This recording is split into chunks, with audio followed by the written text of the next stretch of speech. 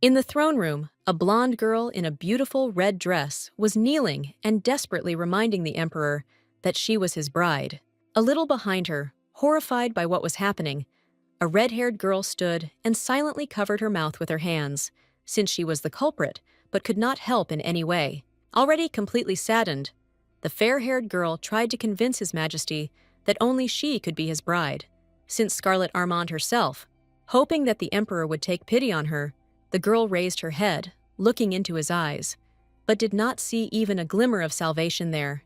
So Scarlet did the only thing she could do, which was to raise her head, proudly meeting the sword pointed at her. Desperately making one last attempt, Armand pleadingly asked the guy to love her no matter what. But this request was an empty phrase for him. This world was part of a novel called The Personal Life of a Tyrant, which the girl read in her life, while still alive and healthy. According to the story, the cruel Emperor Carlior kills his own brothers, and then meets the main character, falls in love, and becomes very caring. Since the advisors kept the tyrant's personal life a secret, now, being in the body of Scarlet Armand, the girl did not know how the tyrant becomes polite. In despair, because she did not want to die, Scarlet cried into her pillow in her room, trying to come up with a plan to escape. She remembered very well that she was now 20 years old and had recently died, like the heroine of the novel named Scarlet Armand, and for some reason she ended up in her body. Moreover, Scarlet was not just the bride of the tyrant emperor, but received this place absolutely deservedly, since her character was no less evil and envious. In the novel, Armand loved His Majesty very much, and therefore offended the main character in every possible way, and then died at the hands of the emperor, since he fell in love with the heroine. Now, sitting on the bed, the girl was struggling to remember what happened in the middle of the novel, when Scarlet died. Luckily for the new Armand, she got into the novel before the start of the main story, when she was supposed to die, which means she had a chance to be saved. It was clear to the new Scarlet that under no circumstances should she behave like old Armand and offend the Emperor's beloved. In order not to be mistaken in the course of history, the girl climbed into the chest of drawers and took out a book from it, in which she decided to keep a record of all her affairs. When one of the maids came to Scarlet, the mistress asked her why the Emperor was considered the wisest. The woman didn't want to answer this question because she was cleaning the rooms, but she had no choice. The maid said that only a few know more than His Majesty, from which Armand concluded that the Emperor is called wise, not because of his intelligence, but because of the lack of rivals. Sitting at her notebook, the girl could not understand how her strict family could, in the plot of the novel, send Scarlet to meet the Emperor. The new Armand did not understand how one could be so cruel as to condemn one's own daughter to a marriage with a tyrant. Although the girl was reborn in Scarlet's body, she retained Armand's memories and knew that her father was very strict towards her. It often got to the point that the Duke beat his daughter, punishing her for the slightest offense, and the girl could not defend herself. Many times, her father left the now adult Scarlet in complete darkness, forcing her to wait alone for the morning, and Armand obediently remained in place, locked in some room, and thought about her behavior and the Duke. Always at such moments, the girl remembered that, beating her at home, at social events, her father always made sure that everything was okay with her. However, now Scarlet wrote down all the memories of hers in a notebook, and they were far from pleasant and supportive. So the girl seriously thought about the fact that she needed to leave the Duke's family as soon as possible, but now there was no such opportunity. Thoughtful, Armand analyzed her entire past life, trying to figure out what to do next. But another big problem for her was her engagement to a tyrant, which led to the death of the past Scarlet. The first meeting between the tyrant and Scarlet was supposed to take place literally 10 days later, at a banquet in honor of the Emperor's birthday. And for Armand, this situation will be a sign that the main story will begin, and the girl will need to urgently come up with something so as not to die. And right now, looking at the invitation letter, Scarlet tried to remember why in history she fell in love with His Majesty, because she herself did not like him. If Armand's life was simply an engagement to a tyrant, then she would not worry so much. But she will have to die when the main character appears. One of the girl's ideas was an ordinary escape, which was accomplished many times by heroes in films and books. But she understood that if, according to history, her marriage with the Emperor took place, then it was all meaningless. Moreover, Scarlet could not break off the engagement, because this would also entail consequences in the form of her death. Most of all, the girl was afraid that Armand's memories of her own death would actually become the future of the new Scarlet.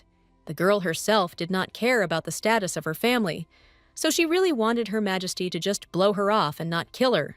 Suddenly, Scarlet came up with the idea of why not try to force the Emperor to end the engagement. His Majesty's engagement is sealed by a magical contract, the termination of which requires either the death of one of the lovers or mutual agreement to separate. So all Armand needed was for the Emperor to agree to terminate the contract, although she would still have to see him a certain number of times, specified in the contract. Although she really wanted to leave, the girl understood that it was better to be submissive for now and not provoke the wrath of the ruthless Emperor. Scarlet smiled predatorily as she realized that she had a lot of possibilities to dissolve her marriage. Armand froze in the middle of the room and began to laugh loudly, because she already knew how she would make the Emperor abandon her. At this time, the assistant wanted to timidly knock on the room, but she heard the madam's mad laughter and froze. The maid was very afraid that in such a state Scarlet could harm her in any way, so she did not dare to enter.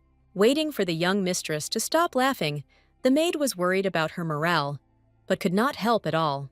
A few days later, delving into Scarlet's memories, the girl could not find the answer to why the deceased loved the Emperor so much.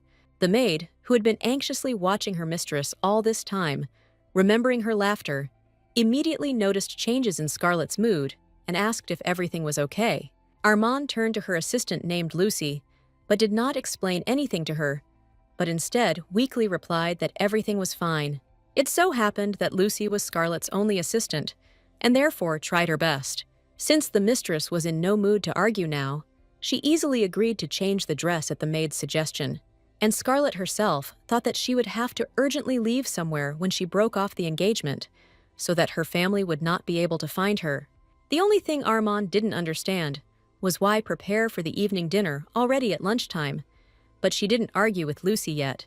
When the maid left, Scarlet went to the mirror and, looking at herself, declared that her body was very beautiful. Only after she had told herself many shameful compliments did the girl notice that Lucy had been looking at her all this time. Scarlet was embarrassed, but before she had time to say anything, her gaze fell on the dress brought by the assistant. The dress was made of simple and completely ordinary fabric and was not at all elegant, and therefore not suitable for a banquet. Lucy offered to bring another option, since she herself realized that the pink dress was not suitable, but Armand stopped the assistant. Smiling gloatingly that her chance to play the role of a madwoman had come, Scarlet firmly declared that she would go to the ball in this very dress.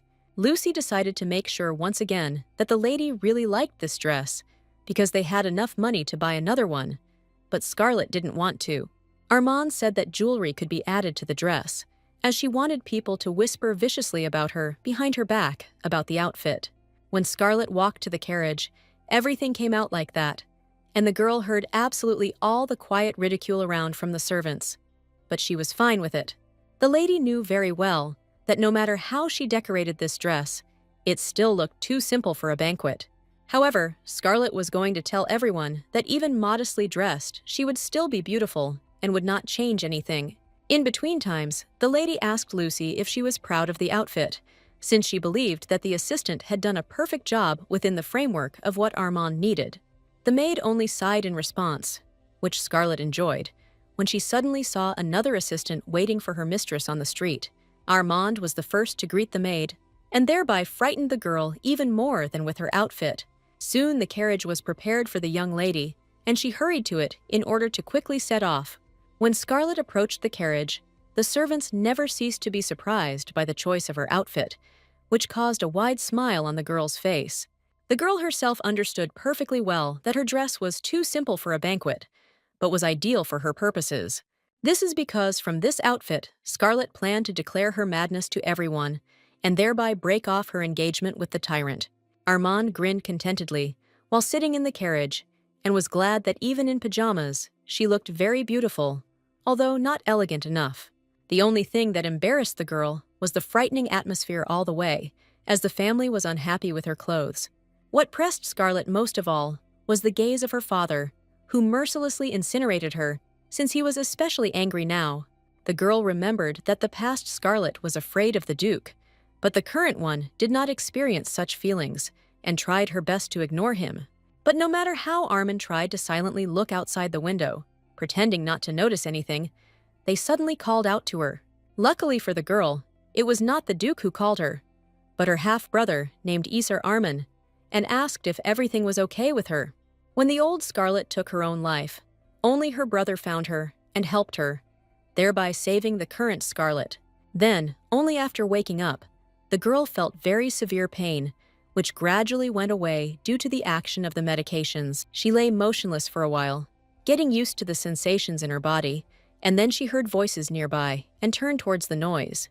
The brother stood within sight and talked with the doctor, who assured that the worst of Scarlet was over, but she still needed to be monitored. But then the girl, who had just woken up and did not know whose body he was in and who was near her, asked who these people were around. Azar was very surprised by this circumstance, but the doctor said that this condition could be temporary due to the fact that Scarlet was dying. So, gritting his teeth, the brother decided to simply help his sister, whom life had brought to such an absurd act. Looking at the exhausted and weakened Armin, Izar told her to rest and said that they would talk later. So now Scarlet looked at the guy who was kind to her and wondered if she should treat him special. So the girl smiled cheerfully and asked what was the matter. What exactly confused Isar about her well-being? The guy was not happy about the girl's incomprehensible happiness and said that her dress was not suitable for the event. To this, Scarlet, not at all embarrassed, stated that she was beautiful in everything and therefore did not worry about anything. To this, Isar did not find anything to answer and therefore froze with surprise on his face, since such a statement was beyond his understanding. Having come to his senses, the guy remembered that he had been told that the girl had gone crazy, and now he believed that those rumors were true. Izar wondered if there was anything he could do to help Scarlet in her condition, so as not to incur her father's wrath. Seeing her brother's searching gaze, the girl was embarrassed, but obediently agreed to remain silent when he unexpectedly proposed. However, in Scarlet's mind, she kept thinking non-stop about why Izar behaved the way he did. It was unclear to Armand whether his brother was really trying to be careful in his words again, and the guy himself was doing his best not to pay any more attention to her. But their silence did not last long, as the Duke still could not stand it and hit the seat of the carriage with his fist. The man loudly declared that the girl was a disgrace to the family and could not understand why this did not bother her. Scarlet grimaced her face in response to her father's screams, as she expected him to explode sooner or later. Deciding to include the actress, the girl said that she was so tired of wearing fancy dresses that she put on simpler clothes. And, to finally shift attention away from herself, Scarlet pointed to her brother, saying that yesterday he returned drunk. Pretending to cry, the girl said that she was very ashamed of Izar because rumors about his festivities spread throughout all the streets. Scarlet smiled slyly and asked if he didn't care about the reputation of their family, knowing the answer very well at that moment. In her head at this time, the girl was incredibly happy with the effect she had created, because the past, Scarlet did not answer anyone. Stopping mentally laughing, the girl turned and looked at her brother to see his reaction. But to her surprise, the guy was not angry that she ratted him out to his father, although her sister was counting on it. In bewilderment, Scarlet continued to watch Izar, trying to understand why he remained completely calm, despite all her antics. But the Duke, out of anger, could not even say anything intelligibly, and only continued to angrily call the girl by name. But, not wanting the conflict to flare up, the Duchess ordered everyone to calm down and behave decently. The woman stated that their behavior did not correspond to the noble family of Armin, and it should not be disgraced. After the death of his first wife, the Duke quickly married Milia, and she brought with her Isar, whom she gave birth to during the previous broken engagement. And now, Scarlet could understand this woman who felt insecure, although the Duke accepted her son. However, the old Scarlet, who was often punished by her stepmother, could not understand why she was treated so cruelly. So the girl decided to provoke Milia's son again and return to the dialogue about the fact that he had recently been drinking. The Duchess's eyes turned even greener with anger, which often happened if a woman could not cope with her emotions. With all her appearance, Scarlet hinted to Milia to keep an eye on her son, who was older than the girl herself, although not by much. Because of such unexpected pressure, the Duchess did not even find words to confront the distraught young Armand. Meanwhile, Scarlet threatened that if Melia did not want to be the Duchess of Armand for her, and not her mother, then it was better for her not to give orders. Admitting defeat, the Duchess turned her head away, no longer wanting to continue the dialogue. Scarlet finally decided that she needed to get some sleep before arguing again, and leaned against the carriage. And the girl managed to fall asleep in less than a minute, as a result of which she greatly surprised the Duke and Isar. The guy could hardly believe that this wild girl could sleep so sweetly and soundly, although she had recently argued with everyone. But Scarlet really slept so deeply and sweetly that she did not notice anything happening around her. But her dreams were far from being as peaceful as the girl's appearance, since she dreamed that someone was crying. Unexpectedly for herself, Scarlet realized that for some reason, it was she who was crying, and no one came to her aid. While she was sitting helplessly in place, black magical clouds of smoke suddenly began to swirl around the girl, not allowing her to escape. When the smoke almost completely enveloped her, Scarlet woke up abruptly and fell to the floor of the carriage, as she could not stay on the seat. Angry that no one woke her, Armand, swaying slightly after sleep, left the carriage. Subconsciously, something in this dream greatly disturbed the girl, but she could not understand what it was. But in the end, Scarlet decided that it was just a dream, and she shouldn't think about it, since there was something to worry about. This is because now the girl stood in front of His Majesty's palace, and very soon she was to meet her tyrant fiancé for the first time. There were guards at the entrance to the palace, and one of the guards almost immediately noticed the silhouette of Scarlet in the distance, who was slowly approaching the entrance. The fact is that the girl was very tired while covering the distance from the carriage to the gate, and therefore she barely got there and was not in a good mood. But coming close to the security, young Armand turned on the actress and quite easily asked to open the door for her.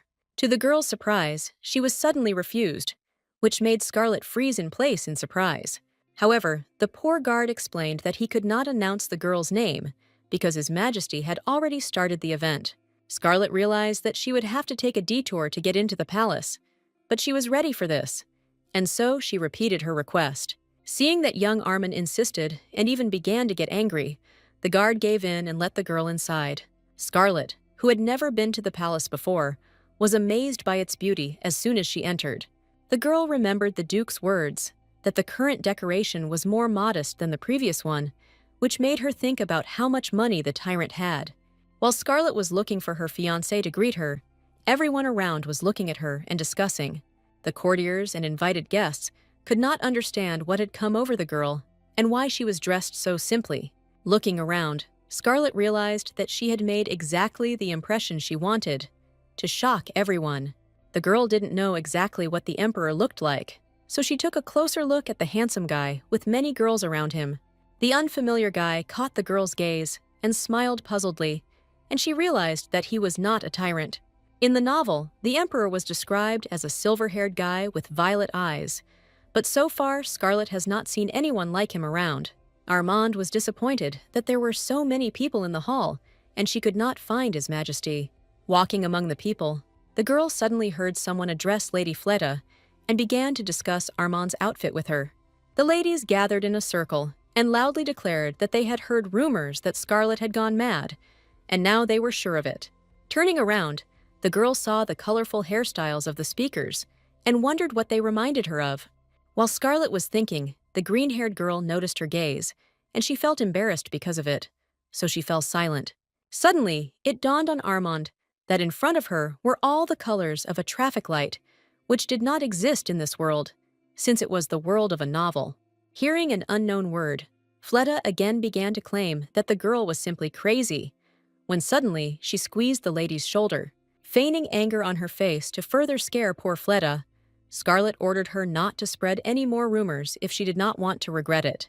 Armand stated that the lady herself was apparently out of her mind, since she was talking about some unknown words in front of everyone.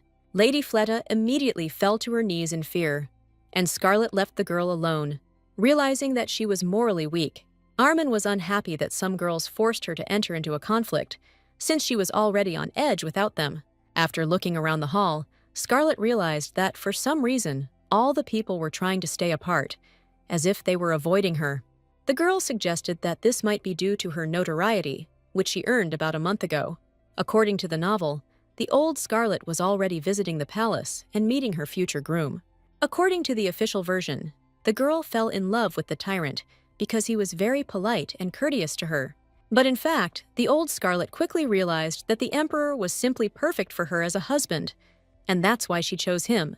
However, the current young Armand believed that falling in love like that was crazy and very dangerous, and therefore was not going to allow herself feelings for His Majesty. The girl was pulled out of her thoughts by another phrase about the fact that she had gone crazy, which angered Scarlet. With a forced smile, she slowly turned around to find out who this time decided to discuss her so loudly, and to put this person in his place. And turning, Scarlet saw silver hair and a noble face, since behind her was the Emperor himself. Scarlet froze in amazement, as she did not expect to see her future groom under such circumstances and in such a form. Although the girl was confused for a moment, she quickly came to her senses and introduced herself to the Emperor properly. In response to her bow, His Majesty did not even blink, and it seemed as if he did not care at all. Meanwhile, the servants stood near the throne and whispered to the Emperor that the rumors about Scarlet were true and she was really crazy. But, despite this, Armand was able to gather her thoughts in order to resist not only the guy's beauty, but also the rumors that she herself created. Since the girl lingered in front of the Emperor's throne, he asked what was the matter and why she did not go on to celebrate. Scarlet remembered how, in the novel, this man, who mercilessly kills people, became the faithful puppy of the main character. Remembering this sweet moment, the girl blushed, although this did not correspond to the situation, so she urgently needed to get ready. Therefore, Scarlet loudly declared that she was amazed by the beauty of His Majesty and could not afford to move away from him. Without allowing anyone to say a word, the girl asked if it was true that the Emperor loved unusual things, which interested him. But His Majesty pretended that he didn't care and asked not to do anything strange, since he didn't want to see it. But the indifference on the guy's face did not stop the girl, and she plaintively said that she really wanted to surprise him. Scarlet affectionately asked the Emperor to look at the prepared oddity, which made the guy's gaze darken, because he had already said that he did not want to. However, so that the girl would not bother him anymore, he agreed to watch, but only once, and Armand beamed. His Majesty said that he would not be surprised if Scarlet had prepared poetry, since he had already heard a lot of them in his life.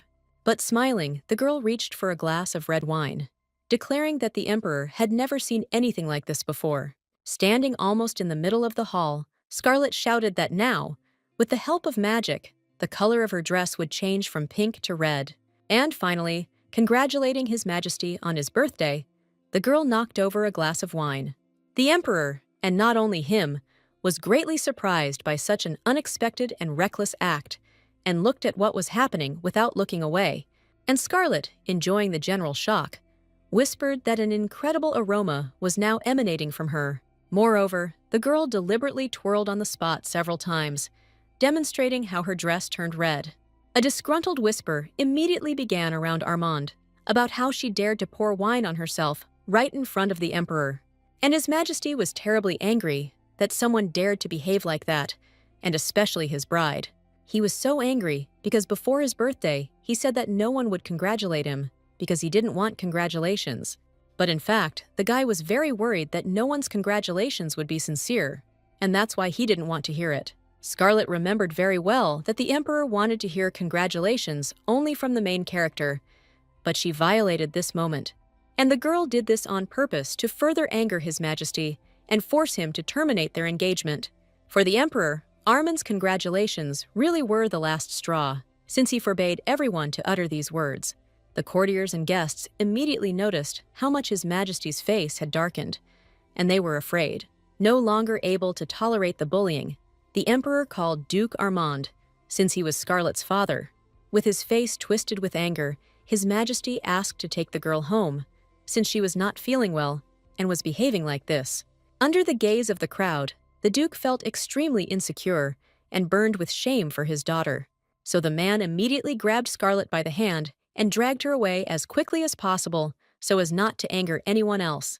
Finally, looking at the Emperor, The girl could not help but notice that even in anger, he was very handsome. So Scarlet blew a kiss to His Majesty, hoping that this would definitely make him break their engagement. And, although the kiss was airy, the Emperor had the feeling that he had been hit hard on the head, which was unpleasant. His Majesty was left in complete shock from this whole situation, since nothing like this had ever happened in his life before. While all the other guests and courtiers continued to celebrate the Emperor's birthday, the carriage with the Armand family returned to their estate. Before they had even driven a kilometer, the Duke began to swear and yell at Scarlet, and the girl thought that he was making too much noise. Much more than her father's teachings, she was preoccupied with thoughts about whether her tricks were enough to dissolve the marriage. The girl was distracted from her thoughts by Isar, who worriedly asked if Scarlet was drunk, although she was absolutely sober. But the brother could not calm down, because the girl's wet and wine-stained dress smelled very strongly, which bothered him. To this, Scarlet asked if she didn't look beautiful in red, because she herself believed that any color would suit her face. The girl tried to approach her brother, but he was very much against it, since he absolutely did not like the smell, which made the guy hold his nose.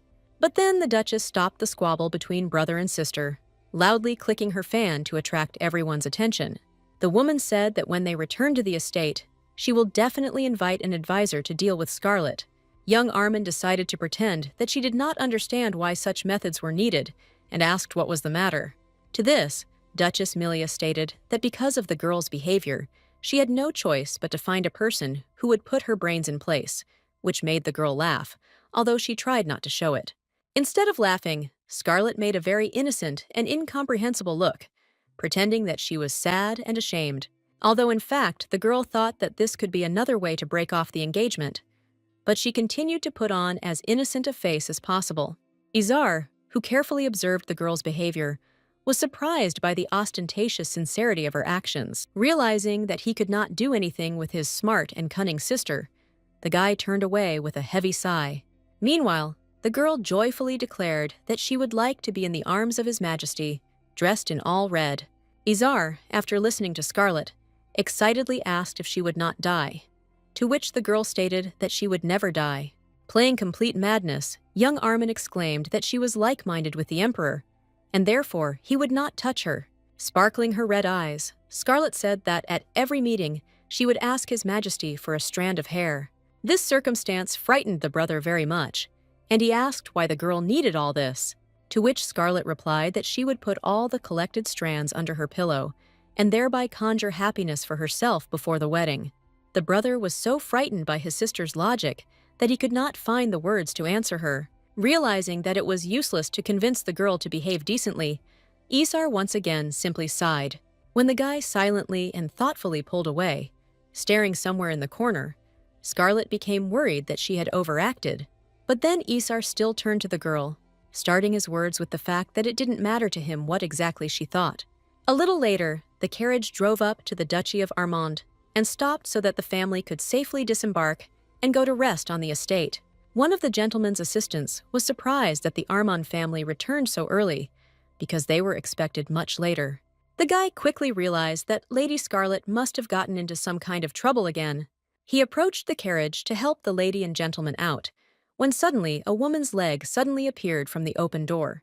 Before the assistant had time to come to his senses, Olive Scarlet jumped out of the carriage and rushed to hide in her room from punishment for her behavior. Following young Armand, the Duchess calmly exited the carriage and asked to urgently call an advisor to treat the girl. The assistant promised to do so, and then turned to the carriage, only to find that it was empty. The guy turned to Mrs. Milia in surprise. Where did Mr. Isar go? Because he was supposed to come with them. The woman sighed and turned to the assistant to waste some of her time, but tell him what happened. It all started with the fact that, while still sitting in the carriage, his brother began to convince Scarlet that she would soon die if she continued to behave like crazy. Quite rudely, the guy said that he hated funerals, and his mother intervened in his dialogue so that he would not behave so impudently. However, Isar did not let up, and therefore the Duchess ordered the carriage to stop and her son to get out of it, and so the guy had to get to the estate on his own, although not a very long distance. After Isar, the Duke decided to turn to Scarlet to scold him again, but she raised her hand up, asking him to shut up. Young Armand reminded that she is now His Majesty's bride, which means the Duke needs to keep his distance from her and not offend her. Once again, her eyes flashing madly, Scarlet easily defended herself from her father's verbal attacks, which she was pleased with. The next morning, when the sun was at its zenith over Carliora and the birds were chirping cheerfully outside the window, Scarlet was busy. The girl, on the orders of her family, wrote a letter to the Emperor, asking for forgiveness for her behavior. Scarlet herself was terribly sick of this situation, but she had to listen to the Duke so as not to cause even more anger towards herself. The girl really hoped that she would get engaged as quickly as possible and would no longer worry about it all. In the meantime, young Armand had to decide on the time and place of meetings with His Majesty, as was required according to their marriage contract. Moreover, each such meeting of the bride and groom had to be recorded and registered according to all the rules. For Scarlet, this relationship was no different from a relationship in public, so she let the Emperor choose when they would see each other. Armand came up with the idea to show all her madness in feigned modesty and expected the engagement to be dissolved in the near future. In order not to go alone, the girl called her maid Lucy and asked her to bring the accounting book. According to the plot of the novel, because of her small inheritance, Scarlet humiliated the main character in every possible way. And now the girl had already spent all her money, so she had to borrow from her parents. Unexpectedly for the lady, the maid suddenly brought and barely audibly placed a cup of tea on the lady's table. Scarlet looked at the dining table and discovered that, in addition to tea, Lucy had also brought her something tasty. So, out of joy, young Armand, with a sincere smile, thanked her assistant for the food she brought. The maid was quite frightened by such a polite attitude towards her, because this was not at all customary. Tasting the really nice tea, Scarlet grinned, as she liked the fright of her assistant, and she even decided to continue to address her affectionately. Therefore, the girl, after drinking tea, thanked Lucy again, to which the maid once again shuddered suspiciously. Quickly turning on her heels towards the exit, Lucy said that she had to go, but she would come if she needed anything. Young Armand very cheerfully saw the girl off, once again hoping to scare her properly with her kind behavior. But as soon as the maid disappeared behind the door, the need for a forced smile disappeared, and Scarlet began to think seriously. The girl had to sort out her savings, which were catastrophically less than she needed to escape. Fortunately, Armand had read the novel and knew a way to make a fortune with a small amount in hand, which is what she was going to do. The novel said that there were long-abandoned lands in which magic stopped working. But it was on this land that fairies lived, and when the main character found them, they began to bring her a very good income. However, nothing prevented Scarlet from going to these places first and making friends with the fairies, so that in the future she would have the money.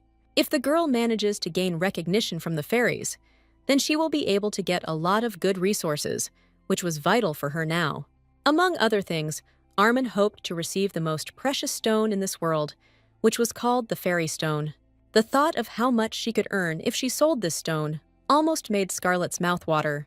Therefore, Armand jumped up and urgently rushed in an unknown direction, only telling the maid that she was going to the bank. Scarlet laughed joyfully as she took a lot of things to put in the bank, although Lucy was against it.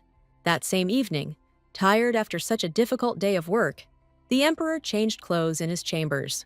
Very slowly, he took off his outer clothes, because he was very immersed in his thoughts. Falling onto the bed, the Emperor sighed with relief, as he could finally rest peacefully without worrying about anything. But for some reason, His Majesty could not simply fall asleep, because for some reason, all his thoughts came down to Scarlet. The guy perfectly remembered his displeasure and disgust at the moment when the girl joyfully congratulated him on his birthday. And Scarlet's face, which shone despite the splashes of wine on and around her dress, still surprised the Emperor. His Majesty could not believe that this girl stood before him without a drop of fear or regret. After all, from childhood, he was called the sinister child of Carlior and was avoided, and the little Emperor had no choice but to swallow resentment and pain, not understanding why he was being avoided. And people were still afraid of His Majesty like fire, and said that they should be more careful in their expressions in front of him. After all, just by one of his orders, one could lose one's head easier than plucking the bud of a delicate rose. And the guy thought that he knew well how others treated him, but Scarlet showed that this was not so. As a result, The emperor was never able to sleep, because the memories of Armin even made him feel sick. He jumped on the bed and became gloomy when he remembered the kiss that the girl sent him before leaving. After thinking a little, His Majesty realized that he felt a feeling of dirt from Scarlet's behavior, which was unpleasant for him. However, the girl was from a noble family, so it was beneficial for the emperor to maintain his engagement to her no matter what. When His Majesty's assistant learned about Scarlet's character for the first time, he said that she was evil and merciless. The servant was very worried whether such a ruthless girl was really suitable to become an empress. But this time, His Majesty only grinned when the assistant once again called Scarlet evil. After all, this girl did not at all resemble the one who could be incredibly cruel. It seemed to His Majesty that Scarlet might be mad, but she was not completely crazy. Therefore, after thinking a little, the guy decided to wait and watch Armin's behavior in the future.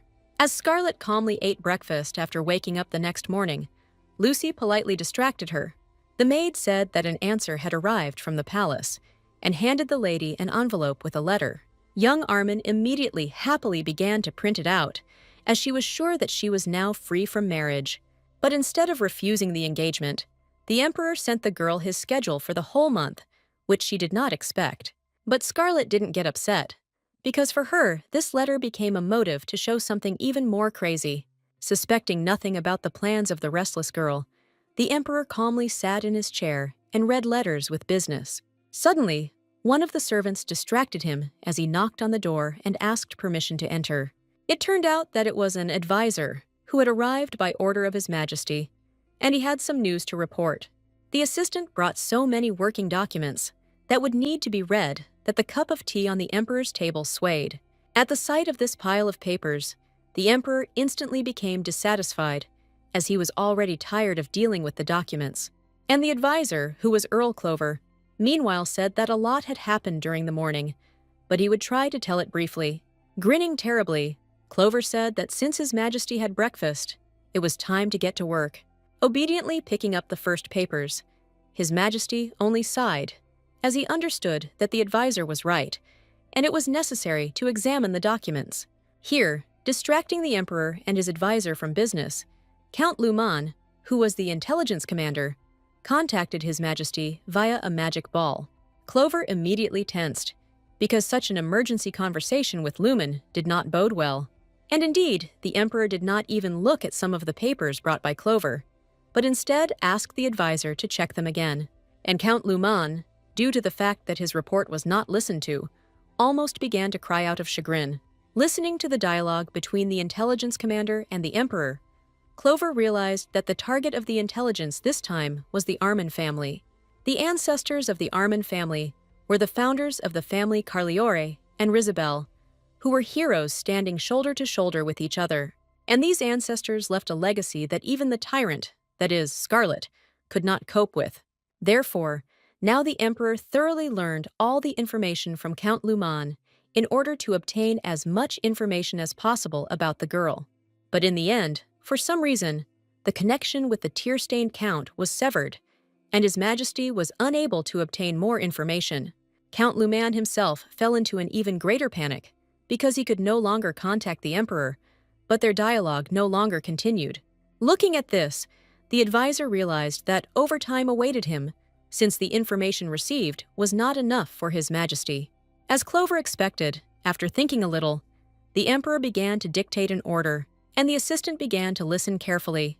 In a tone that did not allow any objections, His Majesty told the advisor to find out everything about the Armand family and Scarlet herself. Adjusting his glasses, Clover silently agreed to this task, since it was even more or less possible for him. Therefore, the guy bowed to the master and promised to do everything in his power to obtain all the necessary information. To do this, Clover asked the emperor to share the schedule with his bride, which His Majesty was slightly dissatisfied with.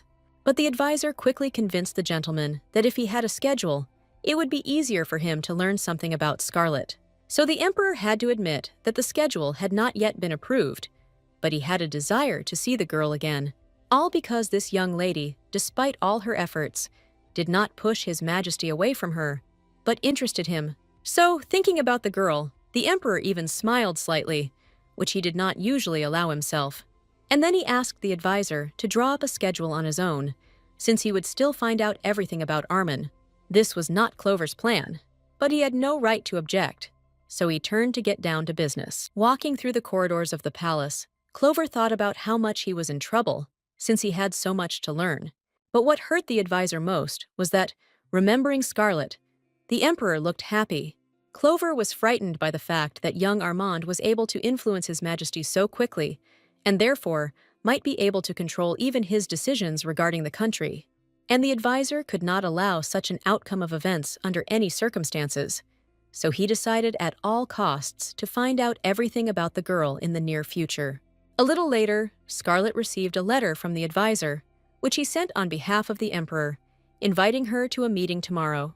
According to the letter, His Majesty scheduled a meeting for tomorrow and said that he would come to it on foot. Scarlet was surprised by this format of the walk and hoped that it contained a hint that the meeting would soon end.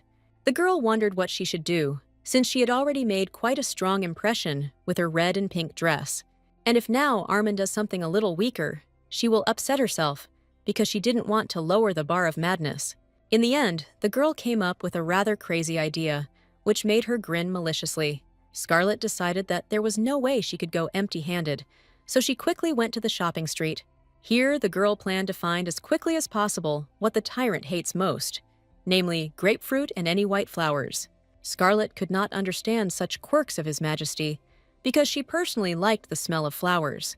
However, the guy's similar dislike for bouquets gave her a good idea for the most unpleasant gift for him. The flower seller was a master of his craft and quickly collected a very beautiful bouquet of white flowers. In parting, he, not knowing why exactly Scarlet was buying flowers, said that her beloved would definitely like them. Young Armin smiled sweetly at the seller in response, although she perfectly understood that, on the contrary, she would absolutely not like this bouquet. But the girl did not explain anything to the seller, but instead quickly headed to the meeting, since she had everything ready. Checking the time, Scarlet noted with pleasure that she was very late, which was good for her. And, as the girl expected, even the advisor who met her on the threshold of the palace did not like her lateness. Here, Scarlet was required to show at least a little guilt, which she did not feel, but nevertheless asked for forgiveness for the sake of decency. Clover said that, fortunately for the girl, the Emperor managed to finish all his business so he could accept her. After this, the advisor, without explaining anything, since he was still dissatisfied, turned and led Scarlet to His Majesty. And, to the great surprise of young Armin, the meeting place was not just some hall in the palace, but a prison. Clover, apparently still angry at the girl for being late, mockingly clapped her for guessing their location. But Scarlet immediately felt the irony in the advisor's words, and therefore she herself feigned a smile in response. And so they stood for some time, waiting for His Majesty, and exchanging dubious compliments with each other. Talking with the guy like this, Scarlet managed to remember that in the novel, people feared not only the Emperor, but also his advisors, because they had great power and were devoted observers of imperial life. And some were even very important figures in the fate of His Majesty, as they helped choose those close to him, and Clover was one of them. So, to confuse this confident man, the girl came very close to him, and it worked. Smiling affectionately, Scarlet continued to compliment Clover, only now sincerely, which made the guy embarrassed. At first, the advisor did not believe what was happening, since the girl changed the topic too abruptly. But after a while, Clover realized that Scarlet was a very dangerous enemy, and sweat began to flow down his face. When the guy jumped as far away from her as possible, young Armand laughed, pretending that she did not understand what was happening. And Clover felt as if he had just survived a catastrophe and did not want to turn to face the girl yet. To finally finish off the advisor with her deceitful kindness, Scarlet put a handkerchief to his face to wipe away the cold sweat. Clover was even more frightened, which the girl in her head was incredibly happy about, because she won their mental battle. Besides, she didn't need this scrap of fabric, which she was now using as a scarf anyway. The squabble between the advisor and the girl could have continued for a long time if the Emperor had not come to them at that moment. His Majesty quickly realized that Scarlet had confused the poor advisor, and was very dissatisfied with this. The girl herself quickly bowed, declaring that she was very glad to see the Emperor, whom she had been waiting for. The gentleman reminded the girl that she, too, had made him wait by being late, so they were now even. To try to confuse the emperor as well, Scarlet stated that she was sorry, and she honestly wanted to see His Majesty as quickly as possible. Then the emperor noticed that the girl was holding a basket in her hands, about which he knew nothing. The guy asked what kind of basket it was, and Scarlet replied that it was a gift for him, since it was not good to come empty-handed.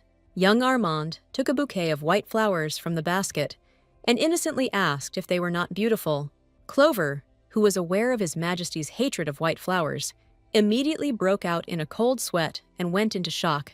And Scarlet, not at all embarrassed, followed the bouquet with a grapefruit, which he also did not like, and handed it to the emperor.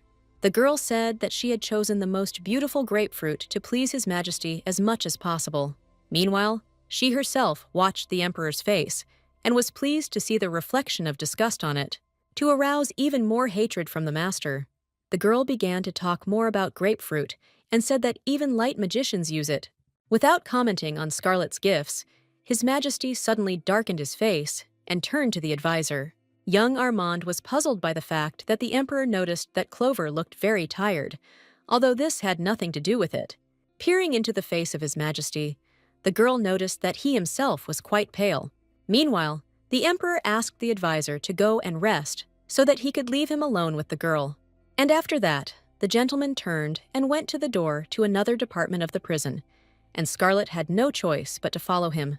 Approaching the door, the guy turned to Armin and said that he would give her a tour, since this was the purpose of his meeting with her.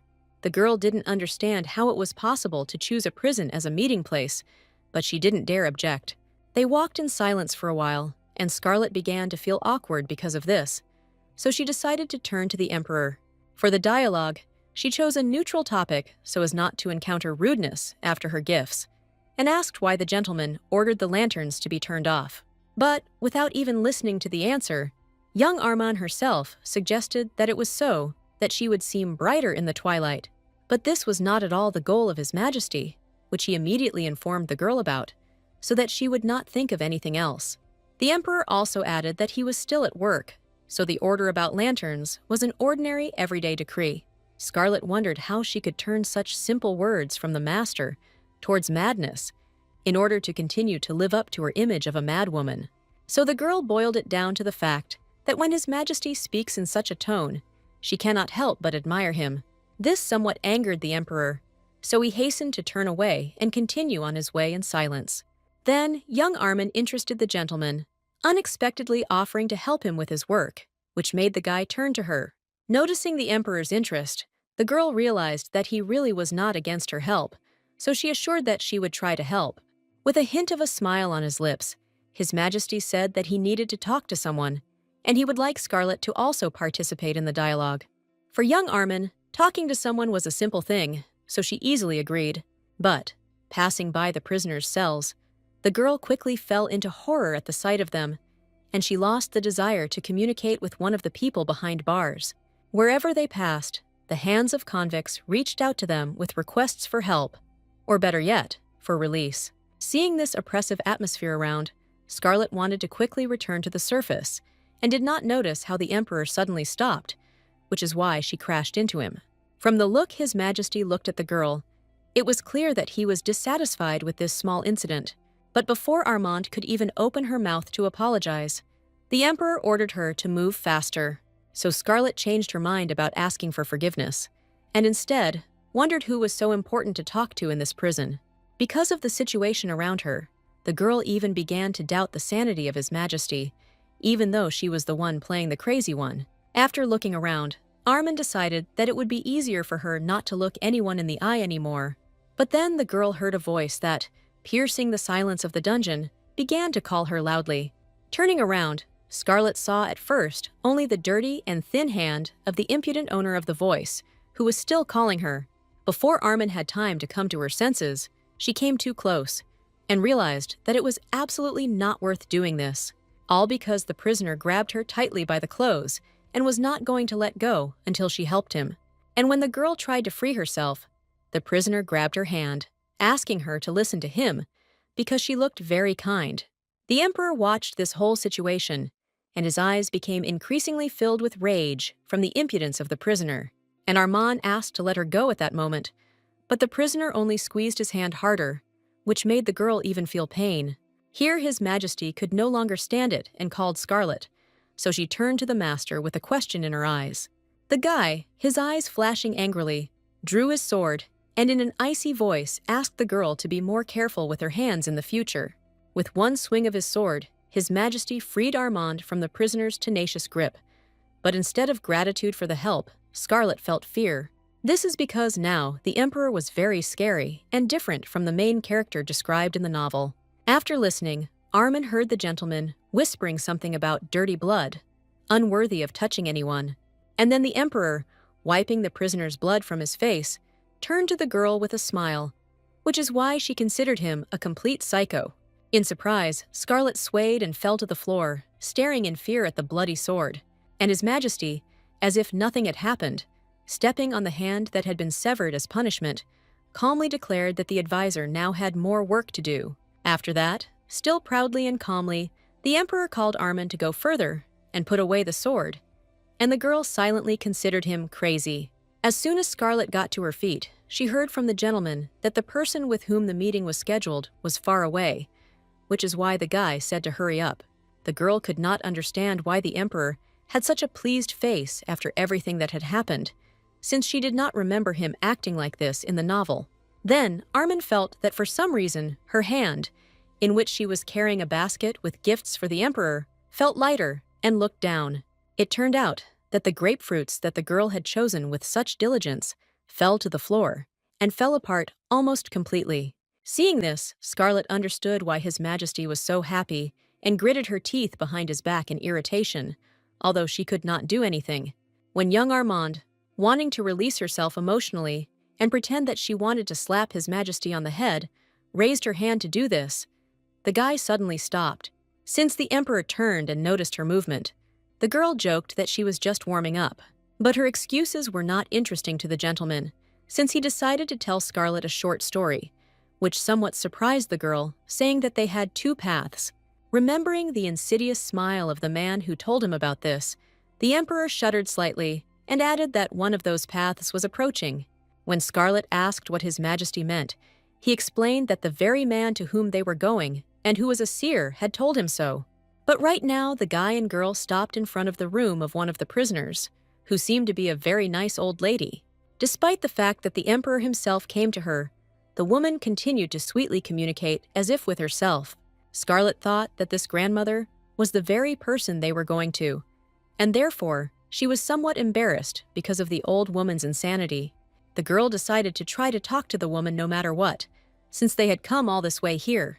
The Emperor did not say anything to Armand, as he decided to follow her actions and draw conclusions about her character.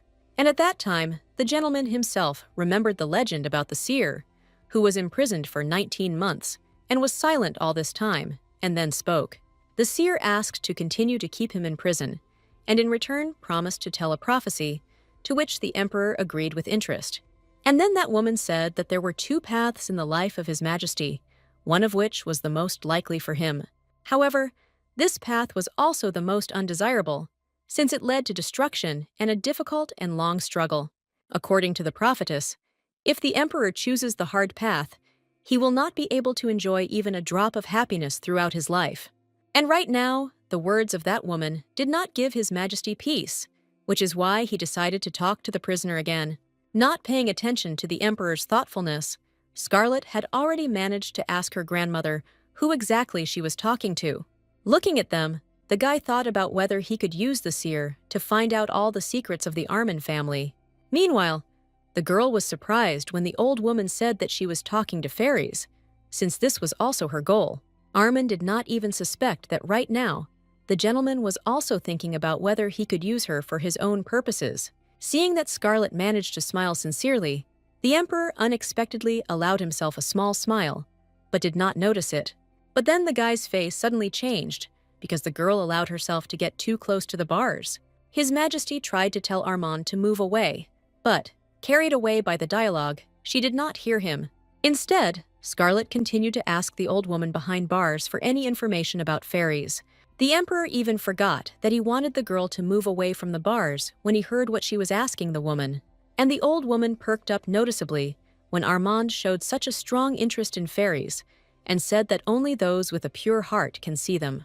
Scarlet was somewhat disappointed by this statement and abruptly rose from her knees, which her grandmother did not expect.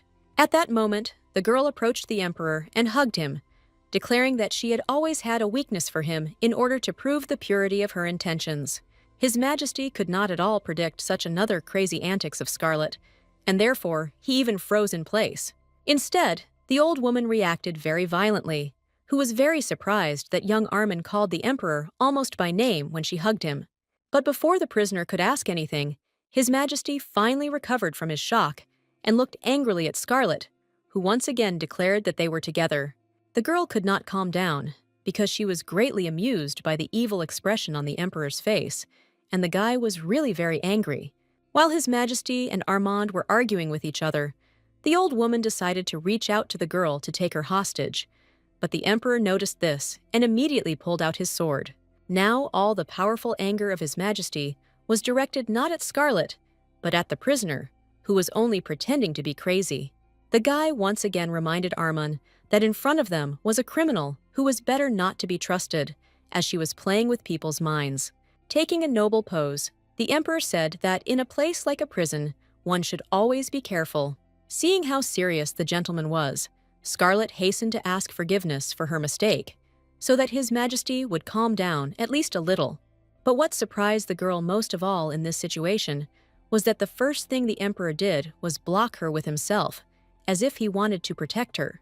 Armand didn't know whether to believe what she saw, so she turned on the actress again to change the topic to a more neutral one.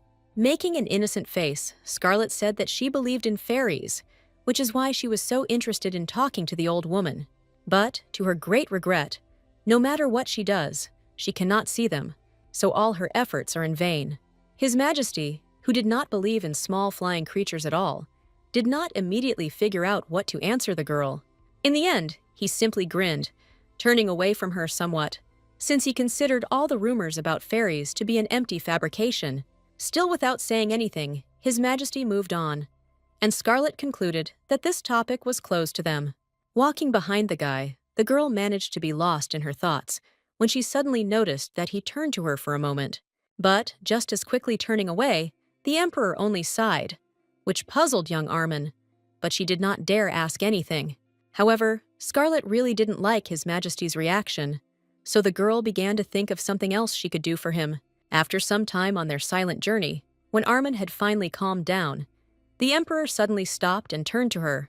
With a gallant royal movement, His Majesty extended his hand to the girl and stared at her expectantly. Scarlet was embarrassed that the guy was forcing physical contact on her, but still reached out her hand in response. Although the girl still had questions in her head about why His Majesty suddenly offered her his hand, she decided not to ask them.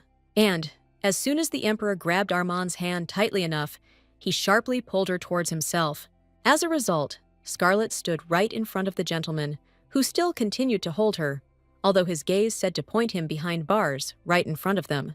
Peering into the darkness of the prison, the girl saw a silver-haired silhouette right in front of them behind the bars. Armand asked the emperor whether they were supposed to meet with this person, since she was somewhat frightened by the silence from the prisoner. His Majesty leaned over and whispered in the girl's ear that she had thought correctly, and this woman was the same person. Moreover, the emperor added that one could ask the prisoner anything, and if she did not answer, she would die looking at one of the Armands. Scarlet now didn't know exactly what scared her out of everything around her, more than this unknown woman.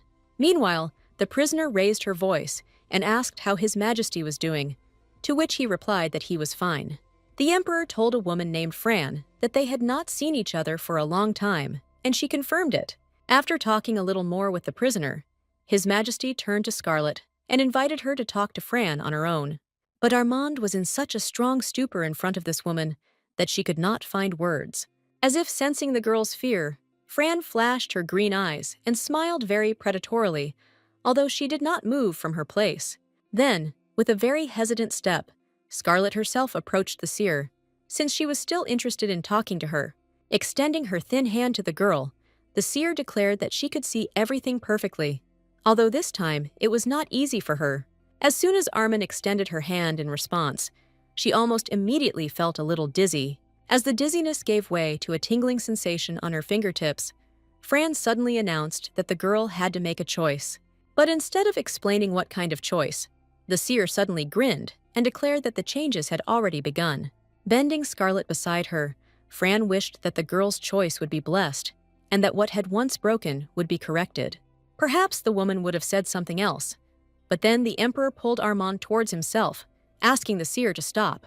In response, Fran did not resist at all. She just grinned once again, partly understanding His Majesty's motives.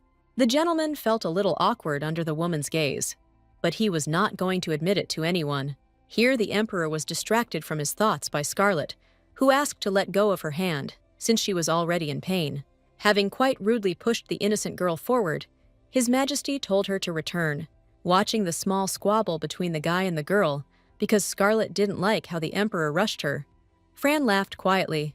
A little later, when Armand and the Emperor, who had come to terms with the fact that she periodically called him by name Charles, managed to leave their prison, the girl immediately went home, as Clover informed the gentleman. Since His Majesty was tired, he thanked the advisor rather sluggishly and returned to his thoughts. Clover was worried about the Emperor, so he asked what happened in the dungeon and whether Fran had spoken. And Charles answered honestly that the seer really began to speak, which greatly surprised the advisor.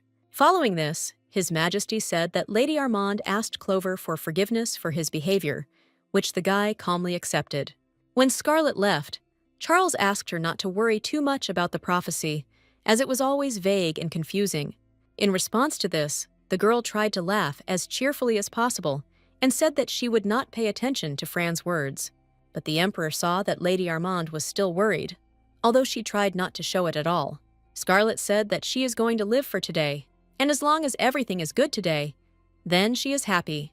Therefore, at the end of their conversation, the girl was even able to smile truly, sincerely, and carefree, which pleased His Majesty. As the Emperor thought, the prophecy tensed not only him or Scarlet, but also Clover. When the gentleman told the advisor the essence, the only thing the advisor could do was confirm that the prophecy was indeed very vague and incomprehensible. In between, Clover asked if Armand was okay after this, and Charles assured that she was fine. Moreover, unlike the Emperor and advisor, Scarlet loved everything mysterious, so she was more intrigued than scared.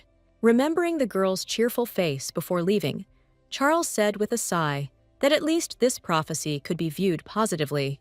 Clover began to support this point of view of the master in every possible way, and in the end, the Emperor even sighed. With a smile on his face, Charles suddenly thought that it would be nice if he could solve this prediction. When Armin arrived at the mansion, she was already stretching and yawning in the corridor itself, because she really wanted to sleep. Then the girl heard footsteps behind her, and, turning around, noticed the silhouette of a tall young man who was silently approaching her. In this silhouette, Scarlet quickly recognized her brother Izar, and therefore was not at all afraid, and even went to meet him. The girl calmly asked why the guy was not sleeping at such a time, and the brother suddenly began to verbally snap at her, which the lady did not expect. Young Armin retreated a few steps and plaintively asked what her brother needed from her at such a time, since she had changed her mind about communicating. Coming close to the girl, Izar said that he knew everything perfectly well, but he still frightened her by the fact that he was hanging over her. The guy, embarrassed, whispered that he considered it normal to worry when something similar to what happened before happened. Scarlet suddenly realized that her brother was worried because there was a situation when the old Scarlet died. And indeed, in the very next sentence, Izar stated that he could not help but worry about the girl after that situation. Lady Armand was very surprised by the fact that his brother even cried while he confessed his thoughts to her. So the girl hurried to apologize to the guy for disturbing him and said that next time she would definitely come home earlier. Scarlet herself did not want to allow a situation where she was so obsessed with the Emperor that she decided to die without him. Therefore, now the lady tried in every way to calm her brother down because she was grateful for his help to her. Smiling sweetly, the girl told Isaru not to worry so much because she had grown up and everything would be fine with her. The guy nodded silently and stopped crying, which made Scarlet happy since she herself was able to stop worrying about her brother. Since it was already quite late, the girl preferred to wish her brother good night, and she went to her chambers. But Isar stood for some time and watched Scarlet leaving, and only after that he returned to his place. Starting tomorrow, Scarlet decided to act, and not just like that, but from a financial point of view, because this was what she had the most problems with. And having carefully prepared everything, 3 days later, the girl showed up at the Imperial Bank with most of her property. Armand wanted to buy out as many of those safe zones that no one needed. The girl at the bank advised Scarlet and calculated that she could only buy about half a football field. While Armand was talking with the consultant, people behind her began to discuss the crazy girl, once again calling her crazy behind her back. Although Scarlet heard everything perfectly, she continued to smile as if nothing was wrong, since she had nothing else to do. As a result, the girl made a deal at the maximum rate and signed everywhere where it was necessary, so all that was left was to wait. As soon as she dealt with the ground, Armand clicked to her assistant, and the guy immediately came closer to her. Scarlet ordered the carriage to be prepared, but did not intend to immediately go to the estate, which puzzled the assistant. Instead, the girl said that she would go and look at her land, which she had just successfully acquired. Armand was in a good mood and was looking forward to the fact that, if she waited a little, fairies would soon appear on her land. And together with the fairies, the girl will have a chance to receive a very expensive fairy stone, by selling which she will instantly become rich. Examining the safe zone purchased with her own money, the girl noted that it was closer to the palace than it initially seemed. In the novel, when the main character found the fairies, they had already been dying of hunger for 6 months. But here the fairies were not yet visible. However, they will soon be born, and will happily eat the sweet fruits that Scarlet planned to plant. In the book, the fairies met the main character because the former Lady Armand dipped her in the juice out of anger. Remembering this whole plot perfectly, the girl wondered where exactly it would be better to buy magic fruit seeds. Walking further around her area, Scarlet thought about the fact that she needed very few fairy stones, as long as they were there. At that moment, the Emperor and his assistant were walking through the same territory and discussing state affairs. Charles was unhappy because of the problems with the temple and did not allow the monks to be helped, even if they started to die. Lady Armand heard the guys from afar and initially hid behind a tree, forgetting that she had the right to be in the garden. Listening to the Emperor and the assistant behind the tree, Armand realized how principled Charles was, since he did not want to help the priests in any way. Glancing briefly at His Majesty, who had managed to calm down after a stormy dialogue, the girl decided that it was time to go out. The conversation between the boys continued, and Scarlet couldn't help but laugh, as she was amused that no one noticed her. Charles immediately heard Lady Armand's laughter and began to look around in surprise, trying to understand who was laughing and where. But the Emperor did not have to search for long, since Scarlet herself came out from behind the tree and cheerfully declared that she missed His Majesty. Then, unexpectedly for herself, Lady Armand felt that she was beginning to tilt to the side due to the fact that she could not stay on her feet. The assistant was the first to notice this, but did not have time to react in any way to help the girl. He was only afraid for her. However, Charles caught Scarlet with a deft movement and thereby prevented her from painfully touching the ground. Grumbling dissatisfiedly, the Emperor remembered how someone told him that Lady Armand was acting like a child, but then he did not believe it. The girl did not know what to say to this, since she really tried her best to bother the gentleman. Suddenly, Charles changed his face and menacingly asked what Scarlet was doing here, which greatly frightened the girl, and the Emperor's assistant himself was no less frightened than the lady, deciding that he would be punished for being here. The servant was also afraid that His Majesty might be very out of sorts due to the situation with the temple, which might affect Scarlet. The guy tried to save the girl and offered to take her home, but Charles, not listening to the assistant, asked if young Armand was okay, and the assistant realized that it was useless to say anything to the Emperor in such a state, so he fell silent. However, Scarlet herself did not feel any threat, and boldly declared to the master that she had only hurt her heart from his beauty. A little later, the assistant again tried to distract His Majesty from the girl, reminding him that they had a lot of work to do.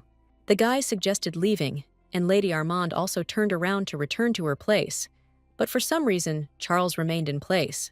Scarlet realized that he wanted to go out with her, and this tensed the girl, who tried to break off the engagement. After all, if everything continues like this, then their story will be reduced to the original story of the novel, where Scarlet dies. Therefore, Armand decided that she needed to act even crazier in order to drive His Majesty away from her. But now the girl had to maintain good communication, so when she and the Emperor left the advisor, she herself began a dialogue. Scarlet remembered that Charles wanted to know what she was doing here, and the guy said that he was still interested. And then the girl surprised His Majesty by saying that she had come to inspect the land because she was buying it. The Emperor absolutely did not understand why Lady Armand needed this, and therefore grimaced his face with displeasure. And Scarlet, smiling innocently, said that it was because there were fairies in this place. This statement completely unsettled Charles, since he did not believe in fairies at all. But Lady Armand, without any embarrassment, declared that she believed in fairies, regardless of age, and hoped to someday meet at least one. At the same time, the girl tried to behave like a complete idiot, and, looking at the Emperor, realized that she had achieved her goal, and he sighed heavily. However, this was not the end, since Scarlet did not even think about stopping at the achieved effect. With a cheerful wink at Charles, the lady reminded him that she was his fiancée, and therefore asked His Majesty to sell her the land cheaper. The oppressive silence due to the Emperor's displeasure lasted for almost several minutes, until Scarlet herself became confused. The girl assumed that she had gone too far in her antics and requests, so just in case, she asked the gentleman for forgiveness. Only after this did His Majesty deign to move, and very slowly began to say something in response to the girl's request. Suddenly, Armand saw that the Emperor began to put on gloves, which greatly frightened her, as she decided that the guy wanted to hit her. Scarlet even closed her eyes, because it was easiest for her to perceive the beatings in the way that her experience with her father had shown her. And Charles, grinning, noted that it seemed that the girl was scared of him, while he decided to think about her request. Somewhat perplexedly, young Armand thanked His Majesty, realizing that the gentleman had no intention of harming her. And indeed, instead of assault, the Emperor took off his gloves and then offered to return, since it was already late. Having reached the chambers and changed clothes, Scarlet fell on the bed and began to remember the events of today, feeling awkward because of them. For some reason, Armand was absent-minded too often, and therefore could not maintain a normal dialogue with Charles. Lying on the bed, Scarlet was indignant at the fact that very often all the villains are the most beautiful, which also applied to her tyrant fiancé. Since she didn't want to sleep yet, the girl decided to try to remember various events from the novel, which greatly helped her live in this world. In the novel, Charles was confident in his attitude towards the woman he loved and other people, and Scarlet was jealous of him. Since the tyrant was very kind to those he loved, but harsh to everyone else, Armand got a lot of trouble, while the main character got away with everything. However, remembering the Emperor's barely noticeable smile, noticed on today's walk, the girl could not believe that he was the same tyrant from the novel. With a smile, Scarlet thought that His Majesty was with her, although still unnoticeably, he still began to smile. Here, distracting Lady Armand from her thoughts, someone knocked on her chambers, which made the girl jump up in bed. Most of all, she was afraid that the Duke, whom she did not want to listen to, decided to come to her and once again educate her. But there was absolutely nowhere to escape from the closed room, so Scarlet essentially had no choice. Still, Armand decided to ask who came to her, and from behind the door came the voice not of her father, but of her brother. Scarlet instantly recognized Isar, even despite the distance between them, and therefore allowed him to enter. As a result, the guy continued to knock as quietly as possible, because he wanted to get into the girl's room without attracting anyone's attention. Scarlet had literally a few seconds to decide whether to let her brother in at that hour or not. To buy herself time, the girl tried to joke, but this only angered Isar.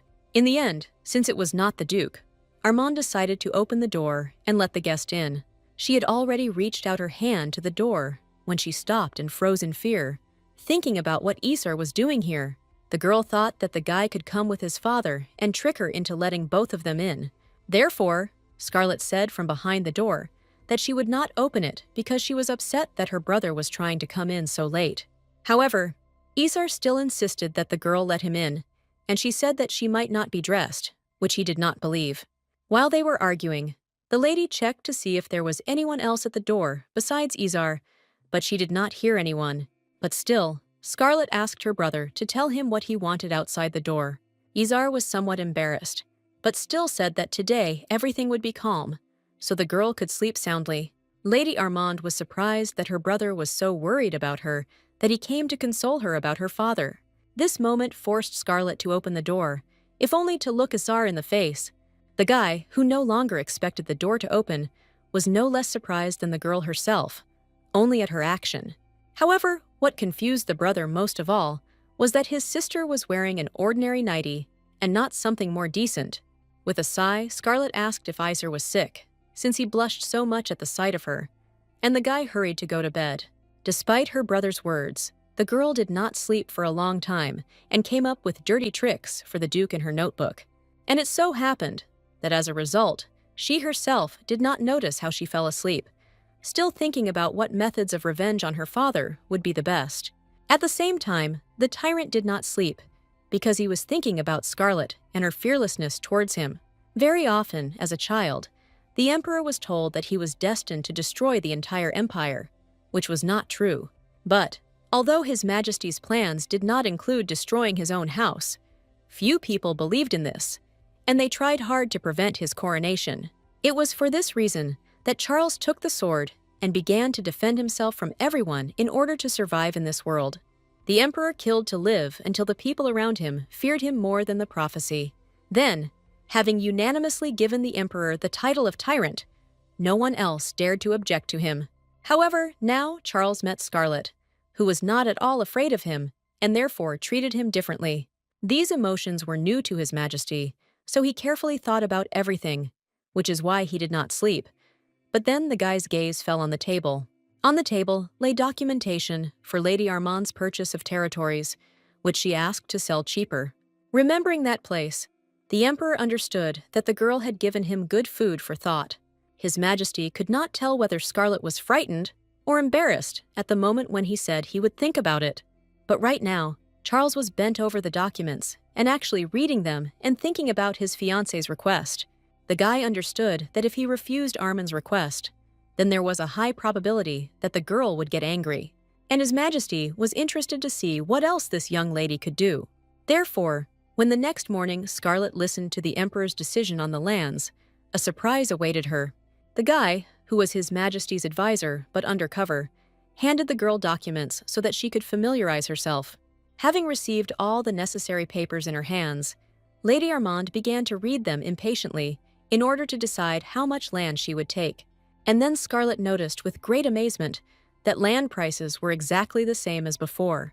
Noticing the lady's thoughtful look, Shadow, which was the name of the undercover advisor, asked if everything was okay. Without answering the question, the girl instead asked if the emperor had said anything else, but the advisor answered in the negative. The guy suggested that Scarlet request an audience with His Majesty so that she could ask all the questions that interested her. But, trying to control herself, the lady tightly squeezed a piece of her dress, which helped her calm down a little. The girl remembered very well how Charles promised to think about her request, and now she was eager to take revenge on him for the lack of a price reduction. At the sight of Scarlet's fierce gaze, not only Shadow, but also Lucy felt awkward. Although the maid was almost always next to her mistress and got used to her, the advisor realized that he was at a disadvantage, since the emperor asked to remember everything that the girl said, but she was silent.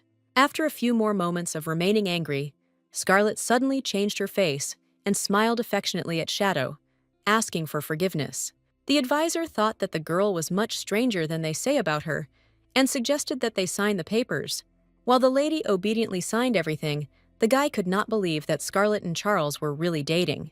Dreaming, Shadow realized that he was mentally crossing the line in his fantasies, and therefore even turned away from the girl. And the proclaimed love of His Majesty herself carefully signed the documents for some time, and then completed this matter. The advisor said that, after confirmation by the imperial family, this deal would be completed, and hastened to leave. When the girls saw Shadow off, Lucy invited the mistress to set the table for her to have a snack. But Armand's plans included something else, so she asked to prepare a carriage for her trip. Lucy didn't argue with the lady, but instead asked where she was going, and Scarlet said to the bank, But she couldn't help but put food on the road for Mistress Lucy, so Scarlet still ate during the trip. And the delicious food, carefully collected by the maid, significantly lifted young Armin's mood. The only thing the girl couldn't understand was why the tyrant didn't lower her price if he promised to think about it. But, since the lady was going to take care of the magic garden, she did not have time to think about the emperor for a long time. The carriage brought Scarlet quickly to the market with magic seeds, and the girl began to look for what she needed. But no matter how Armand tried to navigate the drawn map, it seemed that it was wrong. Wandering back and forth, because of which the girl's legs even began to hurt, she thought that she was really going crazy. Once again, passing along some alley, the lady did not notice how she passed by a man she knew. That man also recognized Scarlet, but, unlike her, he decided to talk and not pass by. Therefore, the girl was forced to turn around at the female voice calling her, and that girl immediately began to laugh at Lady Armand, realizing that she was lost. The person who laughed at Scarlet was a green-haired girl cheerfully fanning herself. Having widened her eyes in surprise, the girl realized that she had already met this green-haired woman before. The only problem was that Scarlet had poor memory of faces, so she didn't recognize the stranger. Meanwhile, the girl began to attack poor Armand, who did not understand anything, asking how she dared to threaten her in a public place. Only after these words did Scarlet remember this green-haired lady from the event where she called her a traffic light. Hearing how Armand described Fleda's hair color, she objected that her hair was not green, but golden green. But Scarlet didn't care. The girl still had her own things to do, so, not wanting to continue the pointless dialogue with this lady, she tried to leave. But Fleda suddenly began trying to stop Armand, reminding her of her name and offering to talk a little. Scarlet decided to ask directly, and directly asked if the green-haired girl was trying to make friends with her right now, and she became embarrassed. Noticing this, Armand said that she would not like to communicate with the girl, because she likes communicating with a different type of people. So Scarlet would like to skip any interactions with Fleda in the future, no matter how rude it may sound. Hearing this, the lady shook with resentment and anger, whispering that she did not expect anything else from such an upstart. Since Scarlet was the daughter of the noble Armin family, she had the full right not to communicate with practically anyone whom she considered inferior to herself. And the girl was very upset that Armin did not even remember her name, although Fleda's family was not the most obscure. So, because she was very offended, Fleda shouted that Scarlet would not live long because she did not want it. However, there was some truth in the girl's words, since all the tyrant's brides in the plot of the novel were dead both at his hands and by their own deaths. But no matter how true the offended lady's statement was, it was not worth shouting loudly on a crowded street. Scarlet thought about how likely it was for her to die early, because she worked hard to avoid it. But instead of discussing this with Fleda, Armand decided to put the girl in her place and stated that she had never heard more boring words before. Scarlet added that she was now giving her very last warning to the green-haired lady. Turning to leave, Armand finally advised Fleda to watch her language if she did not want to die before Scarlet herself. The girl herself understood that she had treated the lady very rudely, but she did not want to correct anything, and therefore silently left. And she completely didn't notice how the figure sparkled in the darkness with glasses, who had been carefully watching Armin all this time. This figure turned out to be the Emperor's assistant, who immediately brought a report on Scarlet's actions to the palace. After reading all the information, His Majesty wondered what was the girl's real manner of speaking, and what was crazy behavior.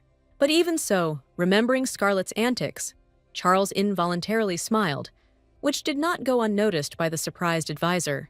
The guy standing not far from His Majesty could not understand why the gentleman was laughing, and in general, he considered that he was lucky to see laughter. Since the advisor did not know what the real feelings were between Charles and Scarlet, he clarified whether they were really dating. The Emperor was noticeably dissatisfied with such a question, even from his close assistant, which was instantly reflected on the master's face. Therefore, His Majesty reminded the advisor that he asked him to conduct the investigation, and not to irritate him, and the red-haired man fell silent. The assistant hastened to admit that he had asked a stupid question, and in response, Charles asked him to get on with his business. But before leaving, the advisor asked where Lady Armand was now, and the guy replied that the girl was planting sprouts in her safe zone. And Scarlet, having successfully purchased various magical seeds, was indeed now carefully digging them into the ground so that they would germinate. The girl sighed tiredly, as she had managed to do a lot during the day, and even ran into the unpleasant green-haired Fleta. Although the emperor sold young Armand the land for more than she expected, the lady was able to achieve a balance in expenses. The only thing she was worried about now was whether everything was going according to her plan, and whether the fairies would appear soon. Lost in thought, the girl did not notice how His Majesty approached her, but when she heard him approaching, she was glad to see him. Scarlet was somewhat angry at the emperor for not lowering the price of the territory, but she still smiled at him, and Charles did not notice at all that the girl was slightly unhappy with him. Instead, he became interested in her occupation. And Lady Armand said that she had bought magic seeds and was now planting fruit trees throughout her territory. The guy leaned closer to look at the already planted sprouts and smiled slightly as he found the activity funny. Scarlet still enthusiastically added that these seeds would grow in 3 weeks, which was quite a bit. Only now the girl noticed that Charles unobtrusively sat down next to her on the ground and was thinking deeply about something. It turned out that the gentleman could not understand why Armand needed such trees, and she explained that she would bring fruit as a gift to the fairies. Scarlet was a little sad that she couldn't come up with anything crazy, so they spent some time in silence, and then the girl looked at the guy. To her great surprise, Armand noticed that His Majesty's lips slightly lifted, forming a hint of a smile. The girl realized that the emperor himself did not even notice that he smiled simply sitting on the ground next to his contract bride. However, looking at the guy's peaceful face, Scarlet couldn't help but enjoy his beauty, because there really was something to see. Suddenly, her own thoughts made the girl feel awkward, so she blushed and turned away. Lady Armand decided that something needed to be said, and declared that it was all her land now, which she was happy about. Hearing this statement, His Majesty quickly returned to his usual face, which somewhat upset the girl. Nevertheless, Scarlet decided to continue the dialogue and said that since this was her land, she would like to receive a fee. His Majesty thought a little and realized that he could not help but come to this territory, and therefore the girl's demand was reasonable. However, instead of the duty, he offered to rewrite the contract upon his return and sell this land to Scarlet at half price, to which the lady immediately agreed. But immediately the girl became wary, because she could not believe that His Majesty would do this just like that. The guy was in no hurry to present his only condition, after which he agreed to lower the price, but only silently look at Scarlet. In the end, the lady could not stand it anymore and hurried the emperor, so that he began the dialogue by asking him to listen very carefully. It turned out that the emperor asked for the right to freely cross this territory, and the fruit and everything else would be left to the girl. Seeing Scarlet's happy look, His Majesty was surprised that the girl would like his proposal so much. Charles, of course, assumed that Lady Armand would be pleased, but to this extent he could not predict at all. Meanwhile, the girl was glowing with happiness and spinning in place, rejoicing that the land would be sold to her at half price. Young Armand did not think that, in the end, she would be able to get a discount so easily, and even began to hope that with an engagement, it would be no less simple. While the girl ran and jumped, having fun, His Majesty watched her carefully as he subconsciously began to appreciate their moments together. And then Charles said that they would need to make a joint schedule, which is why Scarlet turned around excitedly, as she was already determined to break up. Leaving the girl no chance to break the engagement, the emperor said that he would soon send her all the information on the meetings. His Majesty, since it was time for him, turned around, but finally said that Scarlet chooses the day and he decides the place. Lady Armand was left alone, completely confused by what had just happened, since she had learned too many new things today. A few days later, the girl was lying on her bed and enthusiastically making some bugs, which Lucy asked her about. Scarlet, not at all embarrassed, invited the maid to come closer and look at what she was doing, but Lucy changed her mind. All because the maid noticed that the lady was making magical insects, which apparently she was going to use as traps. Lucy was very afraid of any such living creature, so when Scarlet handed her the spider on her hand, she froze. And the girl enthusiastically said that she had improved these toys, and now, if you step on them, they leave offensive inscriptions. Lucy asked somewhat anxiously why the lady needed all this, when suddenly a loud male scream was heard throughout almost the entire mansion. Following this, the Duke, and it was he who shouted, flew out of his chambers with displeasure because he was very angry. The Duke called Scarlet throughout the house, knowing full well that the inscription on his face was her handiwork and wanting to punish the girl for this. Since just yesterday the father swore at the girl and even hit her a couple of times, now she was glad for such a small revenge. Lucy warned that the Duke was already coming here, and Scarlet asked to prepare a carriage for her, and also for the maid to dress up. The maid was surprised that she, too, should have put on a beautiful outfit. But she did not ask, but obediently did everything. Scarlet, at that moment, explained that she would like to escape from her father with Lucy and have a tasty meal somewhere. The maid sighed with a smile, since this was not usually the case, but she didn't mind. Meanwhile, the Duke, who had never found his daughter, stood in front of the mirror and wiped the inscription from his forehead when the butler approached him. The man, angry at everyone, immediately began to chase the butler named Vector away. But he did not leave. Instead, Vector helpfully asked if he could help the Duke with his face, and instead of answering, the father ordered him to tell him where his daughter was. When the butler, before answering the Duke's question, suggested calling him a doctor, the man became furious and began to scream. Having given orders to all the servants to immediately find Scarlet, the Duke promised that he would definitely deal with her today. The servant girls, looking at all this, sadly thought that a couple of years ago they could not imagine this, since another Duke ruled. The first Duke, whom everyone loved, and who was the elder brother of the current Duke, was Aaron Armand. The man treated all his subjects very well, and they also had great respect for their master. Almost everyone said that this guy would bring prosperity to a family that had practically fallen into disrepair. And even when Aaron fell very much in love with a simple and poor girl, people accepted the Duke's choice. And absolutely no one interfered with the love and happiness of two young lovers who doted on each other. Unfortunately, the life of the first Duke, although ideal, did not last very long due to an accident. Aaron's death at the age of 22 was considered highly suspicious by many, but there was no evidence of this. His lover was left alone at such a young age and grieved greatly over the loss. But Scarlet's mother was not alone for long, as Aaron's brother very quickly made her his first duchess, pushing Melia and her son into the background. The poor girl, who had just lost her husband, did not at all want this outcome of events, but she had absolutely no other choice. And now, when Scarlet's mother was already dead, the girl herself continued to cause trouble for her father, as the butler watched with light sighs. Vector remembered very well how much little Armand suffered as a child because of the antics of her cruel father, and this continued to this day, which the butler noticed very well and was very worried, although he could not help in any way. Suddenly, Scarlet herself appeared near the old man, whom he had just been thinking about, but had not noticed at all. Vector immediately said that the girl needed to leave as soon as possible, since her father was looking for her, to which Armand replied that she was going to do just that. But before leaving, Scarlet came close to the butler and whispered that she could help him if he wanted to tease her father.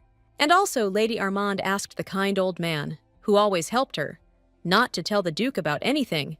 Vector nodded in agreement, and the girl beamed happily as she liked the butler and the fact that he was on her side. That evening in his palace, Charles again recalled Scarlet's behavior and laughed a little, since her actions were different from his expectations. The guy did not expect that the lady would run around the garden so strongly and joyfully when she heard that he was selling it to her at half price. The emperor had long ago figured out the plan of the girl, who wanted him to break off the engagement with her because of her supposed madness. But Scarlet had no idea that her behavior, on the contrary, attracted the tyrant because he was having fun with her. However, breaking off the engagement, which Armand so wanted, was possible only in one way, which was too cruel. This required the death of either Charles or Scarlet herself, which neither of them wanted to allow. But until there was a need to think about it, His Majesty wanted to continue to pretend that he had no idea about the girl's plans. Moreover, this ordinary observation would not cause harm to anyone, as the Emperor himself believed. And he was right. But the guy couldn't know that literally in a month, he would do everything to get Scarlet Armand. The next morning, Isar Armand calmly walked through the mansion, walking about his business, since so far everything was calm. But then a cheerful female voice called out to the guy, and he looked around curiously to find out what was the matter. And it was Scarlet who called him, who saw her brother and decided to have a nice conversation with him since they had not seen each other for several days. The guy immediately began to grumble at the girl for arriving too late, and they had an important event ahead of them. All the servants prepared the estate for this event in advance, elaborately decorating it with flowers and ribbons, and all because today was one of the main days in the duchy, namely a dinner with the elders, which no one could miss. Before entering the hall with the elders, Ezer decided to check with Scarlet why she listened to the Duke today. However, Lady Armand was never able to find a clear answer for her brother, although she initially did not want to take part in the banquet on her father's orders. And the reason was that the girl was simply very interested in what all these important elders looked like. Scarlet caught up with her brother and immediately began to brag about the acquired safe zone, and Isar asked not to talk about it with the Duchess. Then they both heard a sharp female voice, which called out to the guy and girl because he was dissatisfied with them. Turning, Scarlet and Ezer saw the same Duchess about whom they had just spoken and who was Ezer's mother. Lady Armand, as was proper etiquette, greeted her stepmother with restraint, not wanting to speak to her in any other way. In an important voice, in response to the greetings, the woman said that the children should enter the hall, since the elders would soon arrive. At the same time, the Duchess looked at Scarlet inquisitively, as she noticed that she had a more dangerous look. Therefore, the woman could not help but turn to the girl, saying that she constantly does some useless things, because she wanted to see a reaction. Moreover, the Duchess deliberately crossed the line and brought up Scarlet's mother in the dialogue, which made the girl instantly angry. Turning to the woman, Scarlet began to sort things out, asking if her stepmother was once again scolding her for something. Izar tried to restrain his sister, but that was not the case, as the girl became seriously angry after the mention of her mother. Young Armin reproached her stepmother for losing all her wisdom, since she teases the orphan about the absence of his parents. The Duchess was greatly offended, and therefore angered by the girl's words, and she even changed her mind about ending their argument. But the dialogue had to be suspended, as behind them, one of the arriving elders importantly tapped his cane. The two arrivals heard part of the dialogue and were surprisingly supportive of Scarlet, although they were unhappy with the argument as a whole. Just by looking at Mr. and Mrs. Buckshon, the girl immediately understood why they were called elders. Meanwhile, a couple of old men offered to go inside the hall in order to finally smooth out the conflict between the family. They slightly shamed the stepmother and daughter for starting to quarrel in front of everyone, but they did not scold them too much for it. Isar, who was initially against this dispute, and now the elders also saw him, just sighed, and the Duchess and Lady, looking at each other, decided to really stop swearing, since it looked very ugly from the outside. When everyone had gathered and even had time to eat, Scarlet sat contentedly at the table and carefully wiped her face with a napkin. The brother, who was sitting next to him with a dissatisfied and worried face, asked the girl if she was better now. Scarlet realized that her brother was worried about what she had heard from the Duchess, and told him that it was not he who should ask for forgiveness for this. Only after that, the girl said that she was fine, so he should eat and not worry about her. Not having calmed down much, Isar at least tried to pretend that he was participating in the banquet and not thinking about the situation with Scarlet. And Lady Armand deliberately turned the conversation in a different direction, drawing attention to the elders sitting proudly almost in the center of the table. Isar immediately switched gears and said that, most likely, the girl is important to the elders, since she is very similar to her mother. The girl learned from her brother something that was not described in the novel, namely about the interaction of the entire Armin clan and the elders who fought together against monsters. Moreover, their cooperation occurred regardless of age and country, which the old people also took into account. Since the connection between the family and the elders was strong, it is on the Armins that they have the most influence. Therefore, in order to become the true head of the Armin family, it was necessary to first gain the trust of the elders. And the first Duke did this wonderfully, since everyone loved and respected him and wanted to continue to cooperate with him.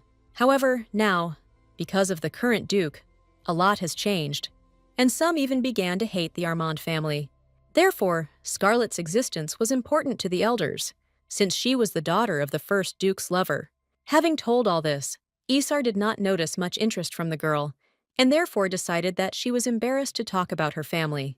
But in fact, at this time, Armand was simply remembering that in the book, even the great elders died as a result of conflict and corruption of the family. Scarlet was very worried that if she thought only of herself and ran away, then everything would happen exactly as it happened in the novel. And then all the people she knows will die at the hands of the tyrant for some reason only known to him. The girl thought so much about the plot of the book that not the first time she heard her brother calling her by name. With concern, which he now did not even hide, the guy once again asked if his sister was okay, to which she answered positively. Lady Armand immediately tried to join the dialogue and realized that today she could not allow herself to be distracted during the evening.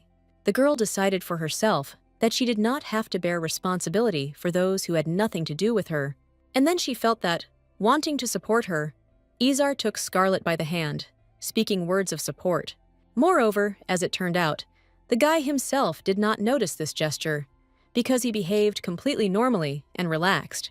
And when Lady Armand asked why her brother took her hand, he looked at their hands with great surprise. Isar immediately pulled his hand back, asking for forgiveness from his sister, since he really didn't notice his gesture at all. Having decided to mock her brother a little, Scarlet said with a smile that this time, so be it, she would believe in his words. Isar was very embarrassed by this, and he blushed and asked the girl not to look at him like he was an idiot. While talking further with her brother, Lady Armand subconsciously thought that there must be a way to save her brother, since he was very important to her. A little later, Scarlet thought that not much time had passed since she came into this world. Someone in this world treated her well and cared for her in every possible way, like the maid Lucy and her similar assistants, or, for example, like the only half-brother Isar, who even saved the girl from death, carefully monitoring her. Therefore, according to Lady Armand, at least in this estate they should have survived for sure, no matter what happened to her. The girl thought that the elders could arrange this. The only question was how to negotiate with them, but Scarlet didn't have time to come up with a plan, because her brother, once again, distracted her from her thoughts since it was time to leave. The guy reminded them that they needed to go to a further meeting with everyone else, since they had already come. The girl did not argue, and while they walked, thought about whether there was anyone among the Armands strong enough to protect Isar and Lucy. However, no matter how hard the lady tried to remember someone, no one came to her mind, which is why she was serious. Unexpectedly, on the way, Scarlet and Isar met the butler Vector, who was calmly walking around the estate. The butler bowed to the girl and boy and said that His Excellency was already waiting for them. Before going inside, the brother asked his sister if she was ready, and Scarlet nodded, slightly hesitantly. For her, meeting with the main family was a priority. But when she opened the door, the girl immediately felt an oppressive atmosphere. It seemed as if none of the elders present were at all happy with her, although everyone was welcoming. The Duke, who was sitting at the head of the table, when he saw that his children were frozen in place, displeasedly ordered them to take their places. In order not to enter into unnecessary arguments with his father, which happened quite often, Isar quickly and humbly bowed. Meanwhile, Scarlet met the menacing and powerful gaze of one of the elders, which could have made the girl feel uneasy, but instead, it suddenly dawned on the lady who exactly she could ask for help to help Isar and Lucy. From such an insight, Lady Armand could not help but smile joyfully as she realized that these elders would be ideal candidates. According to history, she received part of the money that the former Scarlet spent on humiliating the main character from the elders. It would seem, why would such respected people give money to humiliate a poor girl named Shirla? But the answer was very simple, and was that the elders had a soft spot for Scarlet's mother, and therefore for her. The girl very often blackmailed her sponsors with the fact that she grew up without a mother, and therefore they could not leave her. The words that Lady Armand shouted to the elders hurt them to the core, so that they could not stay away. This is how it turned out that over and over again, these respected people lent money to the girl without demanding anything back. However, this time, Scarlet was not going to take money from anyone, since she understood that this would not be a way of trust. While the young lady was pondering her new plan, the Duke majestically announced the beginning of the meeting of the heads of the Armand family. Still smiling a little, because she was very pleased that she was able to find a way out, the girl looked straight at the old people, She had already decided that she would make sure that the elders would owe her, and not she would owe them, as earlier in the novel. Meanwhile, Scarlet and Iser's father had already begun to sort out the issues raised by his family members, and settled on the fact that they were asking for money. Two elderly people assured the Duke that they needed to purchase poisonous mushrooms in order to continue protecting the borders from monsters. From a scientific point of view, what these two needed was called cavell, and was not exactly a mushroom, which the elderly woman immediately began to prove. Watching all this, Scarlet noted with a sigh that at such meetings, there was a lot more arguing than she thought. The man at this moment continued to try to get money to implement his plan to contain the monsters. He said that last month they dealt with the goblins, but now their place was taken by minotaurs, who were much more terrible. Therefore, the old man convinced that the cave was the only way out that could help deal with the monsters once and for all. Remembering the novel, Lady Armand realized that the barrier between the forest and the rest of the territory began to weaken. So the girl raised her hand and asked the man to tell him more about what happened at the border. However, although Scarlet tried to help with her question, the old man suddenly became embarrassed, so his wife came to his aid, saying that they themselves did not know anything about what had happened. This is because the monster forest was a forbidden area where you couldn't go, and therefore you couldn't find out anything. After listening to the husband and wife's opinions, Lady Armand agreed that their situation was quite difficult. The girl was also able to find an answer for herself. Why? In the future of the novel, Charles accused the elders of incompetence. To sum up, we can say that the culprit of everything that was happening was some flower unknown to everyone, because he turned ordinary monsters into real mutants who stopped feeling pain and became stronger. Unfortunately, the elders did not know this and tried to fight against the monsters with cavell, but the situation only ended up getting worse. Therefore, after some time, the tyrant personally entered the forest to solve the problem with monsters and mutants. For some time, the young man wandered through the forest of monsters, but soon he managed to find a magic flower. Since Charles had little knowledge of magic, he immediately realized that it was this plant that was the problem. As a result of this, stability returned to the forest of monsters, but all the elders, without exception, went to the guillotine. This whole moment in the novel was quite bloody, and therefore Lady Armand would not want it to be repeated in reality. While the girl was recalling this whole story, the Duke continued to claim that he had no money, so he would not give anything. Scarlet just rolled her eyes at her father's statement and tried to remember exactly what the flower looked like in the plant magazine. For several minutes, she was unable to do this, but then suddenly, Armand found the answer she needed and was very happy about it. Therefore, now she could very well help the poor elders, in the hope that in the future, they would help her. Then the girl was approached by her brother, who noticed his sister's laughter not for the first time, and only now asked what was the matter. But it would take too long to explain anything to Isar, so Armand simply said that she had an idea. The guy tried to find out what she was up to since she was so inspired, but Scarlet didn't tell him anything else. The next morning, all the elders began to go home, and Old Man Bokshin carefully supervised the loading of things. Before the elderly couple left, Scarlet hurried up to them, politely greeting them. Miss Bokshin, however, took Armand's arrival as a mockery of them, but the girl quickly explained that this was not the case at all.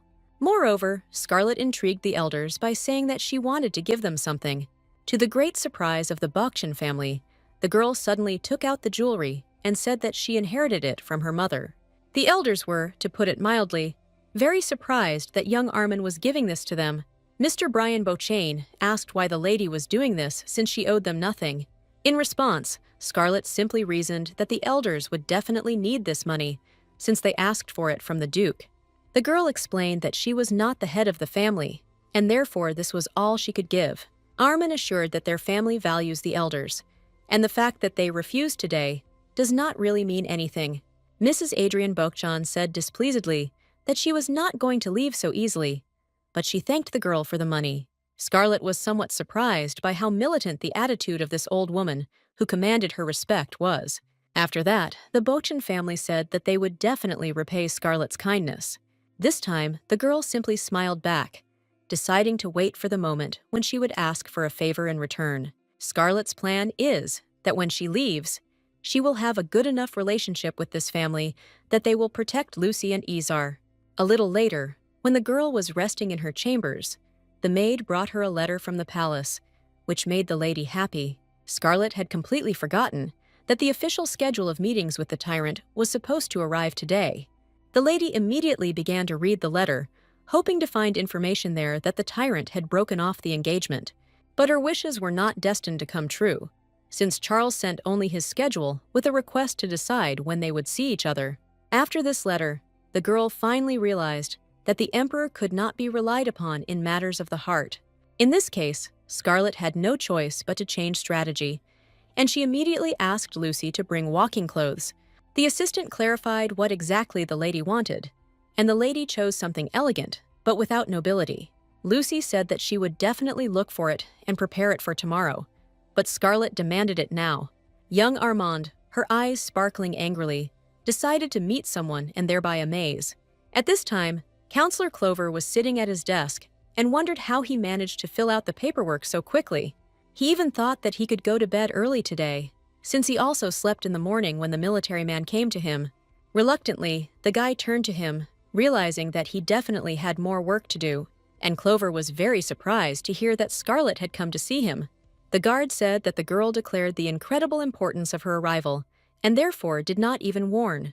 The military man also added that he asked the girl to wait in the carriage, but it turned out that she got out of it herself.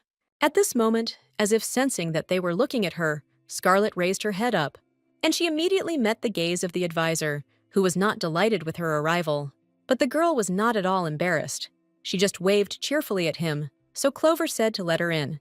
A little later, when Lady Armand was comfortably seated at the table, the advisor poured her a special tea from the very east. Clover prudently warned that if the girl did not like tea, then he could bring coffee. And then the guy sat down in front of the lady and realized that for some reason he was afraid to say anything.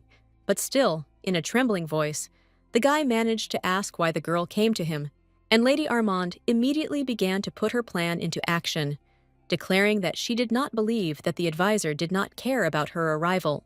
The girl recalled that for the first time they looked at each other in the dungeon, and not later.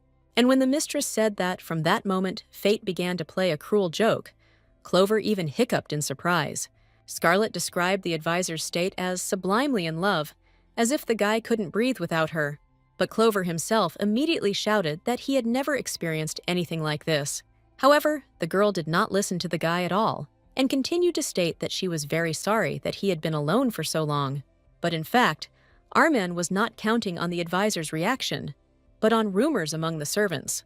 After all, they can cause a lot of problems by inflating ordinary information to incredible proportions. Therefore, knowing full well that they were being overheard, Scarlet continued to play the role of separated lovers. Deciding to finally finish off the guy, she asked him directly whether he liked him and why he didn't confess to her before. The girl partly felt sorry for the advisor, whom she had chosen as her victim, but she was not going to stop. So poor Clover, who had absolutely no idea what was happening and why he was being accused of love, only became more and more panicked. And Scarlet still skillfully acted out her bewilderment, not understanding what exactly the guy disagreed with. The girl listed the emotions that the advisor experienced when he saw her and attributed them to true love. And at the end of her speech, Scarlet smiled tenderly and said that the guy could not deceive her. Only now did Clover realize how much he was in trouble by finding himself in such a situation. The guy, to put it mildly, was dumbfounded and still did not understand what Lady Armand was talking about. The advisor could never have imagined that his actions could be assessed from such a point of view.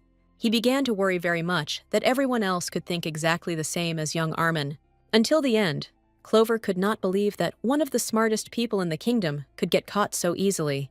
The problem for the advisor was that he was single and had never been in a relationship, so he was expectedly confused. And Scarlet took advantage of the fact that the guy was blushing and specifically loudly asked if he would admit that he liked her. The girl was greatly benefited by the fact that Clover spent his whole life working and did not know what love was. And right now, the advisor believed that he had feelings for her, which was impossible to do because she was the Emperor's fiancée. Clover weakly tried to remind Scarlet about her engagement, to which the girl said that this did not prohibit him from loving her. The guy immediately imagined what would happen if His Majesty found out about this incident. After all, His Majesty will be so furious that he will not spare even his best advisor. Therefore, under no circumstances should he love this girl who insisted on this. Suddenly, Scarlet noticed with great surprise that Sir Clover not only blushed, but even began to cry. The girl was afraid that she had gone too far with her plan to embarrass the Emperor's close associate, and the advisor, noticing that the lady began to calm him down, asked if she was just laughing at him all this time. Clover's harsh tone greatly angered Scarlet, who even stopped sympathizing with him, although she herself was confused. So, after gallantly walking around the room, she returned to her game of cat and mouse, where the advisor was the mouse. As a result, the guy fell silent again and wanted to cry, because he thought that Armand would retreat, but she continued. Then the girl turned and asked the guy for forgiveness for offending him, because he does not accept his feelings. As a result, the guy completely stopped objecting, deciding to try not to react to everything the lady said anymore. Quite quickly, Clover accompanied Scarlet to the carriage, and, already returning home, the girl thought that it had turned out worse than she had planned. She could only hope for rumors that the Emperor's bride was having an affair with his advisor. If everyone around her hates Scarlet, then there is a high chance that the tyrant will have no choice but to break off his engagement with her. This is because, as a king, Charles must very carefully save face, and Armand understood this very well. When Scarlet went home, after some time, an assistant came running into the advisor's room with a message. But as soon as he looked inside, the guy got scared, feeling the oppressive atmosphere emanating from Clover. And the advisor had indeed been sitting for several tens of minutes, practically motionless, and increasingly immersed in painful thoughts. Unexpectedly for Count Lumen, Clover suddenly asked if the guy was popular among people, and he answered yes. Then the advisor continued his thought, asking if the Count then knew what love was. Luman was somewhat confused, because he had never had to talk to Clover about something like this before. However, the guy decided to help his friend and began to describe the feelings of love as he understood them. After listening carefully to Lumen, Clover, still in a depressed mood, flashed his eyes, but ended the dialogue. The next morning, completely uninvited, Scarlet decided to visit the elders, but for some reason she did not find them there. The girl did not take this moment into account at all, since it was not even lunchtime yet.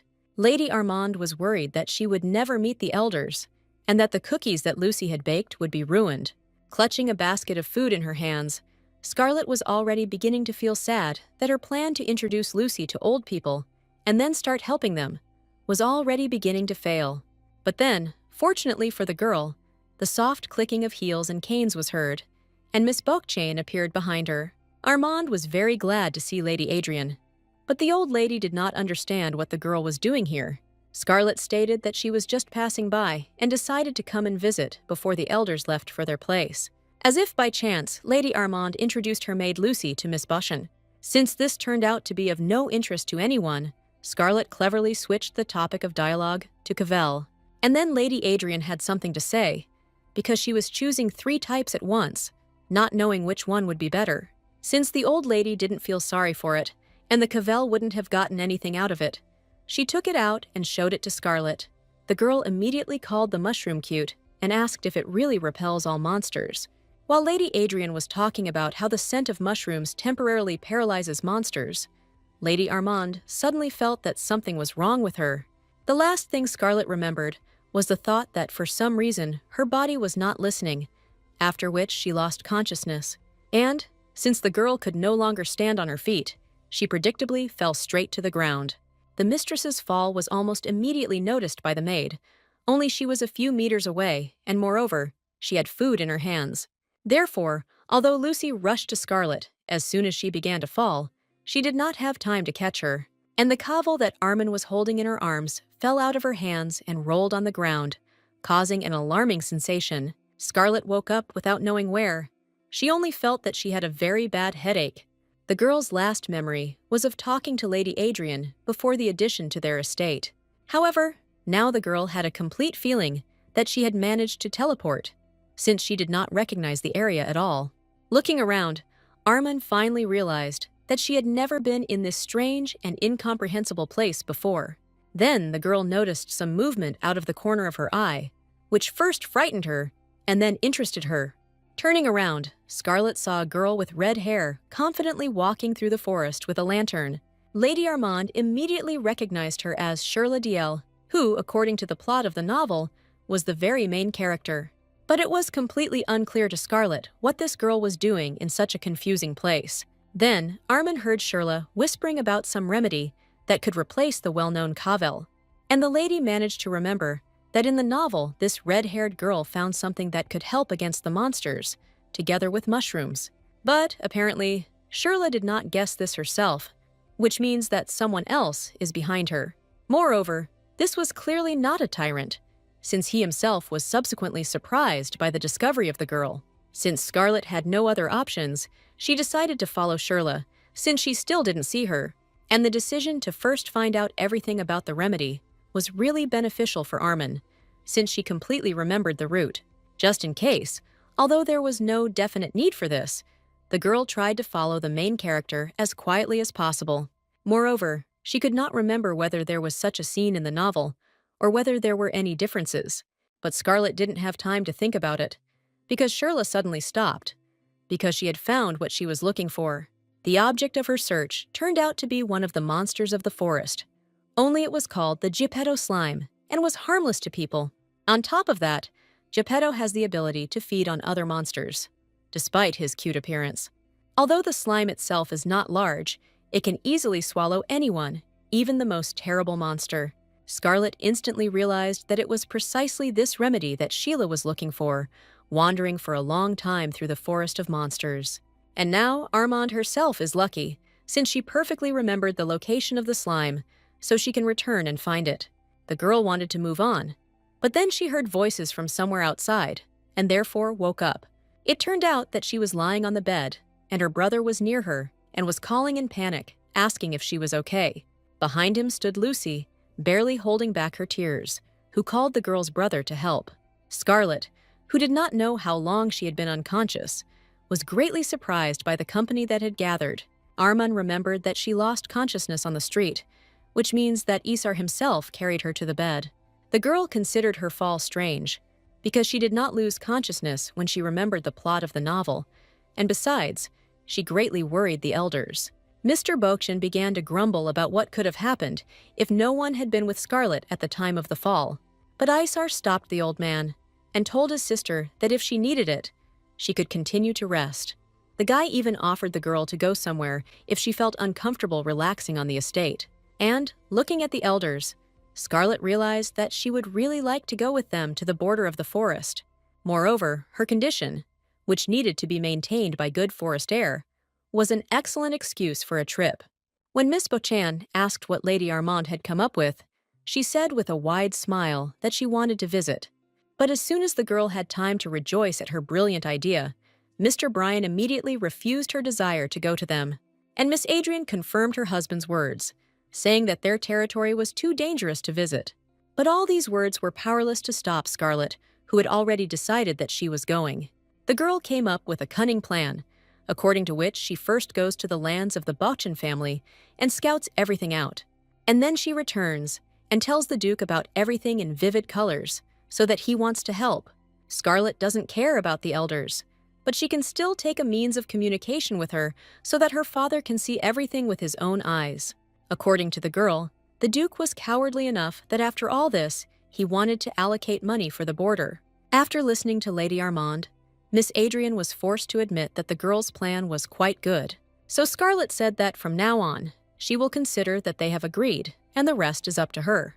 Young Armand actually believed that if she teamed up with the elders, her chance of getting money from the Duke would increase. Therefore, the girl already wanted to go and talk with the Duke.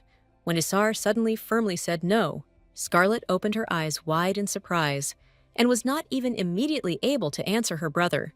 Meanwhile, the brother repeated his word no, also firmly not allowing the girl to go anywhere.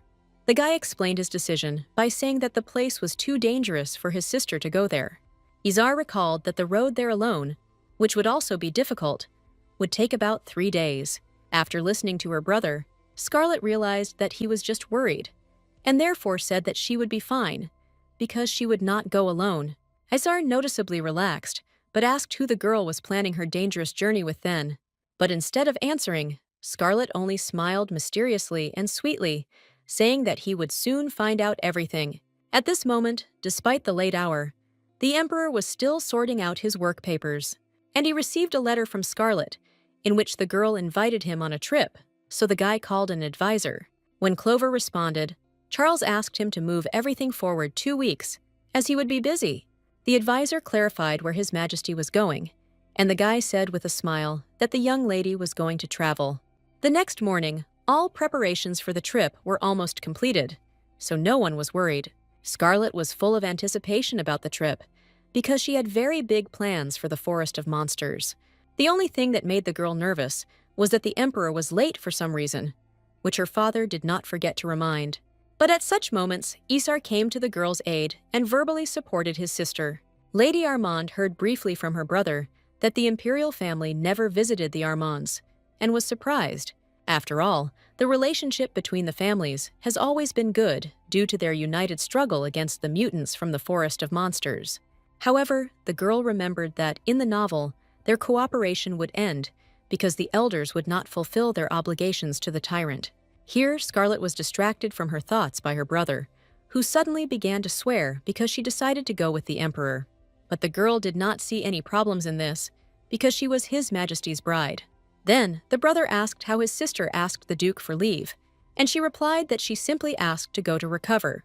However, Scarlet herself understood that there was something suspicious in the fact that her father let her go so easily when she came to ask. Then the girl opened the door too abruptly, without even knocking, as a result of which she caught the Duke talking with someone. The father immediately began to shout at his daughter for not even knocking, while Scarlet did not see anything wrong with this. While the girl slowly approached the table, the Duke tried to cover the magic communication ball with his hands, but his hands were much smaller than the ball. Pretending not to notice anything, Lady Armand asked her father for permission to tell him about her recent situation. Scarlet, taking advantage of the fact that the Duke was listening absent-mindedly, explained that she had recently fainted, and therefore now wanted to go to the elders to rest. After thinking a little, the father asked where his daughter would stay, and she answered that at the Bakshin family estate.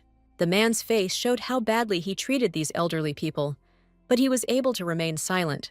Unexpectedly, the Duke asked if Scarlet really wanted to become an heir, since she was almost on the heels of the elders. But the girl said that even if they really asked her, she wouldn't do it, because she dreams of not having to work, but getting money at the same time. When her father looked at her after her words, the girl felt embarrassed at how much he hated her. Nevertheless, Scarlet was going to stand her ground and asked again if her father would allow her to go. The lady insisted that she was very thin and needed to gain weight, and at these words the Duke suddenly grinned evilly. But young Armand did not notice the man's emotions, as she was very keen on coming up with arguments. However, the girl did not have to say much, since the Duke sighed and still allowed her to go on this journey. Beaming with joy, Scarlet immediately said goodbye to her father, as she wanted to start getting ready for the trip as soon as possible. But before she had time to leave his office, the Duke suddenly asked if she really didn't remember anything at all. The father meant whether the girl had seen something like a seal or a ring, and each time he pretended that he was asking for the first time. Lady Armand turned slightly to the Duke, perplexed, since she had no idea what she was talking about, which she told her father about. Noticing the nervous tapping of the man's fingers, the girl realized what exactly he was looking for and so badly wanted to get. We were talking about the seal of the Armand family, which was inherited from generation to generation and was proof of belonging to the family. This seal contained magic, and therefore could be transferred to different objects, depending on its current owner. If the Duke did not have this seal, then it turned out that he did not become the real head of the family, and therefore could be overthrown. The only thing the girl didn't understand was why her father asked her about the seal. What could she possibly know? Everything that I remembered from the novel about Scarlet's seal was not enough to know about its location or even its shape. The brother suddenly approached the thoughtful sister because he wanted to talk before she left on a trip. It turned out that the guy ran up for a reason, because, slightly nervous, Isar told the girl to bow, because the Emperor had arrived. And indeed, the majestic figure of Charles and a huge number of his retinue appeared near the gate. The Duke was the first to jump up to the young man who had arrived and began to compliment him in order to attract all the attention to himself. His Majesty, as always, was magnificent, even despite his usually gloomy face, which also managed to become part of his image. Watching her father try to select compliments for the Emperor, Scarlet whispered to her brother that the Duke was so excited. But apparently, despite all the man's tricks, His Majesty turned a deaf ear to the Duke's words. Isar laughed a little at this situation, and then, leaning slightly towards the girl, asked who the people standing not far from them were. Scarlet looked where her brother was pointing and saw two powerfully built figures of high-class military men. The lady knew very well that the blonde was a count named Lumen and was in charge of all the intelligence departments of the Emperor. And next to him was the commander of all His Majesty's knights, whose name the girl, unfortunately, did not remember. But Scarlet knew all this information from the novel, and therefore she lied to her brother that she had no idea who these guys were. Isar noticed that for some reason these military men looked at the girl and smiled, which was strange. Scarlet even began to seriously think about approaching Count Lumen and asking what was the matter. But Charles called out to her. It so happened that the girl absolutely did not expect such a quick and sudden appearance of the Emperor, and therefore she was very frightened. Lady Armand staggered and would have fallen down, hitting herself hard if His Majesty had not caught her in time. Still in slight bewilderment, Scarlet continued to look rather stupidly at the gentleman, hearing the beat of his beating heart. Smiling slightly, Charles helped the girl regain her balance and noticed that she was falling beautifully. When Armand regained her ability to speak, the Emperor asked how she was doing in order to somehow begin a dialogue. They exchanged a few casual phrases, and then the guy turned and asked Count Luman to bring something. To Scarlet's great surprise, the Count handed her a beautiful bouquet of red flowers, saying that it was a gift from the Emperor. The girl suspiciously asked Charles why he was suddenly giving her flowers, although she was secretly happy about it. In response to the lady's question, the Emperor said that he simply saw the flowers, thought about her, and therefore bought them. Unexpectedly for herself, Scarlet felt embarrassed and blushed, because in fact His Majesty compared her beauty to flowers. But then Charles ruined all the romance, adding that these flowers very much reminded him of the girl's head. Under the quiet laughter of the military behind her, Armand began to resent His Majesty with dissatisfaction, but did not throw away the flowers. And the soldiers, whom the brother and sister had seen before, knew in advance about such a joke by the gentleman, which is why they laughed. Looking at the Emperor, they concluded that he really fell head over heels in love with this girl, although he himself would not admit it. When the girl finally forgave the Emperor because of his prank, she was offered to sit in the elder's carriage. But just looking at this cart, which could hardly be called a carriage, Scarlet was horrified.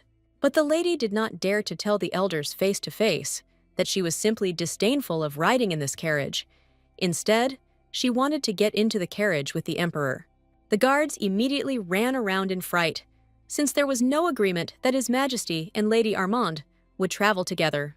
The girl wanted to be offended by the Emperor for not preparing a place for her next to him, but her brother suddenly ran up to her. Scarlet was surprised that he had not left yet, but Isar had no intention of leaving because he wanted to talk to his sister. The guy, although slightly embarrassed, still asked if the girl remembered their dialogue yesterday. Sighing, the lady answered the guy with a smile, as she once again realized that he was very worried about her. Yesterday afternoon, they played chess together and drank tea, talking about everything. And at some point, when it was Isar's move, instead of just leaving, the guy asked an unexpected question. He asked if the girl liked the Emperor, and Scarlet almost choked on her tea, as she had not expected such a question at all. The first thing the lady did was to deny and claim that she didn't like His Majesty at all. Noticing that Scarlet had a rather mixed reaction, Isar was unhappy, since Charles was known for his cruelty, and again, Armand almost choked on her tea, because in her opinion, the tyrant was far from just cruel, but insane. Scarlet knew very well that a whole mountain could be made of the people the Emperor killed. Since the girl confirmed her brother's words about Charles's cruelty, the guy asked what her sister thought about it, which puzzled her. Young Armand wondered whether this mattered, and Isar insisted that it did. The guy wanted to hear whether Scarlet wanted to marry Charles, but the girl said that she was uncomfortable talking about this topic. Then the brother decided to change the method of dialogue and directly said that he would like to discuss something, Scarlet realized that since she was the younger sister, she would have to listen to the guy now. She tried to predict the subject of the dialogue and suggested that Isar was afraid that the Tyrant would be cruel to Scarlet. The guy confirmed the girl's guess, adding that no matter how much she liked His Majesty, she should not allow him to be cruel.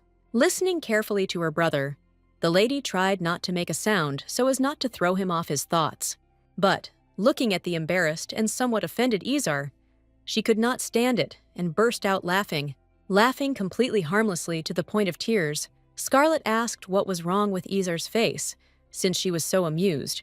Only when Armand was able to calm down did she sincerely thank her brother for helping her. At the end of their dialogue, the guy handed the girl a magical device for sending messages so that she could take it. Isar asked to tell him if suddenly she was in danger, so that he could have time to save his sister. Scarlet still remembered their dialogue very well, but she reminded her brother to continue watering the sprouts on her territory. In parting, giving Isar a cheerful smile, the girl promised to soon return safe and sound. The guy, pleased that Scarlet understood and remembered everything, calmly smiled back at her. Soon everyone sat down in their places and hit the road, as expected. The first to get bored on the way was the head of the Emperor's intelligence service, as he didn't like that they stopped so much along the way. For some reason, their not-so-distinguished carriages were attacked by robbers over and over again, which made the journey very difficult.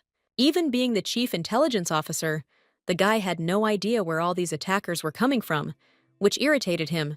Listening to the young man, Scarlet suddenly realized that he was just a count and was riding in an imperial carriage, so the girl asked him about it. In response to this, Count Luman said that he definitely did not have the right to ride in the same carriage with His Majesty, so they distributed it this way.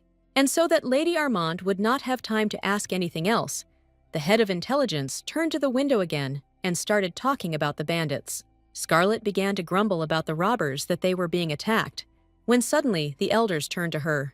They bowed low to the girl, since this was their territory, and the old men were ashamed of attacking them. Since Lady Armand treated the Bakshan family well, she changed her anger to mercy and even began to support the elderly couple.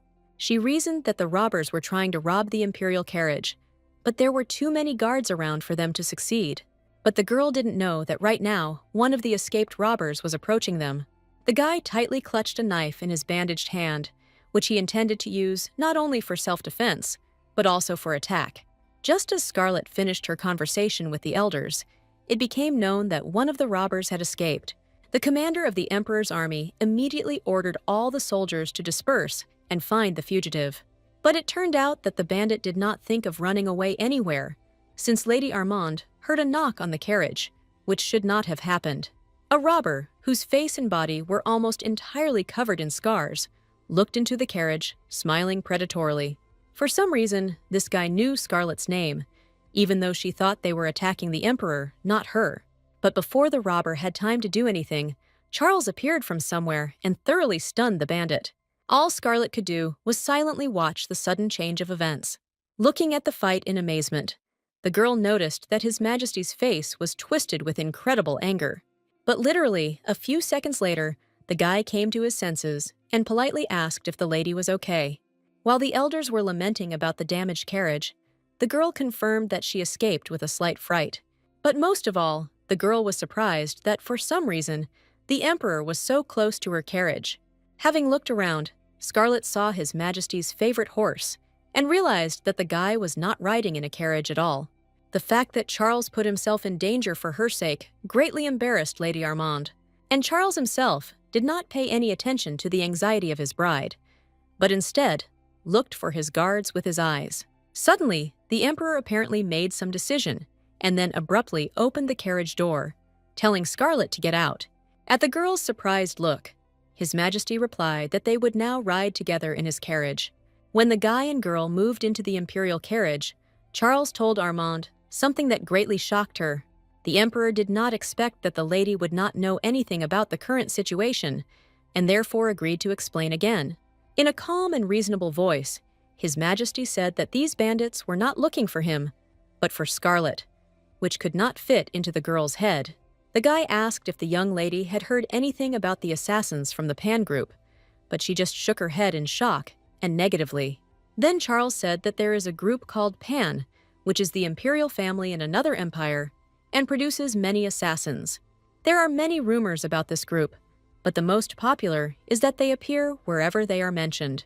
And no matter who you are, if the assassins find you, then soon you will inevitably and inexorably be dead.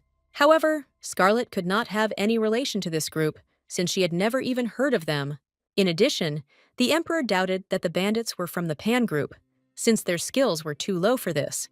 However, His Majesty quickly came to the conclusion that no matter what group these guys were from, they were still assassins. Having looked carefully at the frightened girl, Charles asked if there was anyone who wished her death, and the only one who immediately came to Scarlet's mind was her own father, who often beat her and kept many secrets. But the girl understood that even making such assumptions towards the Duke was fraught with consequences, so she became sad and remained silent. To at least clarify the situation a little for herself, Lady Armand asked the Emperor whether the assassins would return, and he thought about it. When the guy answered that most likely those guys would return, the girl anxiously clenched her hands into fists. This worried gesture of Scarlet did not escape His Majesty's gaze, and he became even more serious. Charles said that he did not consider the return of the bandits to be a big problem, which surprised the young lady. Armand couldn't believe her ears, because she decided that the Emperor didn't care whether she died or not, since he said so. Getting excited, the girl raised her voice and said that maybe her situation didn't mean anything to the guy, but for her, it was all no joke. Realizing that the girl had misunderstood him, the Emperor sighed and asked him to listen, which was difficult to do since Armand cursed non-stop.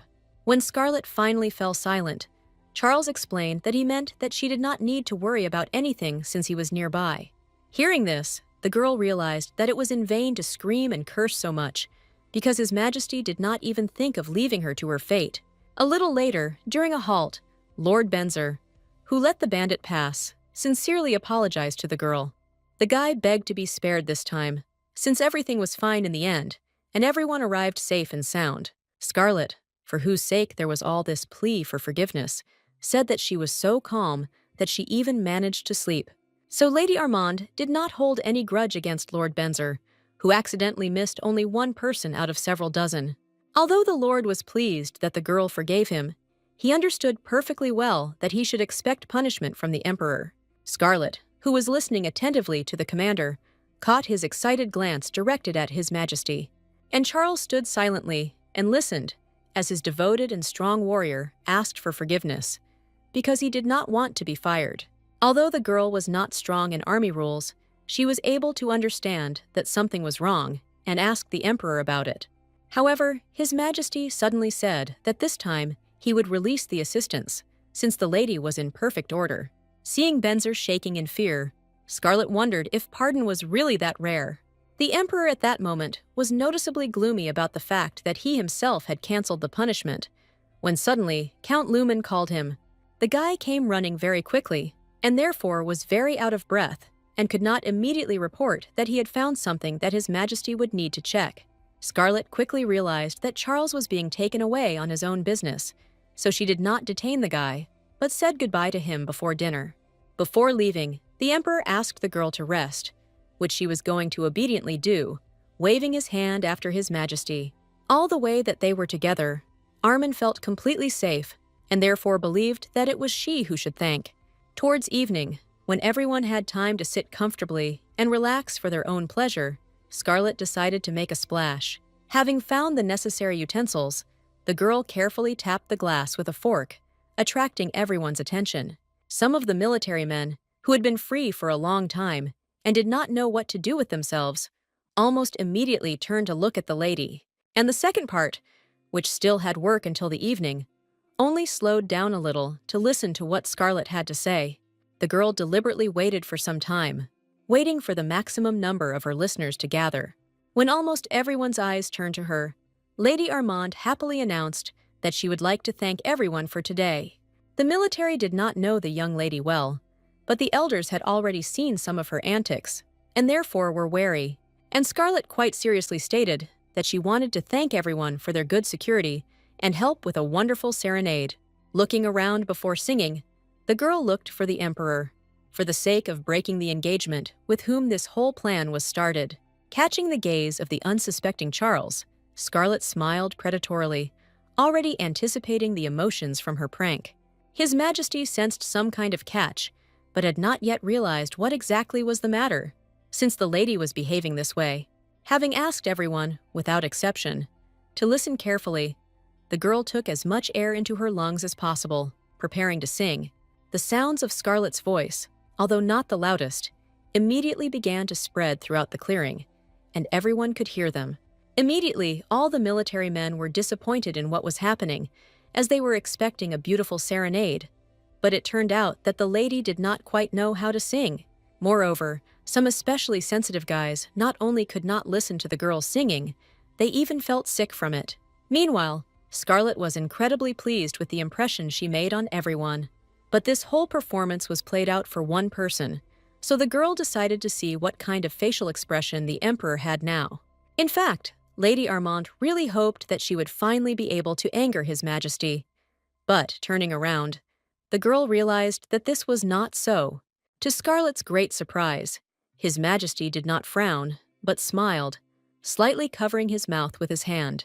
The grin on Charles's face itself was a rarity, but here the lady was able to observe a full smile, which amazed her. And it so happened that for some reason the Emperor not only smiled, but almost laughed, which was not part of the girl's plans. Already at night, lying in the bed prepared for her in the forest, Scarlet felt how tired she was, but could not sleep. The girl was still worried about the Emperor's smile, because she really counted on the fact that he would absolutely not like it, like everyone else. Scarlet seriously thought about what she could do to make His Majesty quite ashamed of her. Without coming up with anything, the girl couldn't even fall asleep, and therefore decided to take a little walk around the night camp. Coming out into the clearing, Lady Armand suddenly noticed a familiar silhouette nearby, dismounting from a horse. It was a complete surprise for the girl to meet His Majesty completely alone at such a time. To talk to the guy, Scarlet went straight to him and asked what he was doing here. Charles explained that he was returning from a patrol and asked if everything was okay, to which Armin answered in the affirmative, as she just wanted to get some fresh air. His Majesty, having heard this, was noticeably dissatisfied that the girl went out into the street at such a late hour all alone. Scarlet stared at the guy in disbelief, while in his head, he saw reasons not to walk alone at night. However, contrary to all his thoughts, His Majesty suddenly said that he would not stop the girl if she wanted to go for a walk. Noticing that for some reason the Emperor went in the opposite direction from the camp, Scarlet asked if he would not return back. Turning to face the girl, Charles reminded her that she wanted to go for a walk and offered to go with him. As a result, although this was not initially part of Scarlet's plans, she rode on horseback through the forest with the Emperor. Even though they weren't touching each other, it was still too awkward for the girl to even just sit behind the guy. Lady Armand tried to understand why His Majesty changed his plans and decided to take a walk with her. Since it was painful for her to ride in silence, Scarlet asked about the Emperor's plans for tomorrow. Charles, after a short silence, said that he would go to Rachel, and the lady immediately realized that this name was not in the novel. The Emperor, meanwhile, revealed his exact schedule for tomorrow in order to fully satisfy Armin's curiosity. The fact that Charles was leaving on diplomatic business meant that Scarlet could be left to her own devices, which suited the girl very well. The girl liked that when the guy was away, he didn't ask for much, and when he ascended the throne, according to the novel, there was less tyranny in other countries. The only thing that Scarlet could not understand, analyzing the whole situation, was why she was upset when she heard about the guy's departure. It seemed that the two of them were driving through the forest absolutely calmly, when suddenly Charles heard something and therefore became sharply alert. Ordering the girl to hold on tightly to him, the Emperor spurred his horse, and they quickly rushed through the forest. Since Scarlet had nothing to hold on to before, she almost fell while driving fast, and grabbed His Majesty to hold on. Charles felt how tightly the lady was gripping his body, as she quickly began to warm him with her warmth through his clothes. Noticing His Majesty's gaze on herself, Armand was embarrassed, but she had no opportunity to let go of her hands, because otherwise she would have fallen. But they had no time to talk about the unplanned hug, because now they both heard some kind of sound. Scarlet was instantly frightened so much that she forgot about all the rules of decency and clung tightly to the guy. Suddenly, the same noisy object ran out of the bushes, which turned out to be an ordinary cute forest animal. The girl was greatly shocked that such a small creature could make so much noise in the bushes. Meanwhile, the wild boar did not pose any threat to any of the people. It could only make people laugh with its grunting. As a result, Scarlet could not resist and took him in her arms to stroke him. But the animal, as it turned out, was all for it. Most of all, the girl was now afraid of running into thieves, even though she was under the reliable protection of the Emperor.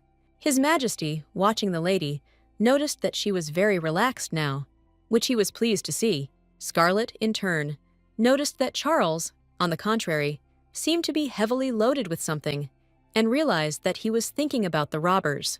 She watched the guy's gloomy appearance for a few more moments, and then decided that this was not the case. As if casually, the girl asked whether His Majesty owned a sword, to which she received an affirmative answer. So Scarlet took her own knife out of her pocket for protection, which greatly surprised Charles.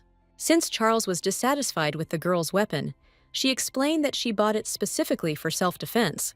Following the sword, Scarlet took out many more different devices, which were useless, but she bought them. Out of this whole heap of objects, unnoticed by the lady, the communication device that Aesir had given suddenly fell. Since His Majesty knew a little about magic and similar things, he immediately drew attention to the fallen object. At that moment, Armin also noticed the loss, and began to watch in fear as the Emperor bent down to pick up the figurine. Taking the communication device in his hands, Charles realized that he was not mistaken, and this object was magical. The guy asked if he understood correctly that this figure allows you to ask for help from a distance.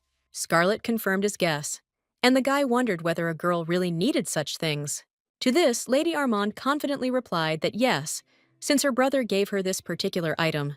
And after that, she added that she would like to be able to defend herself even when Charles was not around, which made him think. The girl remembered that the main character in the novel is very harsh, but kind to those he loves. And right now, the Emperor allowed her to have a weapon with her. Scarlet didn't even believe what she heard, and asked again, to which Charles said that he was satisfied with her answer. In order not to linger in the forest for a long time, the guy reminded that the boar has a mother, and it is better for them to leave before she appears. Listening to His Majesty's speeches, Lady Armand was glad to feel like the main character, at least that night. The girl was lost in thought and did not notice how Charles gave her his hand, but the voice with which he called out to her was almost affectionate. Therefore, Scarlet, without hesitation, nevertheless came closer to the Emperor, as he wanted it. Young Armand extended her hand and covered His Majesty's palm, noting with amazement that Charles's hands were warm. The next morning, the girl slept so soundly and sweetly after a night of walking that she did not want to wake up at all. But no matter how she tried to continue lying with her eyes closed, the girl felt someone touching her hair, which woke up the lady. Moreover, that man brought Lady Armand's strand to his mouth, tugging it slightly, as if to wake up the owner. Since the girl did not open her eyes, but felt a silhouette above her, she suggested that it was the Emperor. However, as soon as Scarlet opened her eyes, she realized how wrong she was, because she did not know this man. A few minutes later, Lord Benzer burst into the room with his guards, but it was too late.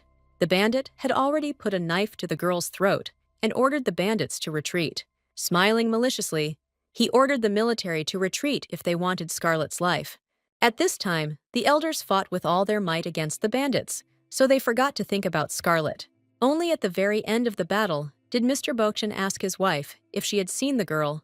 Miss Adrian suggested that Lady Armand might still be in bed, since she had been walking at night.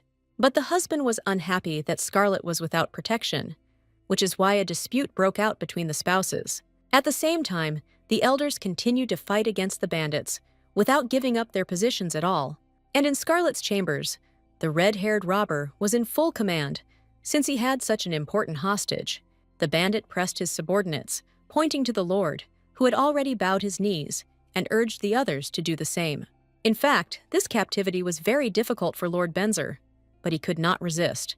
The girl was very worried about the Emperor, even in this situation, and asked Benzer where he was, to which the guy said that Charles would not return soon. Of course, the bandit heard their entire dialogue, and therefore began to mock and say that help would not come. It was clear to the red-haired guy that the prisoners still behaved as if they were waiting for His Majesty to arrive. Meanwhile, Scarlet was trying to figure out what was happening and whether this unknown person needed to kill her.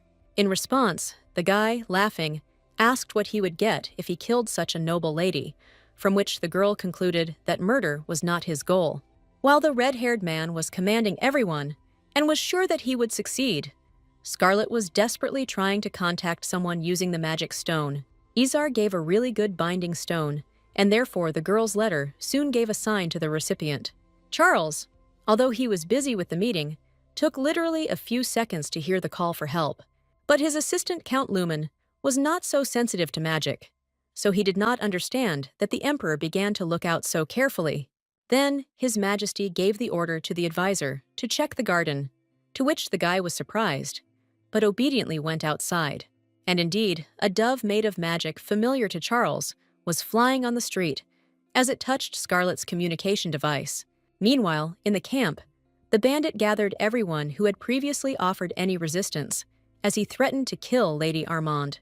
The guy said with a grin that it was cold outside, so they would stay in this house for now, and no one had any objections. The red-haired man was not a bandit for nothing, since he ordered all his soldiers to thoroughly search the property of the prisoners and take the money. Since Mr. Beauchamp was not far from Lady Armand, he crawled up to her and asked if she was all right, and the girl replied that she was. Miss Adrian asked her husband not to relax or let his guard down just because everything was fine. The old woman understood that the guys who captured them were not like ordinary bandits, which alarmed her. Lady Bokchan was especially afraid of the main one, who gave off a scary aura even when he tried to smile. The elders couldn't figure out who this guy was, and it also bothered Scarlet, who tried to sit quietly. However, here the girl could not stand it and asked the couple if they knew anything about the Pan assassins. Mr. Bryan immediately asked in fear where Lady Armand had heard about them, because they were a secret group, and the girl replied that His Majesty told her about this group, and now she thinks that the fighting style of their invaders is similar to the Pan assassins. Many years ago, the entire Pan family disappeared along with the head of the Armands at that time, as their traditions were not recognized. But now there are very few people left who knew what exactly happened then and what traditions Duke Armand destroyed then. And now a very good question arose. Could these guys still be subordinates of someone from the Armand family? The red-haired bandit heard the prisoners' dialogue, although they tried to speak more quietly, and said that he was impressed by their intelligence. The guy came closer, but there was only cruelty in his voice, not praise, so he added that it would be better if they pretended not to know. The bandit grabbed Mr. Bryan by the throat and lifted him up so that the old man began to choke slightly, but this only made the guy have fun, because he loved to watch other people suffer, like now. Since Scarlet began to resist, the boss of the robbers said to take her to another room, but this did not stop the girl, and she continued to scream and struggle, demanding to leave the elders alone. But the red-haired one said that the old man really had nothing to do with it, and that means his death would not affect anything. Scarlet instantly understood that the bandit meant that he didn't care about Sir Bryan, so why not kill him? But Lady Armand was absolutely not happy with this outcome of events, so the girl planted her feet and loudly shouted for them to stop. The girl said that she knew that they needed her, so she would give whatever they asked if the bandit did not touch her friends. The red-haired man looked at the lady in surprise, apparently not expecting that she would confront them so violently. Scarlet decided to take a very careless route and stated that they could kill her right now if they wanted, but the girl herself hoped that they wanted her life.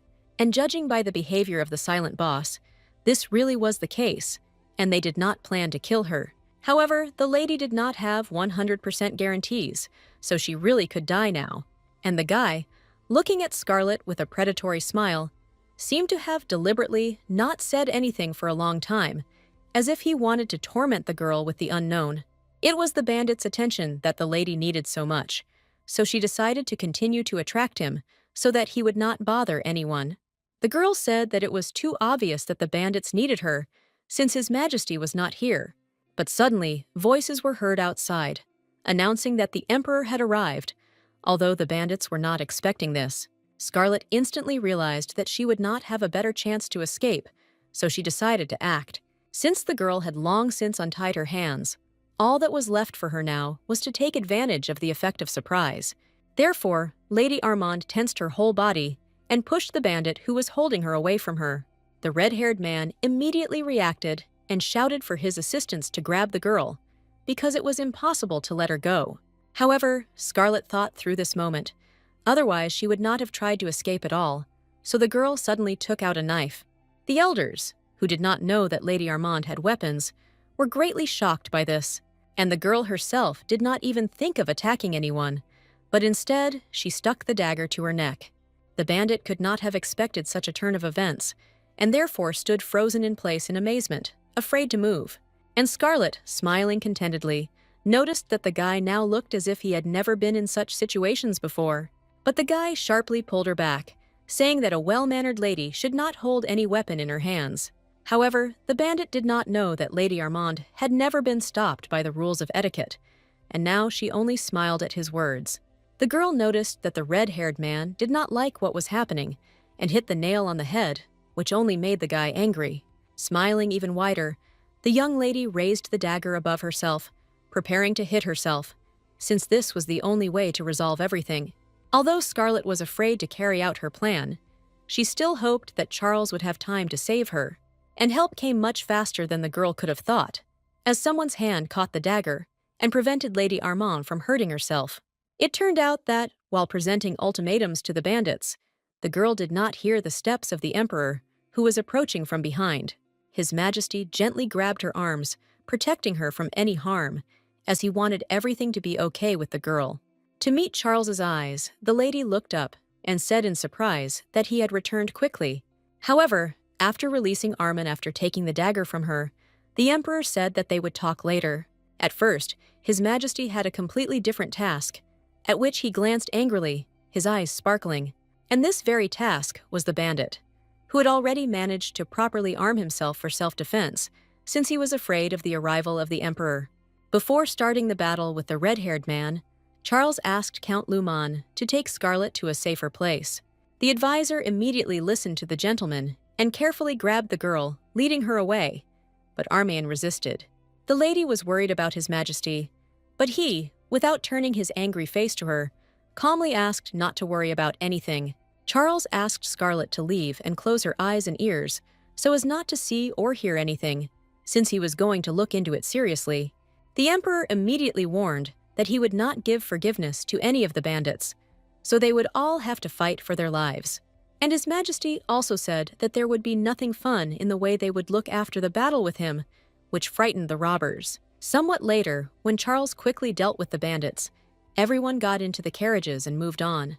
The only one for whom Scarlet was most worried about in this situation was Lord Benzer, who was the head of the security. Fortunately, after long and persistent conversations with His Majesty, the girl was able to ensure that the Lord avoided cruel punishment. As a result, after the end of the trip, Besner was only sent to one of the disputed borders of the empire. Since Lady Armand managed to persuade Charles not to execute any of the advisors, they enthusiastically thanked the girl for this. The guys promised that they would definitely repay her in kind for her kindness, to which Scarlet just smiled. Young Armin, smiling slyly, said that she would remember these words, and they could cost the advisors dearly. But the guys were only too happy to repay the help in any way, so they weren't at all upset by the lady's words. Communicating with the Lord and Count, Scarlet suddenly realized that they were much simpler and more pleasant to communicate with than they initially seemed. Yes, Count Lumen still cries constantly, but he no longer seemed like a blonde upstart to the girl. And Lord Benzer himself, who only looks stern, is actually an excellent, kind guy and a pleasant conversationalist. And so, chatting, they continued on their way. And when they stopped, Benzer began to worry about Scarlet, because it was supposed to be cold at night, and she didn't even have a cape.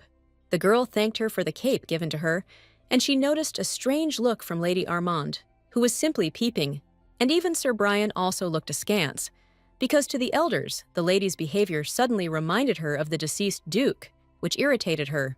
So Scarlet tried to ignore the elderly couple and talked with the advisors, when suddenly she was called out. It turned out that the Emperor called the girl by name, who decided to come up to visit her.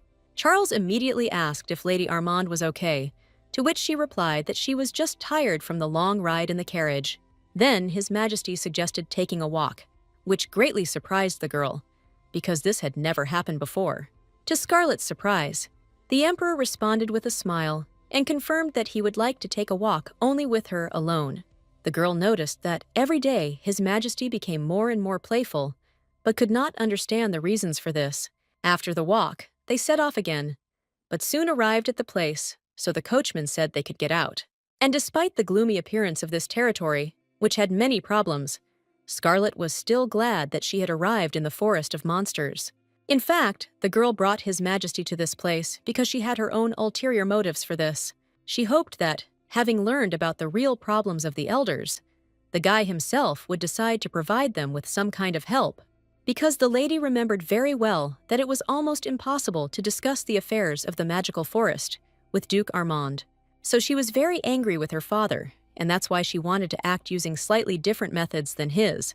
And His Majesty was a great way for Scarlet to fix the situation with the monster forest, as well as save the elders. Peering into the depths of the forest, the Emperor concluded that the monsters were somewhere nearby, so it was necessary to strengthen the borders. Then, turning to the elders, he asked how they had been protecting the perimeter from the monsters all this time. And Mr. Bryan took the floor, briefly telling the whole story of their battles with the monsters from this forest. At the end, the man added that he has no excuse for the fact that monsters continue to cross the borders, which puzzled Charles. However, he agreed that the elders' efforts were getting nowhere, and said that he still didn't believe in them from the beginning. While His Majesty and the Botchan family were communicating, Scarlet did not distract them, but as soon as they finished, she called out to Charles. Smiling cheerfully, the girl suggested going into the forest of monsters on her own to explore it. The Emperor stared at the lady with suspicion, since according to the official version, she came here to recuperate and not to walk through the forest. Scarlet defended herself, saying that she just wanted to check out her domain, but Lord Banzer was too concerned. So the girl cheated and said that she wanted to visit the border of the forest only together with His Majesty.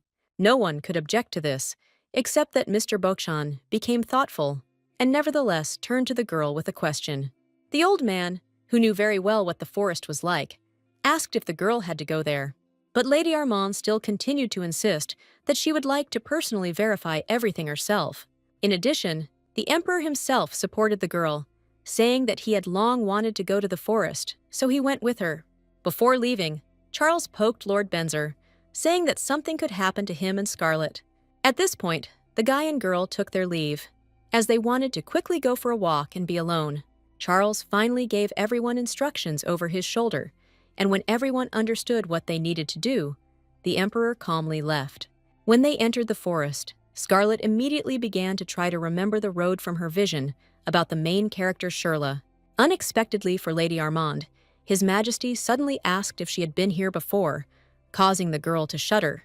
She immediately said that, of course, she had never set foot in the forest, because even the elders did not go into it. When Charles said that she was walking too confidently through the area, Armand did not find what to answer, and simply smiled. As a result, the girl came up with an argument that she simply liked such adventures, to which the guy asked her to be careful. After walking a little more, Lady Armand realized that they were there, as she recognized this territory from her dream. Since Scarlet ran forward for some distance, she had to wait until His Majesty came closer to her. Approaching, the Emperor grumbled about the fact that the lady ran ahead too much, but fell silent when he saw the same as she. Armand beamed with joy because she was able to find what she was looking for, despite the fragmentary memories from her dream, and the girl was looking for a place dotted with yellow flowers that attracted demons. When Charles and Scarlet returned to camp, a large crowd of people immediately gathered around one plucked flower. The guys claimed that this flower was extremely rare, but, remembering how many of these flowers were in the clearing, the lady did not think so. Count Lumen finally looked away from the flower and turned to Scarlet, as he had another question for her. The guy wanted to know where the girl also got the strange blue slug in her hands. Scarlet happily told the Count that she found this cutie in the forest and decided to keep it as a pet. Since the head of intelligence had knowledge about monsters, he said that this was not a cutie, but a slime that ate monsters. The girl immediately realized that this meant that the pet would have to be returned to his home.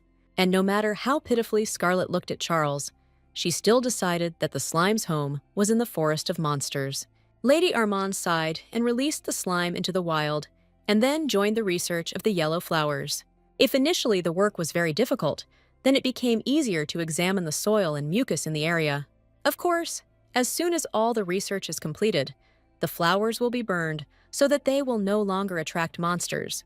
It was decided that in order to connect the Emperor and the Armand family, these studies would be carried out by Count Luman and the Bakshan elders. Scarlet, who had done everything she could only hope that her efforts would not be in vain.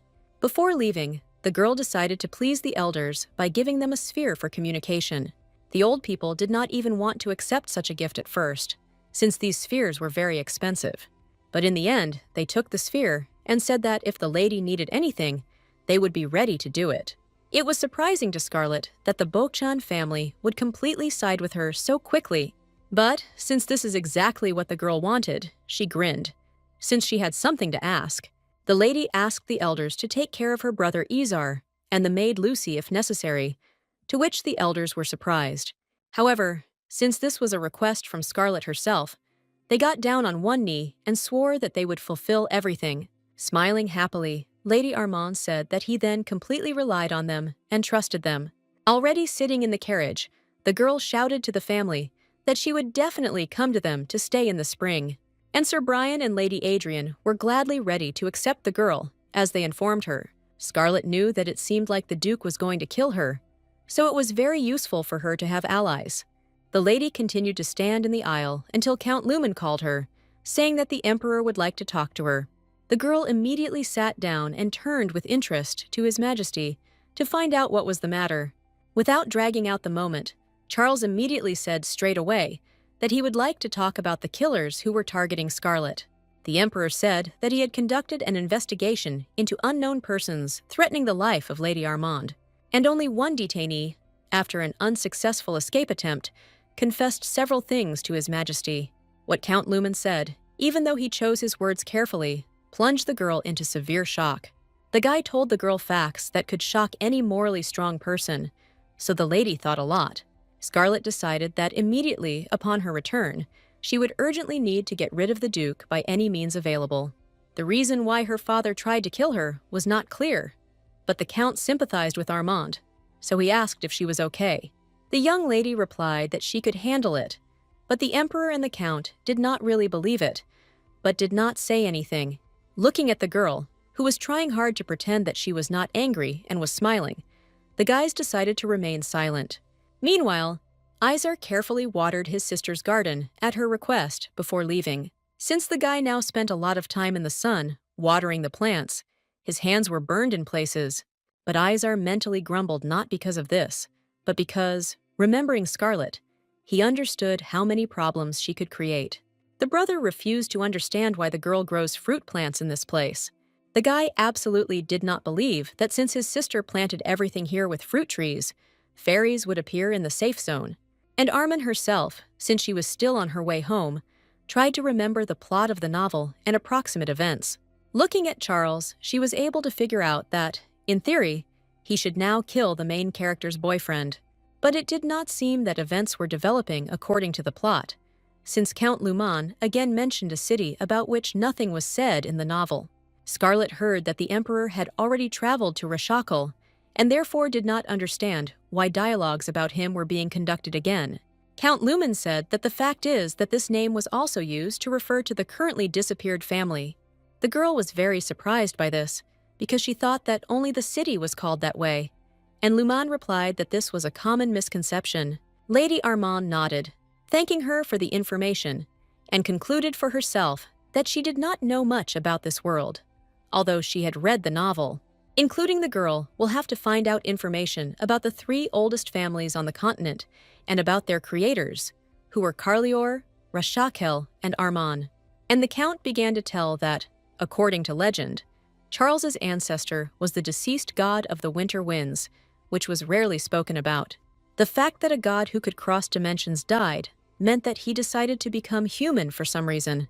Then the girl asked if the founders of the other families were also gods, which the guy confirmed with a smile. He said that the ancestor of the Armin family was the deceased god of prophets and travelers, which partly helped him. And, according to the same legend, the Yahello family was founded by the deceased goddess Clover, who was very beautiful. Lady Armand immediately remembered His Majesty's close advisor named Clover and asked if he was named after the goddess. But the Count explained that the advisor's name was not real, so he was not named after the goddess. Scarlet was amazed by this fact, and Luman added that no one actually knows what Clover's name is. But this no longer surprised the girl, since nothing was said about this in the original work. Returning to the story, the advisor said that the first clan to become extinct was Rashakal, so much so that its territory was erased from the world map. And now, after the almost complete disappearance of the family, it was very difficult to find the blood of those who still belonged to it. Lady Armand asked, puzzled, if there was really no way to find the successor of the Rachel family. But there was no answer to this question, since the only thing that was known was about blonde hair and ruby-colored eyes. The girl immediately realized that this was not the information that could help, and noticed that the Emperor silently stood up and looked out of the carriage. A few minutes ago, they stopped, and His Majesty decided to find out if anything had happened. In response, the coachman told him that he could not move, because there was a person lying on the path of the carriage. Scarlet got out of the carriage a little later to also ask what was the matter, but she never asked her question when she saw the silhouette ahead. The girl was very amazed that a small child was lying in a place that shouldn't be, and the child himself slept absolutely peacefully, not paying attention to anything, although he fell in the middle of the road. But then, apparently hearing the voices of people, the child slowly opened his eyes, as he needed help. Lady Armand ran to the boy, lifted him up, and asked if he was okay and could breathe. It seemed that the baby was very surprised at the sight of the girl, and it was not clear what was the matter. He suddenly and unexpectedly grabbed Scarlet by the sleeve of her clothes, as if he was afraid that she would leave. Then, very worried, the child asked loudly if there were other survivors. Young Armand did not understand at all what was being said, and therefore silently stared at the boy who was asking about such a thing. As the Emperor approached, Scarlet tried to find out the child's name, where he was from, and where his parents were. The boy, noticeably weakening and therefore falling back to sleep, whispered that his name was Glen Mashiar. After these words, the baby completely weakened, and therefore fell to the ground and again fell into a deep sleep. Charles explained that there was no need to worry, as it seemed that the child had fallen asleep this time because he had calmed down. Nodding to the Emperor, the lady looked at the baby again, noticing that he had blonde hair, ruby eyes, and even such a name. It was because of this boy that the main character Shirla ground her teeth with anger in the original work. Glen Mashiar was the former lover of the main character and accepted his death at the hands of a tyrant, but His Majesty tore the girl from her thoughts, saying that, in theory, the Mashiar family had already died out, so it was surprising that they came across this child. Charles added that this family was destroyed by witchcraft, and the consequences of their destruction looked the same as Rachel. However, Count Luman did not allow Charles to finish speaking further, as he reminded him that information about the fall of the Mashiar family should not be shared. However, the Emperor added that this boy was a difficult child, which interested Scarlet very much, which she asked about. His Majesty explained that the Mashiar family had only one son, who had a disease that prevented him from growing. In other words, he'll be about 20 this year, making him the same age as Scarlet. And since 20 is the age when you can become the head of a family, it was difficult to say what Glen would do. It was decided to take the boy to the elders, and at this time on the estate, the Duke was incredibly angry with his daughter. But he could not find the very certificate of the head of the family that he needed, even though he was one. This is because without this small detail, the Duke could not enter the castle of the owner of the feud without permission. And the man was very angry that without a certificate in his hands, the deceased Aaron was officially considered a duke. The father was sure that his daughter had the certificate, but he could not find it, which only made him angrier. If in childhood he could scare her, now it was useless, and therefore the Duke was afraid that 20-year-old Scarlet would present a certificate and become a duchess. The Armand family had deep roots, and therefore the presence of a certificate was decisive when choosing a candidate for the role of head. So there was a high probability that they would have chosen a girl who was the continuator of the line through the legitimate son of the family. The next morning, Scarlet finally returned home, which she was very happy about. The emperor immediately asked the girl to go inside, saying that he would come soon, and she agreed, thinking that she was slightly delayed on the way due to several incidents. Since the girl first wanted to scout out the situation and find out what mood the Duke was in, she gladly went to the estate first. In parting, Scarlet shouted to His Majesty that he could take his time, and only after that she went inside the estate. As soon as Lady Armand left, Count Lumen immediately turned to the Emperor with work questions. The advisor strongly doubted that it would be possible to establish surveillance of the Armand estate, since it was surrounded by strong magic. In response to this, the Emperor stated that he would sort everything out himself, and that the Count would only need to prepare a crystal ball. Charles was about to head into the estate following Scarlet when he suddenly felt some kind of magic that stopped him. Moreover, he felt something that should not have happened, since this action was the vibration of his sword. At that moment, when the mistress returned, all the servants ran into the lobby to greet the girl. Scarlet was very glad to see familiar faces and asked if everyone was fine during her departure. A little late, but Lucy ran out to Lady Armand, and the girl did not notice that she had an excited face. The young lady began to carry on a normal dialogue with the maid, but Lucy interrupted the mistress. However, the assistant did not have time to provide the necessary information, because Scarlet heard the Duke's angry voice behind her and turned around. It turned out that he was temporarily detained by the butler Vector, but the father stubbornly continued to break free as he wanted to approach his daughter. Vector reminded that there were guests from the Imperial Palace outside, but this did not reassure the Duke as he still broke out.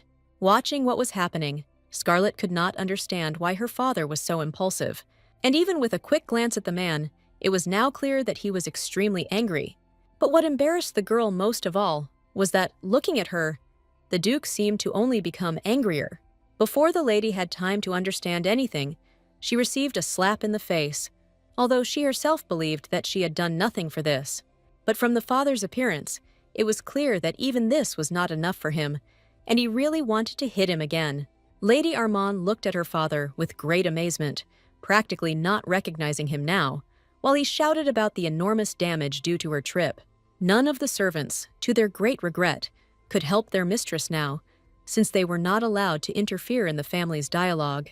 But Iser came to Scarlet's aid, calling out to his father, while still going down the steps to them as quickly as possible. The brother was no less angry than the father, because he did not understand why his sister was being punished like that. Unexpectedly, Iser's question was repeated by the Emperor, who managed to come to the estate and was aware of the whole situation. Coming close to the Duke, Charles, sparkling with anger in his eyes, asked how he even dared to raise his hand against his bride. All the father's anger disappeared in an instant, replaced by fear for his life, because His Majesty himself stood before him. The Emperor, being very angry, asked whether the Duke had not thus neglected not only his bride, but also himself. Realizing that Charles attributed his actions to treason, the Duke felt himself break out in a cold sweat.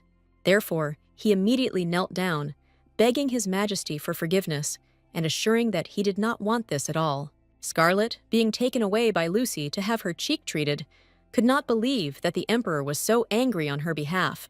The girl remembered that she tried very hard to annoy Charles for several days, and did not know if he suddenly decided to hate her. And His Majesty himself still could not calm down, even despite the fact that the Duke was on his knees asking him for forgiveness, barely restraining the desire to send Lady Armand's father to the gallows. The Emperor said that this time he would forgive him. Then he turned to the maid and asked to help the mistress, and he would wait outside for now, so as not to interfere. Lucy nodded in agreement and looked angrily at the gentleman still standing on the floor, since now she did not respect him at all. The maid turned to the lady to ask if she was okay, but fell silent when she saw the smile on Scarlet's face. And the girl laughed at her father, who appeared in such a humiliating form before those whom he himself humiliated. Lady Armand thought that this was very shameful for the Duke, and therefore could not help but smile gloatingly. A little later, when they went up to the mistress's chambers, Lucy began to treat her face, and Lady Armand, chatting cheerfully with the maid, felt both delight and anger emanating from her.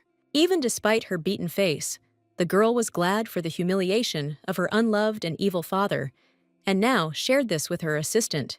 But Lucy could not smile back, since the Duke, who hurt her mistress, made the girl very angry. So all that the maid said in response to Scarlet's cheerful speeches was that she was listening to her carefully.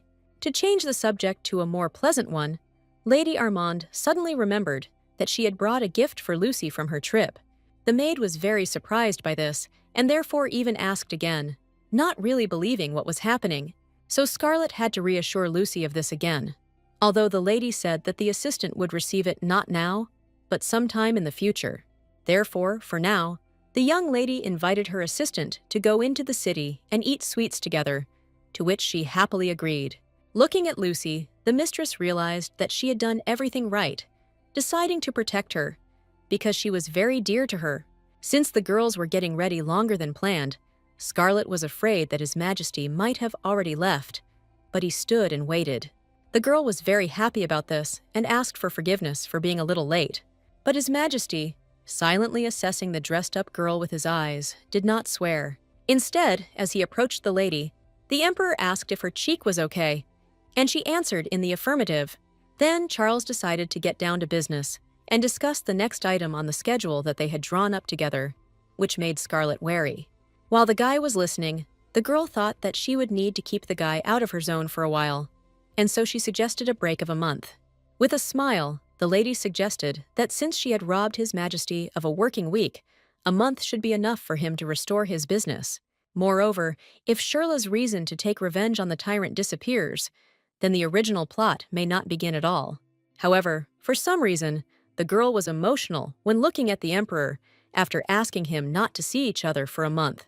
This was because it seemed to her that His Majesty had a sad and upset expression on his face. But after that, the Emperor silently turned around and left, leaving the lady with thoughts that she had done something wrong. Charles really seemed thoughtful and sad, but Scarlet never guessed what exactly was wrong.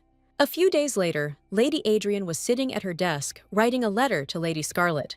The woman told how things were going with the exploration of the Forest of Monsters, that they were doing well. She also mentioned that she was trying her best to get the boy on his feet, that he might wake up soon. As soon as he woke up, Miss Buckton promised to immediately inform Lady Armand about this so that she would be aware of all matters. Having finished the letter, the woman exhaled with relief and thought that it was not so bad that Scarlet was engaged to the Emperor. However, she decided to talk about this only when the young man woke up and the lady came to visit them. Meanwhile, Lady Armand decided to visit her garden once again, since the fruit trees had already grown. She noticed that in her absence, her brother took very good care of this place, so the trees grew wonderful. So now the girl could only wait for the fairies to appear and get to know them. Then she saw how one fruit on a tree branch began to wobble suspiciously and decided that a parasite was gnawing on it. But suddenly, right in front of the girl, the fruit came off and flew into the air, and a little later, a little fairy appeared from behind it. Imagine Lady Armand's surprise that the meeting with the fairies turned out to be much earlier than she thought. The girl looked in amazement at this baby, who moved like a doll, but she didn't understand whether it was a fairy from the novel, because they were thin and mature young men. In any case, the girl decided to try to talk to the baby and asked if there were fairies here besides him, and the kid cheerfully replied that there were his good and close friends nearby. But Scarlet did not share his joy, since she guessed that the fairies' friends were just as small. But the lady did not lose hope yet, and therefore asked if the fairy knew anything about the fairy stone. However, failure awaited her here too, since the child said that he had never heard of such a thing. Seeing that the girl began to cry upset, the baby decided that she was angry with him, and Scarlet at this time was wondering if she had really chosen the wrong time or place to plant plants, while the fairy's stomach was growling. The lady was sad to realize that she had simply thrown away the money that she already had little of. But, looking at the baby, she noticed that he looked bad because he was hungry. The girl realized that she could not ignore the fact that the fairies were hungry, also because she noticed the glow of several more babies in the bushes. So, turning to them, Scarlet in a sweet voice called the fairies closer to her, saying that she would give them fruit. As the fairies approached joyfully, Lady Armand asked what their names were, but they themselves did not know.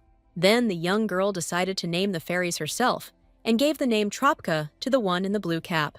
She also came up with names for the other babies and called the red one Belle and the yellow one Stream, which the fairies were pleased with. Having received the names, the fairies changed them a little, as they themselves wanted. But Scarlet did not mind at all. Looking at how happily the kids were playing in the air and how contentedly they were eating fruit, she smiled. Scarlet understood that these guys were not to blame for the fact that she had spent almost all her savings. However, upon returning home, the girl was shocked that only crumbs remained from her mother's inheritance. Lady Armand was worried, because she believed that she spent what she had sparingly, but apparently not.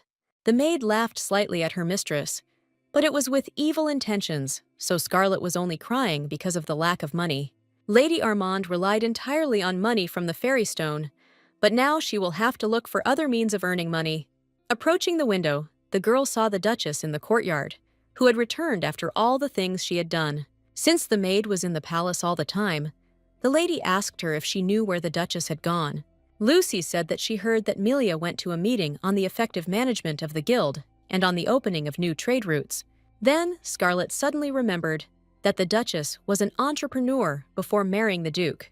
Therefore, the girl told the maid that she would be back soon and ran away, leaving her in bewilderment. But before leaving, Lady Armand still said that she decided to greet Lady Melia, so she ran down to the first floor. Thinking about the money issue, Scarlet understood that if the engagement to the Tyrant broke off, she would have to urgently look for work. Now, drinking tea, the girl realized that she had acted stupidly, having spent almost all her money in the hope of a fairy stone. Therefore, now Lady Armand invited Melia to dialogue, since she considered her her only chance. The Duchess, although she came, immediately said that she was not going to give Scarlet money. In response to this, the young lady said that she was not going to ask for money, but wanted to earn it herself with the help of the advice of a wise woman. But the Duchess said that she did not understand what the girl wanted, since they were not in the right relationship to talk about personal income. However, Scarlet came to the conclusion that she could have a constructive dialogue with Lady Melia, since she never tried to kill her. Therefore, the girl honestly said that she knows that Melia does not like her, but considers her competent enough for dialogue. Lady Armand admitted that she also did not like this family, but the Duchess coldly said that they should not talk about it. Then the girl immediately pretended that she was sorry and promised from now on to conduct the dialogue in a different direction. Scarlet openly said that only from the Duchess can she now get the advice she needs. The girl understood that she could not always rely on the plot of the novel, since she did not know either the economy or the social structure of the empire. And even she could not say about fashion trends among nobles and servants. That is, she knew almost nothing at all. So the lady said she wanted to learn how to run a business, and the basic etiquette, and all the knowledge of a nobleman. In response, Melia said that if at that age she needed a teacher, then she could assign him to her. But the girl said that she would like to learn precisely the noble and arrogant dignity of the Duchess. Scarlet ended with the conclusion that she would like to study all such practical aspects. She also added that she is also very interested in trading matters, since she does not have strong family support behind her. The Duchess, after listening carefully to Scarlet, said that her desire was simply ridiculous and impudent. She noticed that if a girl really wanted to learn something, she would look for information herself and would not bother others. At this point, the Duchess did something that Scarlet did not expect from her. Namely, she got up and went to her chambers. But Lady Armand could not allow this, so she jumped up and invited Melia to call her bad words if she was offended, but not to leave. Scarlet passionately stated that she truly considers the Duchess an outstanding person, although their relationship leaves much to be desired. And so she really was going to listen to the woman's words and asked her not to be so prickly. The girl's last argument was that she was not the one Melia was angry with, and she really got it right. Noticing the woman's clenched fist, the girl realized that she had guessed right, and she hated her husband very much. It couldn't have been any other way, because in the pursuit of power, the Duke forgot about his wife and married the wife of the deceased first Duke. Lady Armand promised that if Melia was on her side, she would help repay the Duke in full. Having said all this, Scarlet was pretty exhausted, but noticed that her words had an effect on the woman, and she turned around. Without yet saying whether the lady took the side, the Duchess asked what exactly she was up to. The young lady said that she would definitely come up with something, and so they entered into a temporary alliance with her. A little later, when they were riding in the carriage, the lady told the maid exactly what she was doing, and she reacted calmly. Scarlet happily shared that the Duchess accepted her proposal, although she had great doubts. Then Lucy asked another question, namely why the lady decided to visit Grazioso right now. Clapping her hands in anticipation, Lady Armand asked if the assistant wanted to know the reason for the temple. When the maid nodded, Scarlet said that she just wanted to show how much of a devout believer she was. But in fact, the whole point was that recently two forces clashed violently in the Empire, one of which was the imperial family of Carlior, and the second opposing and no less strong side was just following the Temple of Grazioso, to which Lady Armand was traveling. The temple was originally the owner of the empire, but this quickly changed with Charles's rise to power. As soon as he ascended the throne, power was divided into two, but each side stubbornly pulled it towards itself. Thanks to the emperor's actions, peace was quickly restored to the empire. But the temple was dissatisfied with his cruel methods, and Scarlet hoped that Charles would break off the engagement if in such a situation she united with the temple. Therefore, the girl took with her a special offering for Grazioso, which would ultimately put her status in a difficult position. Lucy, seeing the box, asked if this was not the necklace that was given to the ladies when they turned 17. Armin confirmed the maid's thought and said that she still needed this thing, and the temple would like it in every way. Scarlet knew that all financial support for the minions had been suspended, so they would agree to accept the gift. When the girls arrived at the temple, they were greeted very joyfully and calmly allowed to pray. Lady Armand, who had not prayed in a long time, carefully pretended that she was also very happy. The employee did not want to communicate with the girl any longer, and therefore almost immediately offered to take her to the prayer room. But Scarlet firmly said that she did not want to go to the prayer room, but to the altar, which the guy was surprised by. He immediately squinted his eyes, trying to understand what exactly the noble lady brought as a donation. Of course, the servant immediately wanted to accept God's grace, which is what Lady Armand was counting on. The guy apologized for not immediately understanding the girl's motives, saying that he would now prepare the altar. Scarlet knew very well that the altar was the center of the temple, where other people were not often allowed. It was in the altar that all the donations of the nobles came, as it was a spacious place, well suited for demonstrating their religious beliefs. Since there were practically no donations now, Lady Armand was quickly called to the altar, and the high priest, who was called only on special occasions, which was rare, came out to her. The man immediately began the dialogue with the fact that the girls came to make a donation to their altar, which was true. He quickly led them to the right place and asked them to put their things in a special storage box. Lady Armand immediately noticed that the box was completely empty and asked if she could pray. But the high priest immediately said that the prayer could be skipped for such an occasion. The girl did not understand what the man meant, and he explained that such an empty box did not need prayers at all.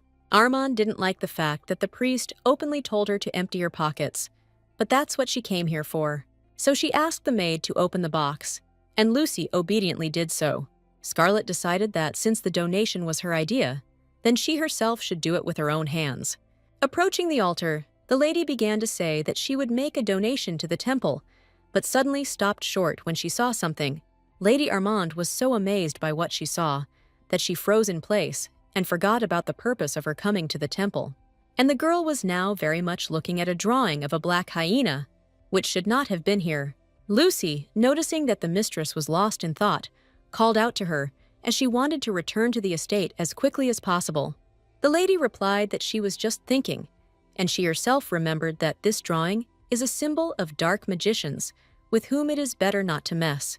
But it remained a mystery to her what this mark was doing on the temple's donation box. The priest, meanwhile, reminded that one should not stand idle, but should make a donation as quickly as possible. But the girl had already changed her mind, since she did not want to have anything to do with dark sorcerers. The man could only watch in silence as the lady and maid turned around and left, leaving nothing behind. However, he quickly woke up and said that he couldn't just leave the altar without bringing him anything. Scarlet replied that she was very sorry that Grazioso did not take her wealth, but this was God's providence. The lady lied that she urgently needed to rush to a business meeting, so she dared to leave the temple, but they just didn't want to let her go. At this time, in the same temple, Clover was arguing with an employee, since he was sent by the emperor, to say about the complete cessation of funding. To all the guy's cries, the advisor replied that there were no positions in the jurisdiction of the temple that required payments. At this point, Clover was about to leave, but then he heard a suspiciously familiar voice from below. Looking at the first floor from the balcony, the guy saw Lady Scarlet running away as fast as she could. The girl tried to convince the priests that right now they were engaged in robbery, trying to get a donation from her. To this, the chief servant shouted that she had already brought these jewels to give to them. At this moment, Clover, who was watching the girl, was called out by another familiar voice, but this time he was approached by the first and second, who were the emperor's military men and were watching his bride by order.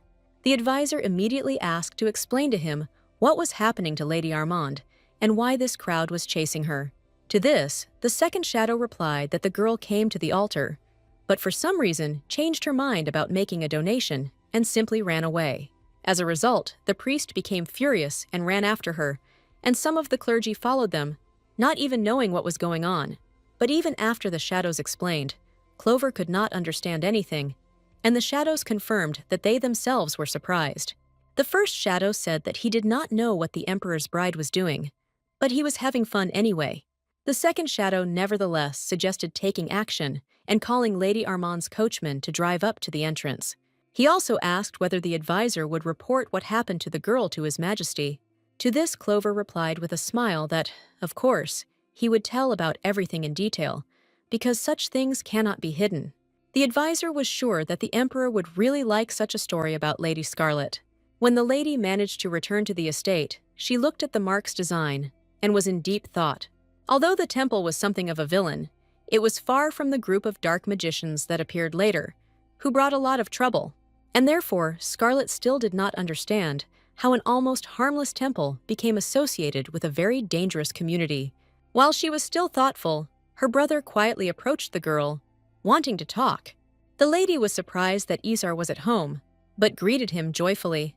The guy said that he was just looking for his sister because she had received a message from the imperial palace. Armin did not expect this, since there were still many days before her next meeting with the emperor. The brother replied that he did not know what the letter was about, but it had been delivered quite recently, so it was not too late to read it. The girl was wary, because after parting for a month, His Majesty behaved as if he did not want to see her. Just starting to read, Scarlet was perplexed, which even Izar, who was standing nearby, noticed. In the letter, Charles was very friendly and asked to see the girl earlier than agreed, which made the lady not happy. The brother asked with interest what the letter was about, but Armin had not yet answered, as she was still reading it. Then the guy turned and noticed that his mother had returned from another event, to whom he immediately greeted. The first thing the woman asked was why the brother and sister were together at such a time. Scarlet quickly realized that the Duchess had not expected their interaction to be warmer than she had imagined, and the girl could not deny herself the opportunity to get on Melia's nerves, even though they were allies, and therefore hugged her brother. The woman immediately drew attention to this moment, and she really didn't like it, but she didn't dare say anything. Lady Armand, hugging her brother's hand, cheerfully said that they had greeted a woman, and therefore would be the first to leave. Scarlet added that they needed to discuss something and left, which angered the Duchess. Stepping aside, Lady Armand gave the letter to her brother to read, and he, too, did not recognize the Emperor's handwriting in it. The brother did not understand why. If the girl was His Majesty's bride, she was now in a depressed mood. But the girl didn't want to tell her brother any of this, and so she just continued to lie sadly. The lady admitted to herself that she did not understand the tyrant's train of thought at all, since she messed up in the temple, and he called her to a meeting. Izar still continued to think that the syllable in which the letter was written did not match the Emperor's face. Lady Armand was interested in her brother's train of thought, and she asked him to explain in more detail, which he did. The guy explained that Charles was strict and cold and could not believe that such a type was his sister's type. In response to this, the girl suddenly jumped up to her brother and grabbed his face with both hands, without saying anything. The guy asked in surprise what came over the girl, since this had never happened to them before. The brother began to struggle, but Scarlet immediately asked him not to move and sit the way he was sitting, and Izar, sighing, obeyed. And Lady Armand, still holding the guy's face in her hands, making a sweet face, asked if he really thought she was so beautiful. Asura expected anything from his sister, but not such behavior, so he was very surprised by the question. The guy immediately turned such a serious question into a joke and threw the girl onto the bed, shouting that she was ugly. Izar embarrassedly asked if the girl was sick, to which Scarlet replied that that was not the case at all. The girl said that she had always not been particularly modest and often spoke too directly, as now. But then she returned to the letter and asked why. After all her attempts to break off the relationship, the Emperor was still calling her to a meeting. The lady said that she was now simply sure that it was all about her beautiful appearance, which His Majesty liked. Listening to his sister's speeches, the brother was not delighted with her logic, but did not argue in any way. As a result, so that his head would not start to hurt from women's dialogues, the guy decided to leave her alone. Scarlet asked where he went, and his brother said that it was time to go to bed, including her. Armand said goodbye to Isar, and she herself thought that it couldn't be that she had caught the tyrant in her net. Therefore, the only thing the girl thought about was her beauty, which could really attract the Emperor. When the day of the appointed meeting arrived, Scarlet began to command the assistants, as she needed to look perfect. The lady wanted everything to be prepared as quickly as possible, and then she noticed a new face among the maids. Armand had never noticed the red-haired assistant before, and therefore asked where she was from in the estate. The girl replied that her name was Nancy, and she had been working in the mansion for about a year. So the lady apologized and repeated her request to make her as beautiful as possible today. When Lucy said that she would make every effort, the mistress said that they would not have to try hard, since she was already very beautiful. Scarlet herself really wanted to achieve as dramatic an effect as possible. When Lucy began to ask what dress the lady wanted to wear, she thought about it and recently suggested a new blue one. Nancy listened quietly to their dialogue, wondering whether to offer her own idea for the already prepared garment. In the end, although terribly worried, she decided to give advice to the lady and called out to her. The maid offered an option for a beautiful and neat light dress with pearls, which the lady immediately began to examine. Nancy explained that she tried to alter the dress that they told her to throw out the other day, which Scarlet was surprised at. Meanwhile, the maid added that she was far from the level of atelier tailoring, but she was able to make slight adjustments. Unexpectedly for Nancy herself, Lady Armand came up to her and, taking her hands, said that she really liked the dress. The lady also said that she had no idea that she had such a good assistant with a sharp eye, and so she suggested that next time the girls should go with her to choose dresses in the hope that she would not mind. Looking at how such luck descended on the young maid, Lucy smiled contentedly, as she liked the red-haired girl. Having dressed up properly, Scarlet went to the Imperial Palace, which was so huge that it reminded her of a city. So waiting for His Majesty among all this beauty of architecture was not boring for the girl. When Charles, who had been somewhat delayed, appeared near the lady, he asked if she was tired of waiting for him. The girl said that she was looking at the beautiful garden, and that's why time flew by for her. And she also asked what Charles was planning to do. But then the girl caught a barely noticeable smell of iron, which, however, she did not ask the Emperor about. Therefore, His Majesty, as if nothing had happened, invited Scarlet to have tea with him at the table with desserts. The guy, out of habit, waved his hand at the girl, beckoning her to join as soon as possible. But this time his hand was in a glove. Without paying attention to this at first, Armand smiled and offered her hand to go to the table with the guy. Taking His Majesty's hand, the lady decided that she most likely simply imagined the smell of iron, so she should not attach any importance to it. However, approaching Charles, Scarlet again caught the same aroma of iron and realized that it smelled like blood. So the girl asked Charles if he had accidentally hurt himself because she thought she could smell blood. And, since His Majesty pretended that he did not understand what she was talking about, Scarlet came close to the Emperor and once again repeated the phrase about the smell of blood. And indeed, in the morning of the same day, the clang of crossed swords was heard in the Emperor's bedroom, and blood was shed. 4 first-class assassins sneaked into His Majesty's room while he was sleeping and tried to attack. Despite all his skills, Charles even had to try hard to kill them, without even letting them make a final utterance. However, the Emperor still managed to cope in just a few seconds, regretting that they attacked precisely on the day of the meeting with Scarlet.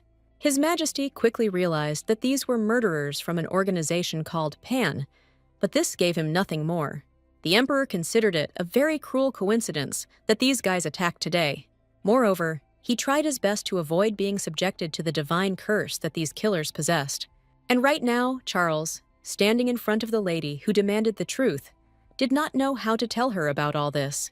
The guy's thoughts were in disarray, because he didn't want to scare Scarlet again, but there was no way out. Therefore, His Majesty rather rudely asked, what if he was really wounded? What difference did it make to her? But Scarlet did not pay attention to the Emperor's tone, and instead asked to show where exactly he was wounded. The lady was so worried about the guy's possible injury that she immediately offered to take him to a doctor. It was very strange for Charles to realize that Armand was worried about him, and he even asked if this was really the case. Although the girl wanted to break off the engagement, she never wanted His Majesty to die, so she was worried. And only at that moment the Emperor said that there was indeed blood on him, but not his. However, seeing how the lady made such a big fuss, His Majesty admitted that he even regretted that it was not his blood. Hearing this, Scarlet froze, trying to understand the reason for the guy's words and his embarrassed behavior. Then the girl was indignant that Charles should have immediately been told that he was fine. Otherwise, she was worrying in vain. It so happened that these two, without noticing it themselves, were getting closer and closer to each other, and the Emperor smiled. A little later, His Majesty seated the lady at the table, as he wanted to drink tea and desserts with her, and he saw a picture of Scarlet eating cakes with great pleasure, as he did with her. Since His Majesty decided to tell the lady about what had happened, he asked if she wanted to know about the mourning. In response, Armand asked if she really needed it, which made His Majesty frown somewhat. But Charles still said that in the morning, he was attacked by 4 assassins from the Pan Squad, which was more than usual. The lady said that it was hard for the guy with his high position, which is why he fell silent, and she did not understand what she said wrong. Then Scarlet added that she was worried that we were talking about killers from such a serious organization. She explained that she was very scared when she encountered them last time, and the Emperor became serious because of the memories of the trip. After such a dialogue, Armand decided that it was time to finish eating, since she no longer had food going down her throat. His Majesty did not insist on desserts, but instead asked what the girl wanted to show him.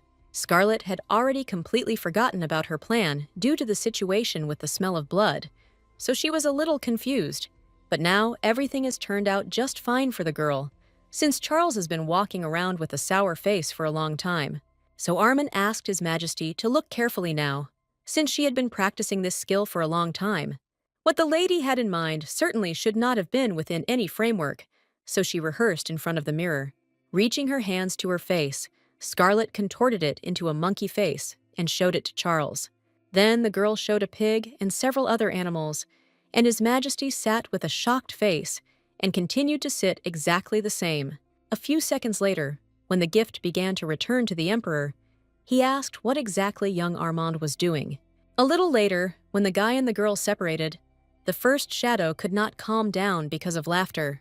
The second shadow was nearby and asked his friend to stop laughing at the antics of the Emperor's bride, whom they watched even at any moment and knew everything.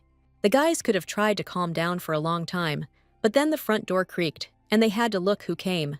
The one who entered the room was none other than His Majesty, so the first and second politely greeted him. They wanted to ask how the meeting went, but Charles suddenly announced that he was going to clear out Pan.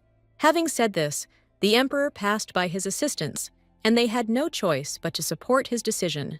The second, however, asked whether such a desire was not too sudden, because previously the gentleman had turned a blind eye to this group. His Majesty himself once said to respect Pan for their traditions and merits, but now he suddenly wanted to destroy them. But Charles did not explain anything, but instead asked his assistants to prepare everything for the attack.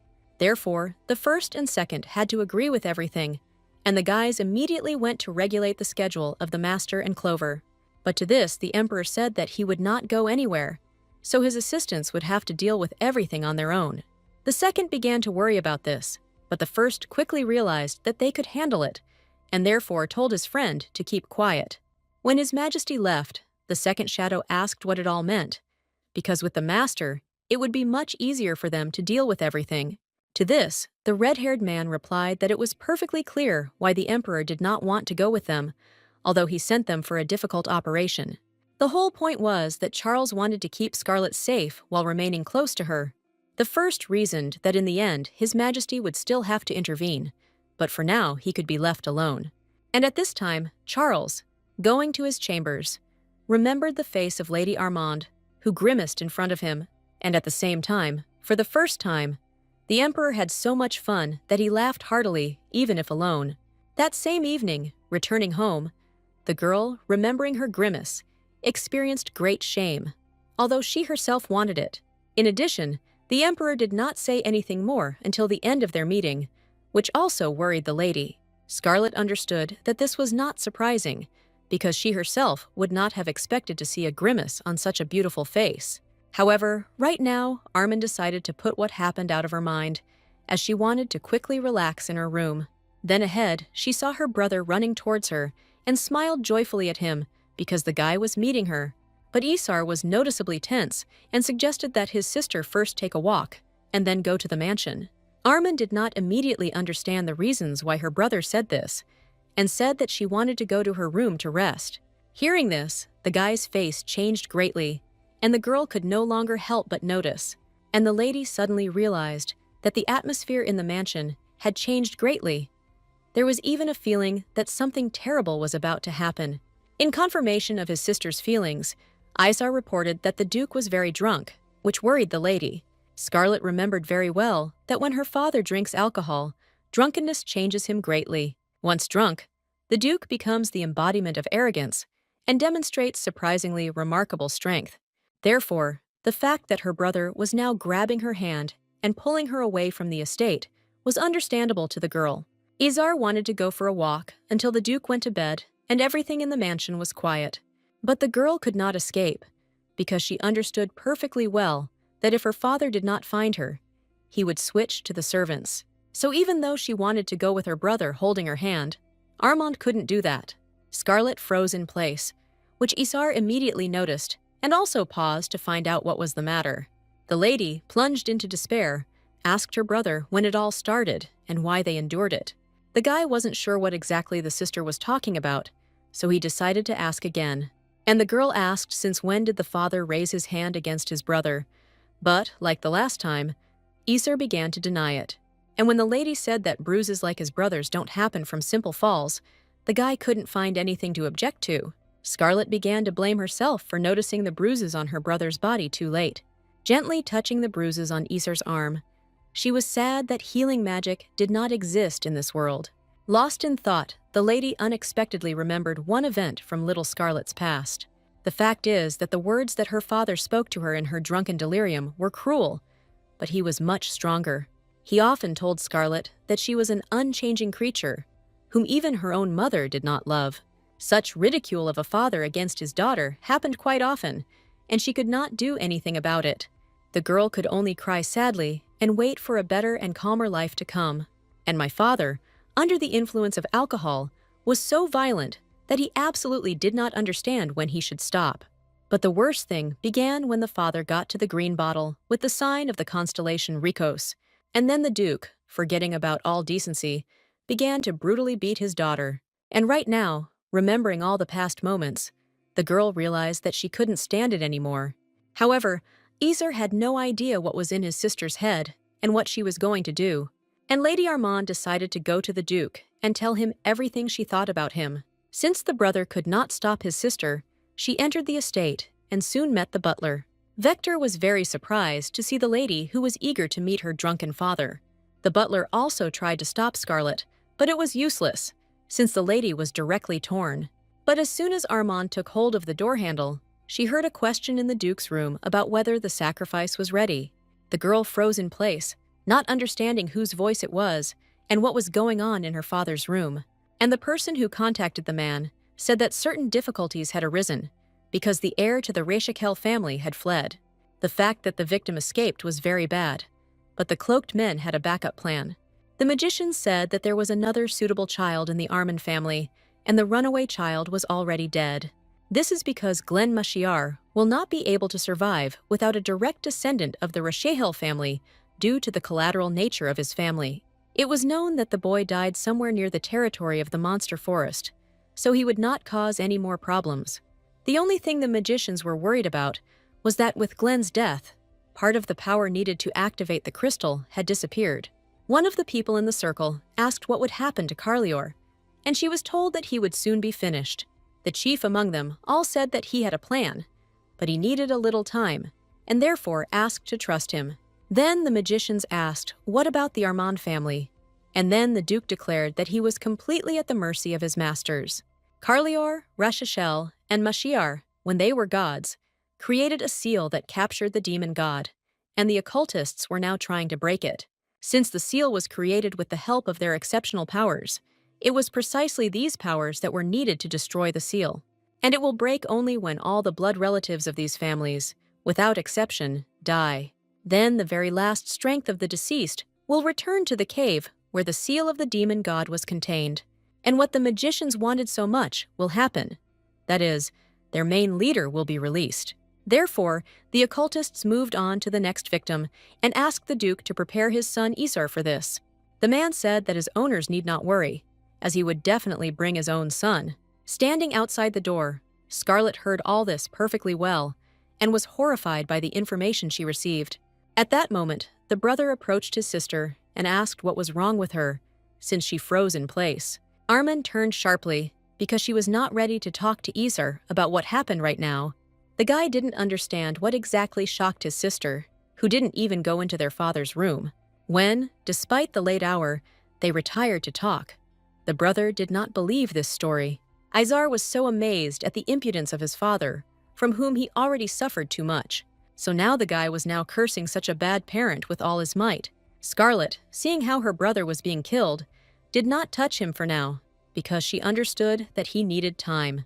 Therefore, after waiting a little, the lady asked how the guy thought about leaving this house, but the brother objected to this, that his sister was very naive, because we were talking about their estate as a whole, which without them would be in even greater danger. So he believed that escape was impossible for any of them, and that the problem would have to be solved while they were here. Lady Armand accepted Isar's point of view and began to think, since she had very little power to eliminate the Duke. The girl understood that she would need to work very hard for everything to work out in the end. Some semblance of a plan quickly formed in the lady's head, and she turned to her brother. Scarlet proposed to join forces and together destroy their father, who was unworthy of this title. However, Isar, although he was on his sister's side, was still embarrassed by her joy in such a context. Meanwhile, the girl was already offering to find out as much as possible about dark magicians and their possible weaknesses. In order not to upset Scarlet in advance, the brother suggested that they at least try, and then we'll see. But before that, the lady was going to take good care of protecting Isar, who was now the target. The guy noticed how much the lady's face suddenly changed, smiling insidiously, and he was even a little scared. The next day, the girl went to her safe zone and thought that she needed to find her brother some kind of job so that he would be protected. However, this was not an easy task, also due to the reputation that Scarlet herself had earned. But for now, the lady decided to put aside thoughts about it as she came to her little friends. However, looking around, Scarlet was not immediately able to find the fairies, which is why she was confused. But, having looked more closely, the girl was able to find them with her eyes and realized that they were just hiding. The kids looked out from behind the trees, and the lady did not immediately recognize them, since they had already grown up. The fairies explained that they ate a lot of fruit, which is why this happened. Then Scarlet asked why they were not in the garden, and the kids said that they were flying to get a gift for their friend, because she feeds them, to which the girl laughed, saying that she didn't need anything. Then the fairies took out the fairy stone and asked if Scarlet wasn't looking for it. It wasn't in vain that they flew after it. From what she saw, the girl was speechless for a moment, as she no longer hoped to receive such a gift. The kids also clarified whether their friend needed this thing in order to know whether to bring them more. And Lady Armand immediately hastily said that they were completely right, and she really needed this stone. Since Scarlet changed her mind about refusing the gift, the fairies handed the stone to her, and the lady was glad, since the problem with Isar's employment now disappeared. The young girl asked to bring her more similar gifts in the future, if it would not be difficult for the fairies. The kids agreed, but only on the condition that the lady would bring them lots and lots of fruit. Armand was completely happy with this option, so she allowed her little friends to eat as much fruit as they wanted. A little later, having said goodbye to the fairies, the lady immediately went to the palace with the fairy stone to bargain with the emperor. In exchange for the stone, the girl asked that His Majesty allow her brother to work under him. Scarlet assured that Isar passed all the exams at the academy with the highest scores and was generally a talented young man. Therefore, Armand wanted Charles to order her brother to leave for exactly a week to resolve very important state affairs. She also asked to keep Isar close to her until she said enough, and to provide him with security, which the emperor calmly listened to. Since the deal was too profitable for His Majesty, he immediately formalized it. But Scarlet was still surprised that all her demands were so easily approved, to which the guy explained that the very fact that he can buy a fairy stone is beneficial for him. Before moving on to the contract, Charles glanced sideways at his bride, as he wondered why she was doing all this. But he did not ask questions himself, but instead convinced the girl that he did not enter into predatory deals. This is because he was an emperor, and he already had plenty of everything. Only after this did His Majesty turn to his advisors and ask them to prepare the necessary treaty. The emperor wanted to complete the deal now, so as not to owe Lady Armin anything later. When all the work was finished, Charles and Scarlet went for a walk, and along the way, she told him about Santa Claus. After listening carefully to the story, His Majesty said that if such a grandfather exists, he will exploit him as a gift giver. Charles said that whoever grandfather brings a gift for good behavior will receive the best education. But first, the emperor needed to know by what criteria good behavior would be assessed, which made Armand somewhat funny. Without hiding her smile, the girl said that His Majesty's idea was not so bad. In response, Charles smiled contentedly, because although both understood that their dialogue was comic, they still supported each other. Therefore, continuing this topic, Scarlet stated that if Santa Claus senses the impure intentions of the emperor, he will not help him. His Majesty was surprised by such an unexpected turn of events, so he even asked the girl what she meant. Smiling even wider, Armin explained that Santa Claus interacts only with good children, and not with just anyone. And the emperor, according to the lady, still had a lot to learn, so it was not a fact that Charles would be able to cooperate with him. The emperor asked what he should have learned, and Scarlet took out a book she had recently read. Charles asked if it was interesting, and the girl replied that it was very interesting, but you should at least start reading it. His Majesty clarified whether he really should read right now, since he was not eager. And Armand, since she loved this book very much, told me to read it almost right now. As a result, while they were sitting on the bench, the guy managed to read the book and said that it was an ordinary third-rate novel. However, Scarlet did not share the emperor's opinion, especially regarding the main character. The girl tried to prove to His Majesty that the main character is a sensitive and very friendly person. Poking her finger at the text, the lady showed the moment where the main character was described as attentive and slightly assertive. In addition, Armand enthusiastically added that this character has traits that are not present in other books. His Majesty, although he read the book, still clarified what exactly these qualities were in order to know for sure. And Scarlet began by reminding us of the main character's different manner of speech, which was rare. But Charles did not take this fact as a real argument, but for now he remained silent. The second point that was important for the lady was talking to each other as equals between husband and wife. Armin said in all seriousness that if there is no respect between partners, the relationship will quickly crack. His Majesty again did not understand this, but also continued to listen to the girl rather than speak his opinion. And Scarlet summed it up by saying that she believes that respect is the key to happiness. Looking at the contented and happy lady, Charles did not dare to object to her. Instead, the guy, clearly thoughtful, asked if this meant that this was Armin's type. And then His Majesty explained that he meant the ideal type of lover, and not something else. Hearing this question, the girl thought about whether she had really made some important change in the emperor. Somewhat later, when they were already walking through the palace, His Majesty suddenly asked what one wish Armin would ask to be fulfilled. Scarlet was surprised, and Charles added that, as her fiancé, he could only do one thing.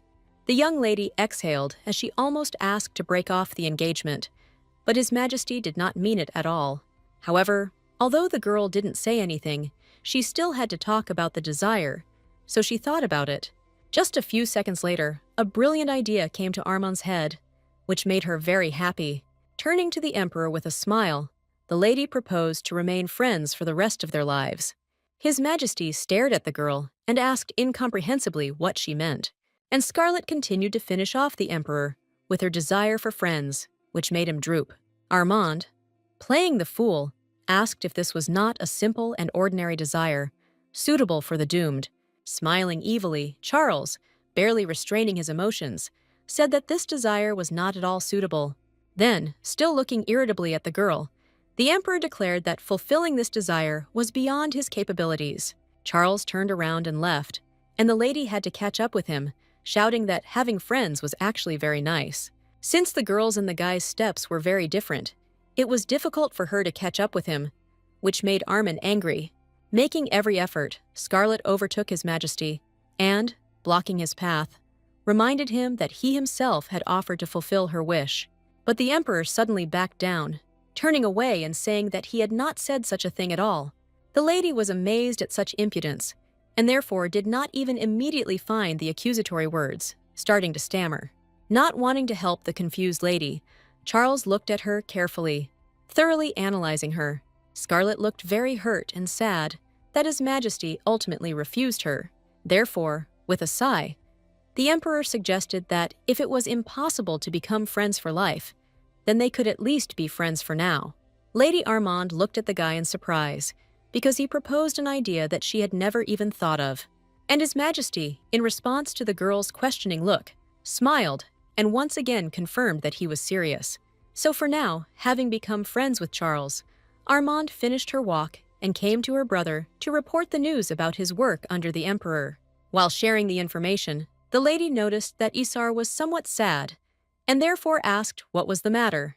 And the brother, worried, explained that he was very worried about receiving the ducal title for his sister.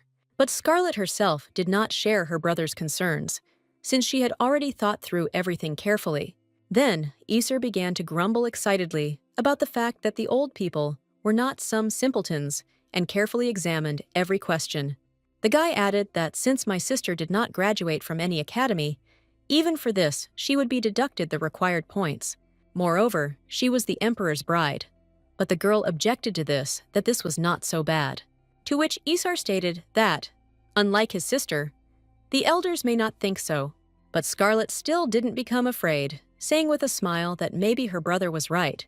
But in any case, for Armand, everything was in perfect order and under control, which she informed Isar about. With a smile, the lady said that first they all need to hit, and only then they can deal with the consequences. At night of the same day, a meeting was broadcast again in the Duke's room, where the magicians discussed that Charles had taken Isar into his hands. Scarlet, who assumed that her father would get in touch with the dark magicians, was already standing at the door and eavesdropping. Meanwhile, the occultists were discussing her, saying that Lady Armand was just an obstinate young lady, and the emperor posed a threat to them. But right now, they could not kill His Majesty, so they decided to lie low for now and watch everything that happened. Armand, looking through the crack of the door, heard that the people's target had now changed to her, since she also belonged to the Duke's children, and the Duke himself suddenly confirmed that his own daughter was quite suitable for the role of a victim if it was impossible to get to his son. Since the decision had been made, one magician said with a smile that he had a good way to catch the girl. The lady immediately began to listen even more carefully and was surprised when the occultists mentioned someone named Barber. It turned out that Barbar was the last priest who managed to escape and was now pretending to be a doctor. The Duke also had not heard anything about this guy, so for now he remained silent, and the magicians remembered how they stole 2 sacred objects from Barbara. But one of the magicians said that there was still something left that could be taken from the priest. They held in their hands a sacred object that could make the Duke's daughter fall asleep forever. And it was possible to get out of this trap only if you had a certain power. But the magicians were sure that Lady Armand did not have it. One of the people under the hood said with a smile that he understood what his guildmate was talking about and asked to tell him more about the plan. And the man also smiled and said that they do not have access to the power of the demon god, but they have mediocre sacred objects. And this plan of his was the only opportunity for all occultists to overcome the powers of the 3 dead gods. one of the magicians suddenly said that although she hears the voice of their god, this does not mean at all that they have weakened the seal, because only when the forces of all three dead gods gather will it be possible to destroy the seal of the demon god they themselves created. However, even after decades of striving towards this plan, the magicians have still not made much progress. So right now, they decided to change the way they were operating in the hope that it would speed them up. The magician told the Duke that since he did not have the seal of the head of the family, he could lock up his daughter, and then he would not have to worry about the right to rule. The Duke agreed, and then he was told that a box for storing relics would arrive at the mansion, and soon its owner Barbar would come for it. All the Duke would have to do is open the guy's door, then knock him out and lock him in his daughter's room. Since the plan was not so complicated, the occultists hoped that the man would cope with such a task. The magician said that in the book there is a space, once in which you will live very slowly and forever. So if you put Scarlet there, she'll end up going completely crazy quickly. Simply put, unless some miracle happens, Lady Armand will never open her eyes again. Among the three families, either a child would be born who would be the soulmate of the other, or a magical contract would be concluded with an engagement. Since the girl heard everything she wanted, she began to slowly retreat, when suddenly the magician said that you need to die and be reborn in order to possess the two powers of the gods. Until now, the magicians did not know that Scarlet was exactly such a person, now running away along the corridor to her room. And the girl was going to never let the plans of the dark magicians and her father come true. The next morning, the lady decided to do something more cunning than her father, so she called all the servants together, and, making sure that they were listening to her, Armand announced that a guest would come, who would need to be immediately taken to her room secretly from everyone. The assistants immediately said that they would do everything in their power, but the lady was still worried. However, her plan was a success, and soon Barbar was indeed sitting in her room, coming for his book. Scarlet managed to keep the guy close by saying that his book was here, but he was already starting to grumble without her. Then the girl sighed and brought the sacred object, but she was in no hurry to give it to the guy. Barbara was surprised by the girl's behavior, and therefore directly asked what she was doing. Scarlet said with a sad look that she heard that there was a very cursed thing inside the box. But the guy himself was amazed that the lady suddenly started talking about this topic, so he remained silent. But Armand continued to say that she heard that this book was created for the meanings of divine relics. Barbar could not stand it and asked how she found out about everything, but the girl simply replied that it just happened that way. But then she added that she knew the conversation of dark magicians who want to first put Barbara and Lady Armand, and then the Emperor, into sleep. The priest asked if the girl herself was a dark magician, which the lady immediately began to vehemently deny. Scarlet pretended to be deeply offended and even turned away, asking who the guy took her for. The girl even thought that she was trying to help, but maybe it would have been easier to give the priest to her father. However, before this, the lady decided to make one last attempt and told Barbara that he had lost 2 sacred objects that were stolen by dark magicians. And the guy immediately remembered how he tried to find his objects everywhere. And then the book disappeared. And now it was clear to him what it was all about. Therefore, the priest said with a sigh that he would believe the girl, but then asked why she told him everything. The guy doubted that Scarlet was conducting a dialogue with him out of the kindness of her heart. And he was right, as Armand suddenly smiled. Smiling, the girl said that she liked that the guy would guess the very essence of the situation. She frightened Barbara with information that dark magicians were trying to break the seal of the demon god and proposed an alliance. That same night, the Duke reported that he had received the box and began to wait for Barbara. But for some reason, he never came, and their plan failed. Moreover, the box itself had disappeared somewhere, and even searching for it throughout the estate did not yield any results. The magicians were incredibly angry with the failed Duke, and therefore ordered him to shut up. Scarlet this time stood at the door and heard how the occultists even wanted to remove her father from the case for failure. The girl thought how great it was that, despite his bad character, the man was stupid. So today she could sleep peacefully, and therefore went to her room, without hearing anything new about the plans of the magicians. Meanwhile, the magicians, disconnected from communication with the Duke, were preparing a new case. They called Shirla, who was one of them, and asked her to go to the Emperor, as planned. The girl's task was to break the engagement of His Majesty and Lady Armand by any means necessary, to which Shirla said with a smile that she should kill just one of them. The next morning, thanks to their union, Barbar showed Scarlet his sacred objects, and in order to protect all the descendants of the three great gods from dark magicians, the priest gave the girl bracelets and rings. So when the lady later communicated with the emperor, she gave him a magic ring for protection. In the conversation about the gods, the girl was very serious, and His Majesty listened to her no less attentively. Then Scarlet decided to ask if Charles knew anything about the goddess of the fire, but he answered in the negative. The guy and girl came to the conclusion that the people hardly knew, since there were no myths about her. So the lady shared her only knowledge about the fire depicted in the corner of the myth of the beginning. However, this did not give anyone any information, so it was decided to change the topic. Charles, somewhat alarmed, asked if it would be safe for him to wear Barbara's ring, but the girl assured him that the power of the goddess was concentrated inside him, which simply cleanses everything around him. The guy thought deeply, but he had no reason not to trust his bride, so he accepted her gift, although the emperor still considered the ring not the safest, since its action would weaken the body. But the lady convinced him that there was nothing wrong with looking bad, provided that His Majesty would be all right in the end. Moreover, Armin said that there is no painful effect from the ring, which means everything will be fine.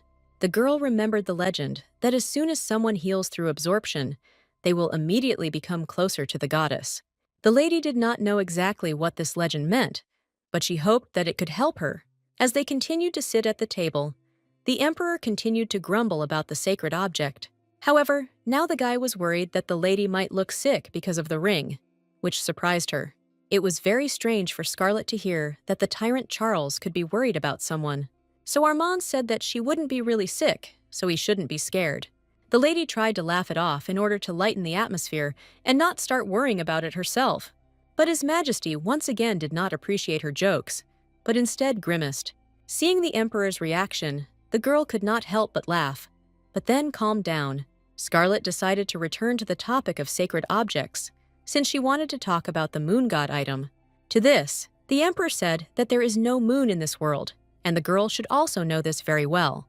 However, Armand began to argue, arguing that the moon was simply obscured by other stars, as Barbar said. Suddenly, Charles asked if he could trust that fugitive priest, if he was so needed to fight the dark magicians. The lady immediately said that he could be trusted, and His Majesty decided to take her word for it.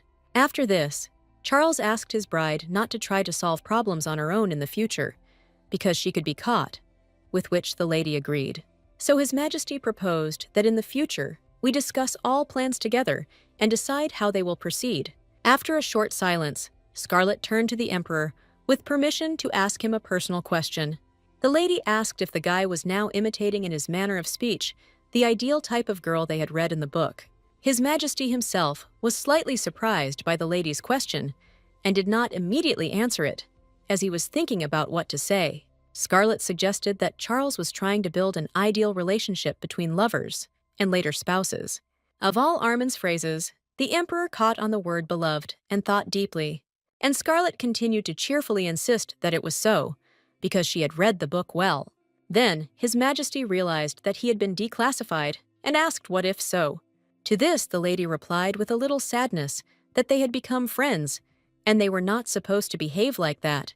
This plunged His Majesty into despondency, because he imagined their relationship somewhat differently, and therefore became confused. The lady, in turn, did not quite understand why the guy suddenly sighed, since she believed that there was nothing wrong with their friendship. To this, His Majesty continued to remain silent in frustration, covering his face with his hands because of the emotions that overwhelmed him. Armand finished off Charles, saying that he didn't have to talk to his friend in such a soft tone. She asked the emperor to behave with her as usual, so that he too would feel comfortable. To this, His Majesty unexpectedly smiled, answering that he understood what the girl meant. Scarlet was surprised that her words reached the guy's consciousness so quickly, although she was pleased. His Majesty clarified that it turns out that he can only behave in this way with a lady, and the girl no longer expected such a turn of events, so she froze, her mouth parted in surprise. But fortunately for her, the dialogue was over. A little later, when they were almost leaving, The emperor suddenly said that recently something had been bothering him, and the lady asked what exactly. His Majesty hesitated slightly, and then still said that the girl had a small crumb on her face. And indeed, when Scarlet ate the cookies, she got a little dirty, but did not notice it at all. Unexpectedly for the girl, instead of answering, the guy himself reached out to her face to remove the crumb. At the same time, he held his finger on her soft skin for several seconds, enjoying the touch. Removing his hand, Charles smiled and said that everything was all right now, because the crumb was no longer there. But the lady still couldn't find what to say to him, and therefore continued, with her eyes wide open in surprise, to look at Charles. To relieve her own tension, the girl decided to embarrass the emperor and said that his beauty could really save the world. His Majesty covered his mouth with his hand in surprise and was silent for a while, because he was pleased. A few seconds later, Charles said that he would ask for even more delicious food for their next meeting. Now, when Armin looked at everything that was happening, it seemed to her that the emperor had decided to practice flirting for couples on her. The lady imagined how when a guy falls in love with someone else, he would reject her with a cold voice. And this thought horrified the girl so much that her face changed, and Charles did not understand what had happened. Therefore, His Majesty simply decided to change the subject and asked if the girl had chosen a partner for the upcoming ball. But the lady did not yet have an answer to this question, since she had forgotten about the ball. Meanwhile, this was the main and obligatory event in a beautiful hall. Armin remembered that Isar told her about him the other day, which she told the emperor. Then Armand put her hand to her face and said that she didn't know who she should go with. Scarlet specifically said that she might go with her brother, but at the same time she looked at Charles' reaction. Since the emperor had changed greatly in his countenance, the lady decided that it was better not to play such games with him, and so she put on a sweet face and asked if His Majesty would mind going with her. At this, Charles immediately blossomed and smiled, saying that he would do it with pleasure. The girl smiled and said that she was really looking forward to them going to the ball together. The only problem was that Scarlet couldn't dance at all. Then His Majesty discreetly said that he could teach this to the lady if she did not mind. Armand asked in surprise whether Charles really didn't mind teaching her. The guy immediately began to worry that the lady didn't like this idea and made a sad face, but Scarlet immediately assured His Majesty that she would very much like to learn dancing from him. The lady added that she really liked the emperor's proposal, so she agreed. With this, His Majesty agreed to come to the estate of the Duke of Armand tomorrow and give the lady a few lessons there. In fact, Charles did not know how to dance at all, as he was disgusted by forced smiles while dancing. But right now, the guy felt awkward that he couldn't dance, and that he was being called a tyrant. He still couldn't even understand himself, and what power the magic ring had that chose the owner in him. But since the ring was given to him by his bride, the emperor had a reason to take care of this thing. But all this was not important now, since His Majesty needed to take some dance lessons, so he asked the first to find him a teacher. Thinking about the girl, Charles thought that she would carefully examine the main hall with her eyes like sparkling stars. The next day, when His Majesty came to the palace, he himself was worried, but asked the lady not to worry. Scarlet assured that she was not worried at all, and then the emperor suggested starting dance lessons. Their dance began with the fact that they shook hands with each other, which did not foreshadow absolutely anything yet. His Majesty hesitated as he thought about what words to give recommendations for the Armin dance. In the end, he simply asked the girl to follow him and not think about anything. The lady asked what exactly the guy meant, because usually both people participate in the dance.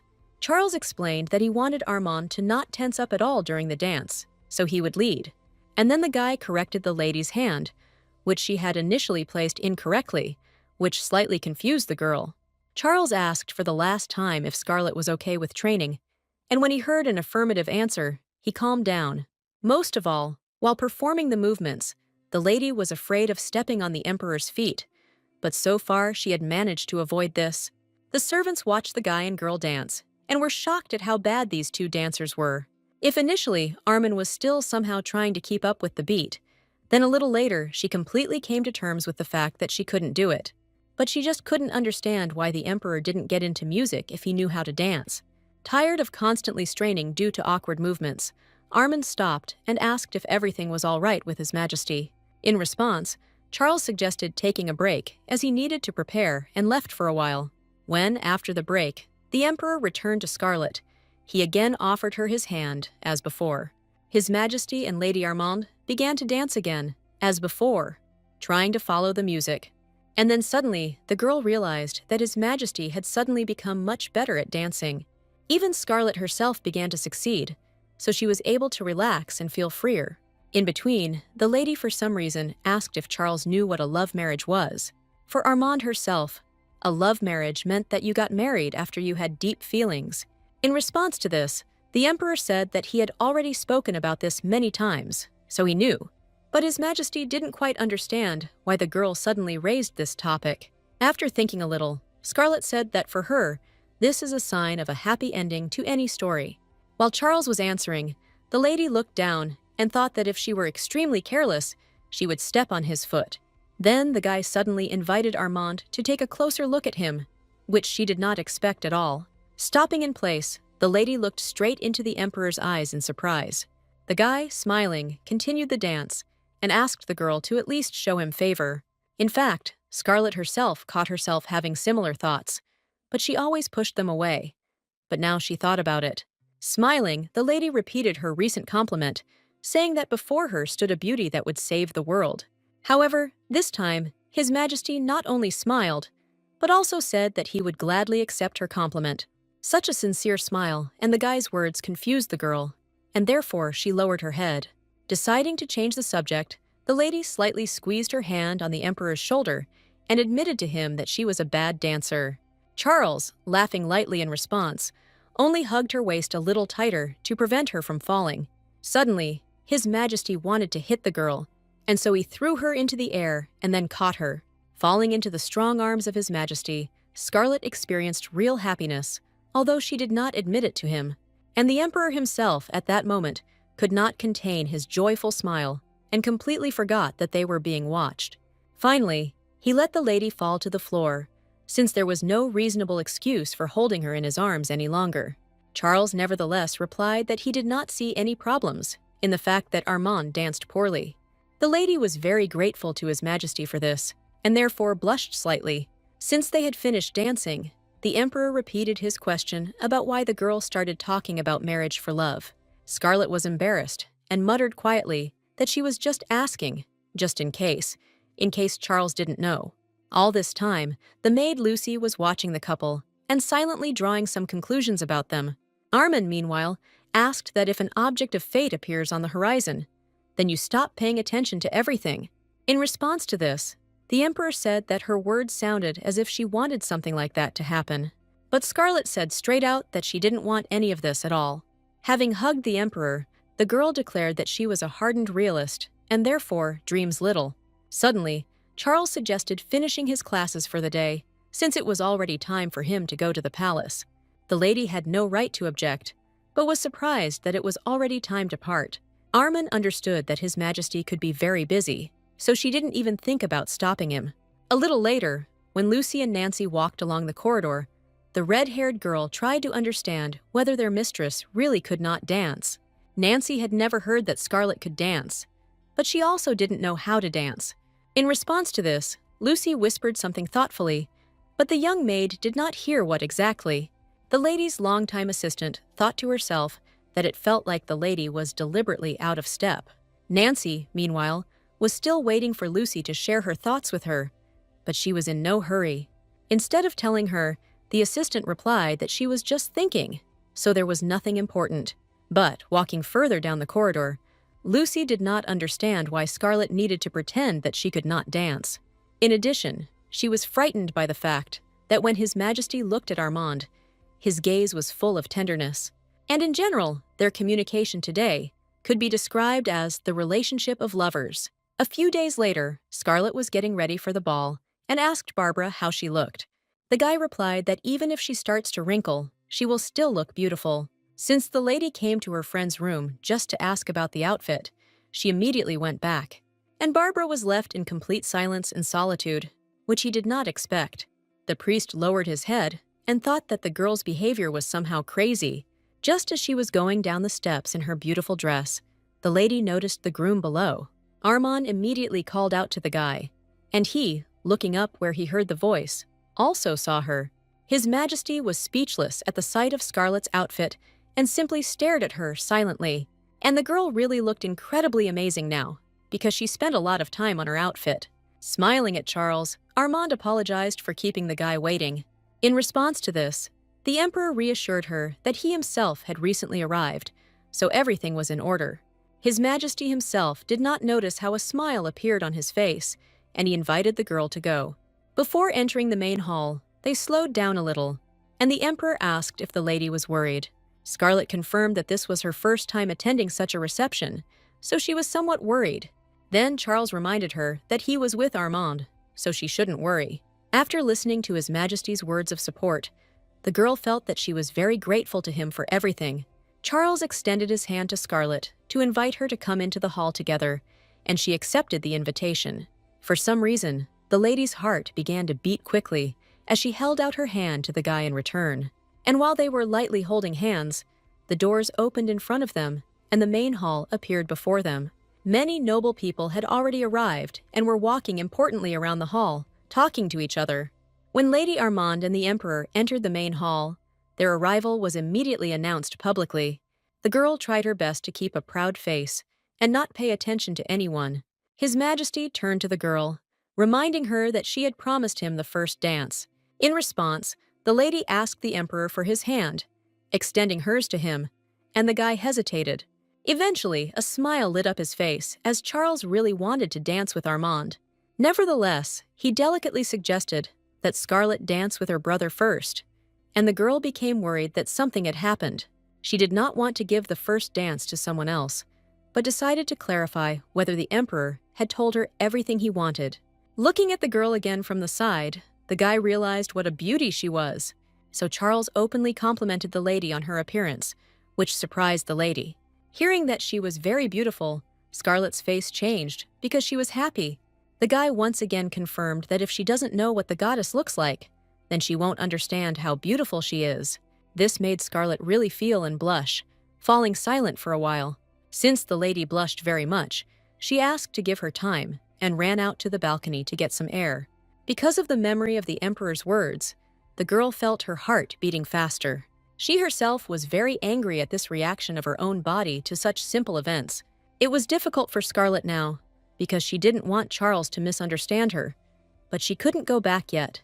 Then an acquaintance came out onto the ladies' balcony, whose arrival she did not immediately notice, and therefore was surprised, and none other than Barbara appeared nearby and asked what the lady was doing.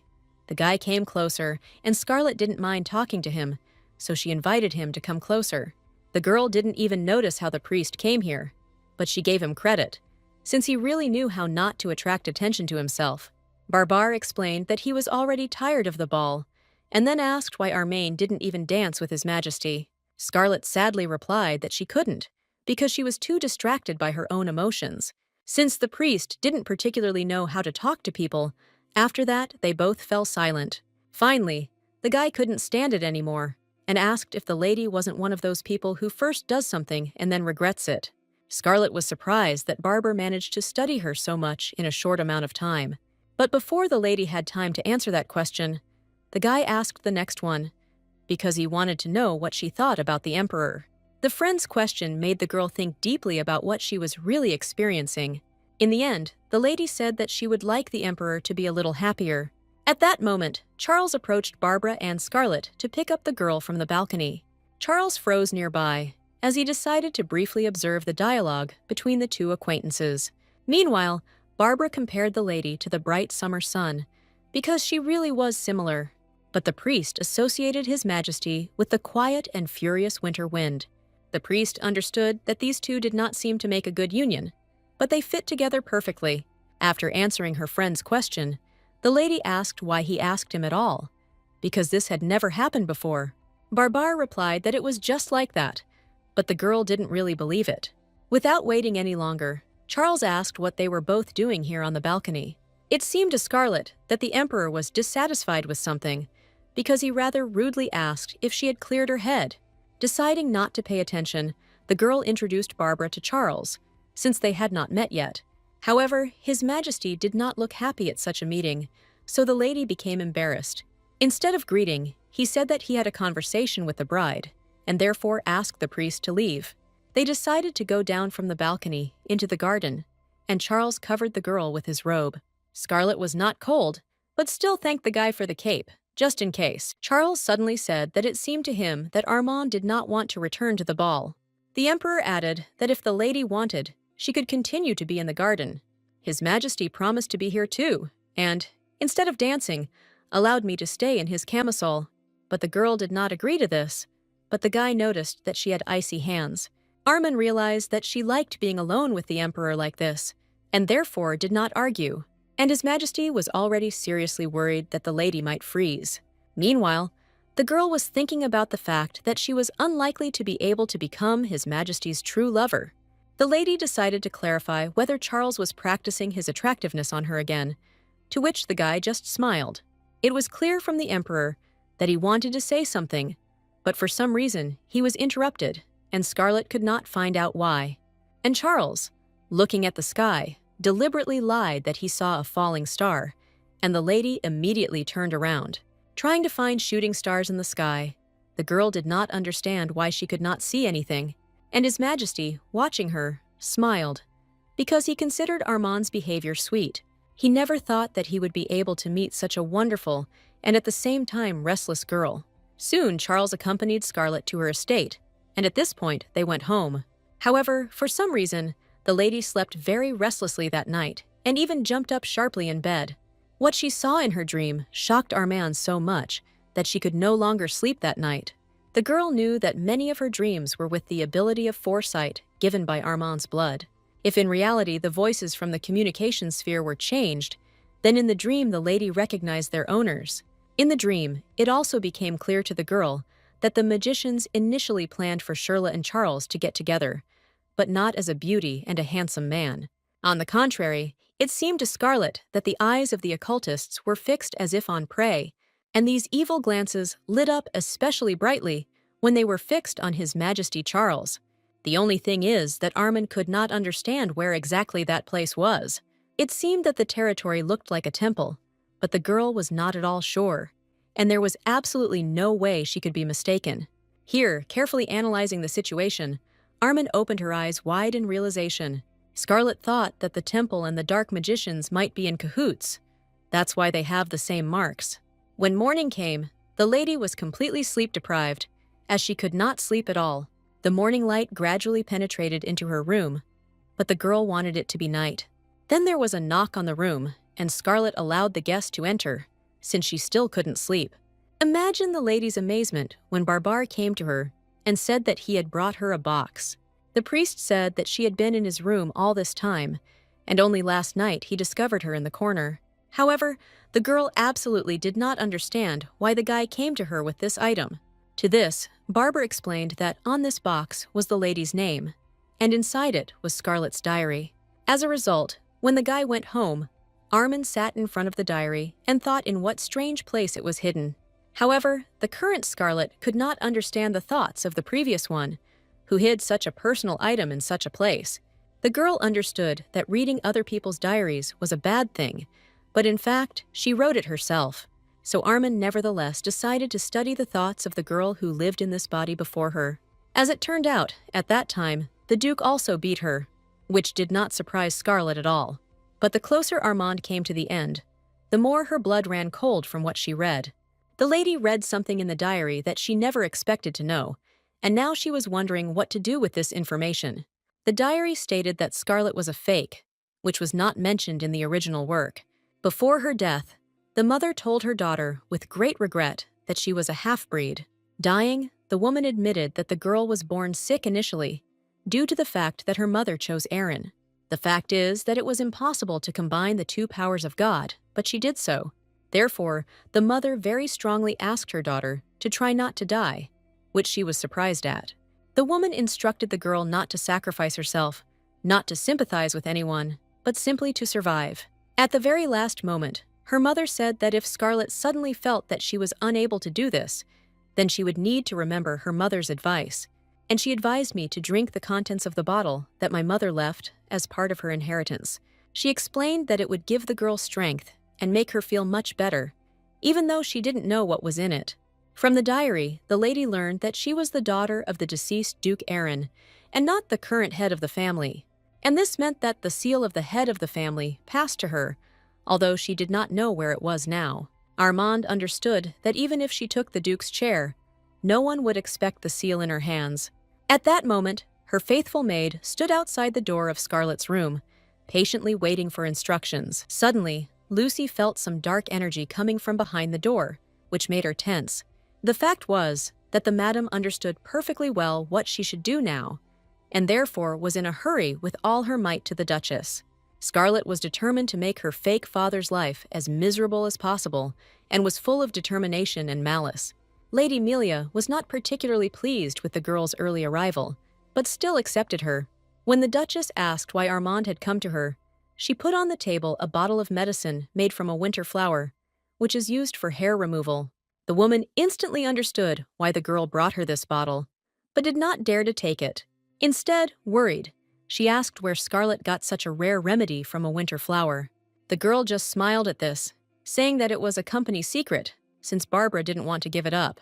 Then the Duchess thought hard, since she had already set foot on the path against her husband when she agreed to cooperate with the lady. Amelia understood perfectly well that there was no turning back for her, and this bottle was an excellent opportunity to take revenge. Therefore, the woman, although still worried, took the bottle, thanking Armand for it. Scarlett asked to use it on the Duke, because she really wanted to give the Duchess a chance to take revenge on him. Amelia was worried, no matter how cruel it was. But Scarlett reminded them of everything that the man had done to both of them. Then the girl remembered that she had another remedy that Barbar had given, and she went for it. Handing over a bag of dry contents, Armand asked Amelia to make her father bald as well. The woman was again surprised that Scarlett had such rare remedies, but this time she did not ask anything. Instead, she nodded curtly, silently making a pact with her stepdaughter, not wanting to put this matter off for a long time. After saying goodbye to Scarlett, Amelia immediately invited her husband to tea. The Duke was surprised, but still could not refuse to meet his wife, especially since she personally poured all the drinks for him. The Duchess said that she just wanted to give the man some delicious tea, which was delivered to her just the day before yesterday.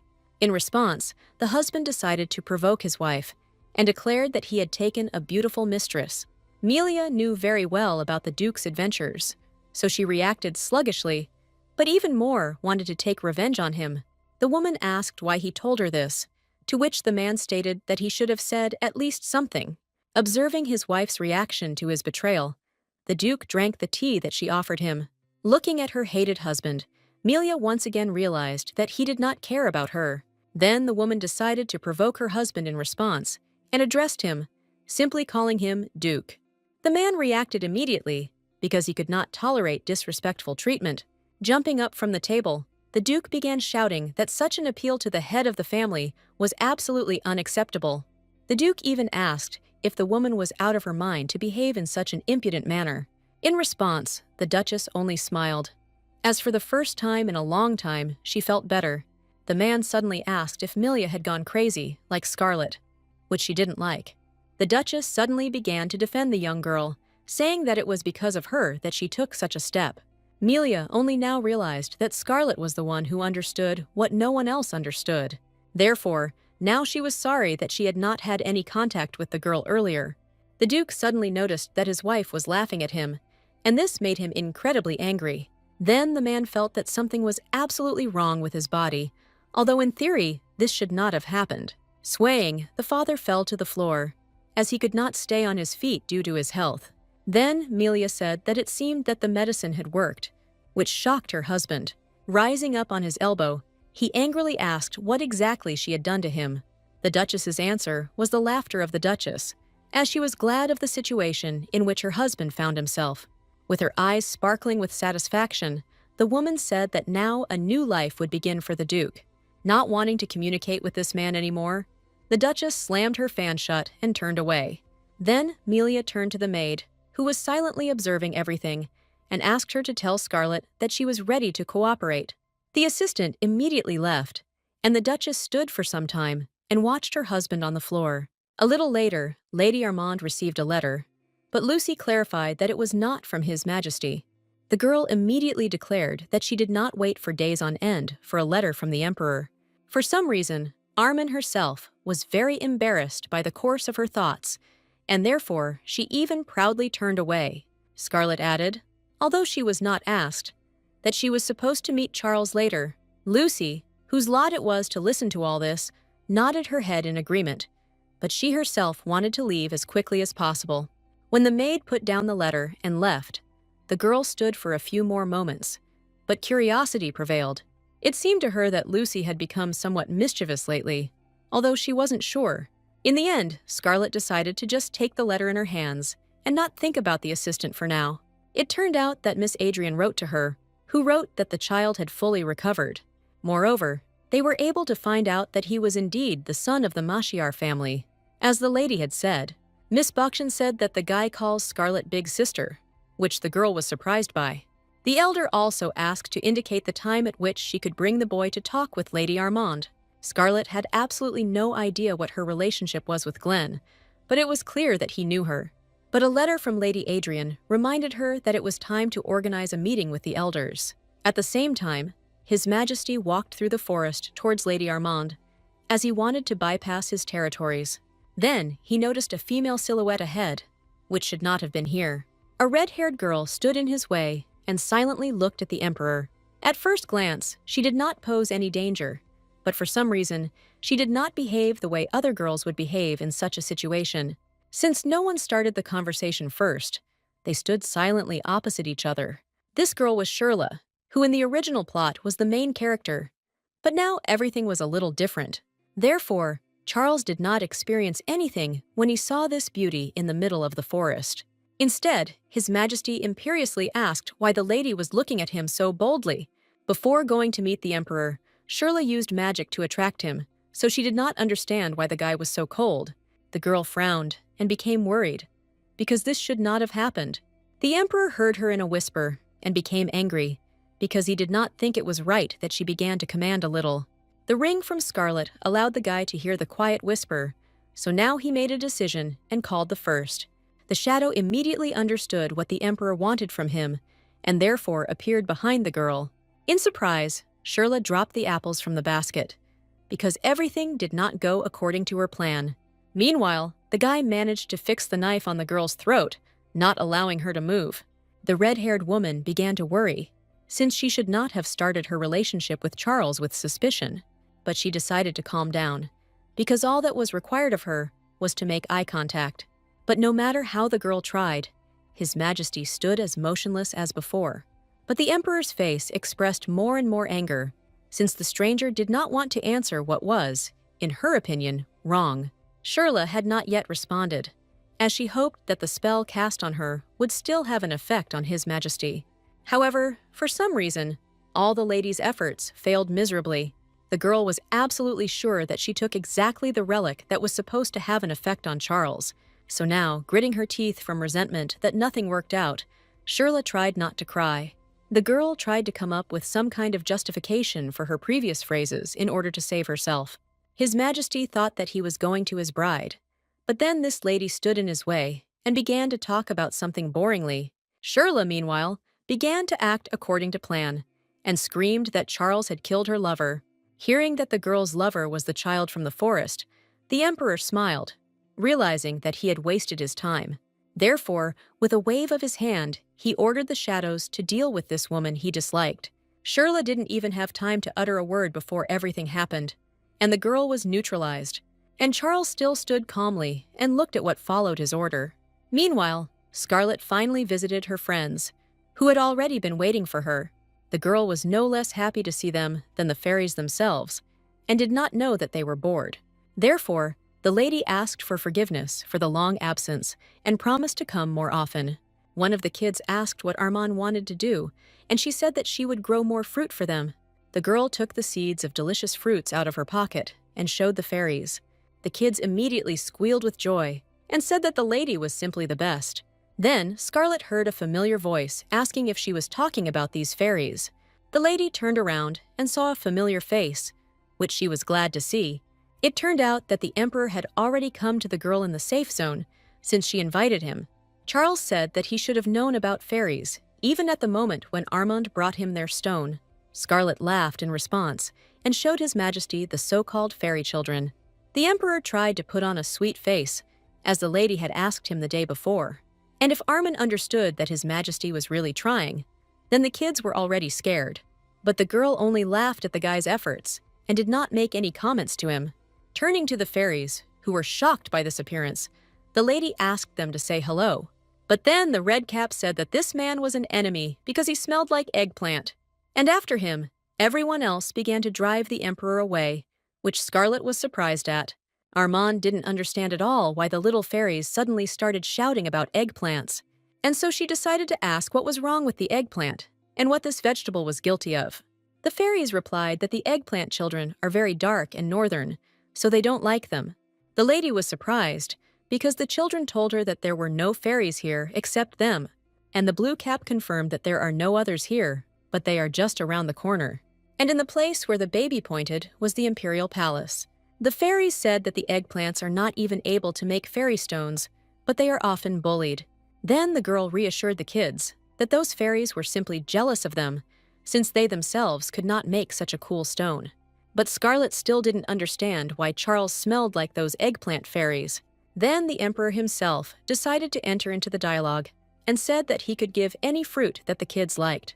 Judging by the surprised look of the fairies, they were appeased by this proposal literally right away. The little ones' eyes were filmed and their mouths watered, so they even thought of not being afraid of this person. His Majesty also added that he also does not like eggplants, so he understands fairies. The lady was surprised by this truth about the Emperor, but he said that it was true. The guy explained that he simply didn't like their smell since childhood, so he didn't eat them. Armand understood that Charles simply did not want the fairies to hate him, but she nodded anyway. In between, the lady told the Emperor about her plan to see Glen Mashiar. His Majesty advised her to be careful when meeting him if she was already planning to do so. Charles explained this by saying that he was bothered by the story of this adult child and therefore did not trust him. Armin explained that she would still have to see Glen, since she decided to gather the elders upon her return. Scarlet collected evidence and wanted to take her father's place with it. His Majesty wished the girl good luck with a smile, since he could do nothing else to help. But even these words were very pleasant for the lady, although she did not want to admit it. So, smiling sincerely and happily, Armand laughed as she sat next to Charles. And the next day, taking advantage of the fact that the Duke was unconscious, the girl convened a council of elders. Everyone came obediently, since this was one of their duties, although they did not want to listen to much. And Scarlet's agenda was to overthrow the current head and nominate her candidacy for his place. The lady knew that at least the Bokchan family would definitely support her after everything that happened between them. But the girl had doubts about other representatives of the elders, but hoped that everything would go well. One of the elders immediately tried to put Scarlet in her place, reminding her that she had not yet taken power into her own hands. In response, the girl only smiled arrogantly and raised her head proudly, specifically agreeing with the provocateur. The man did not expect such a turn of events, so for a moment there was silence in the room. The lady decided to clarify what exactly Caven didn't like, but he said that everything was fine. Armin showed with all her appearance that the elders should stop throwing out sarcastic phrases. One of the ladies, named Sidian, cleared her throat to get attention before she spoke. The woman was surprised that a lot of time had passed since the last council, and now the Duke's daughter wants to take his place. Lady Armand was reminded that her father was still able to perform his duties, to which she agreed. And when asked why the girl was putting forward her candidacy, she replied that she stood on firmer feet than her father. This argument made Sidian sweat in surprise, as this was not what she expected, and all the other elders considered such an argument to be very groundless. Lady Elfina, clearly angry with the girl for such stupidity, asked her to stop making jokes. She asked Scarlet, when did the head of the family care about the opinions of the elders? Elfina had long been accustomed to the fact that the current Duke believed that they did not matter. In response to this, Armand deliberately drank the wine slowly, and then said that they play an important role. This is because the girl knew about dark magicians, who paid too much attention to the families of Carlior, Armand, and Rashakel. Therefore, Scarlet needed all the power she could muster, including the power of those who guarded the borders of the monster forest. Apparently, the occultists were never able to openly invade the Armand family, but this did not mean that they would no longer try to open the portal. So the lady wasn't lying at all when she once again repeated that she needed everyone's help. One of the elders decided to clarify whether this was the reason the lady urgently called them, so that there would be no more attacks on her. Armand distributed to everyone materials that described the Duke's betrayal.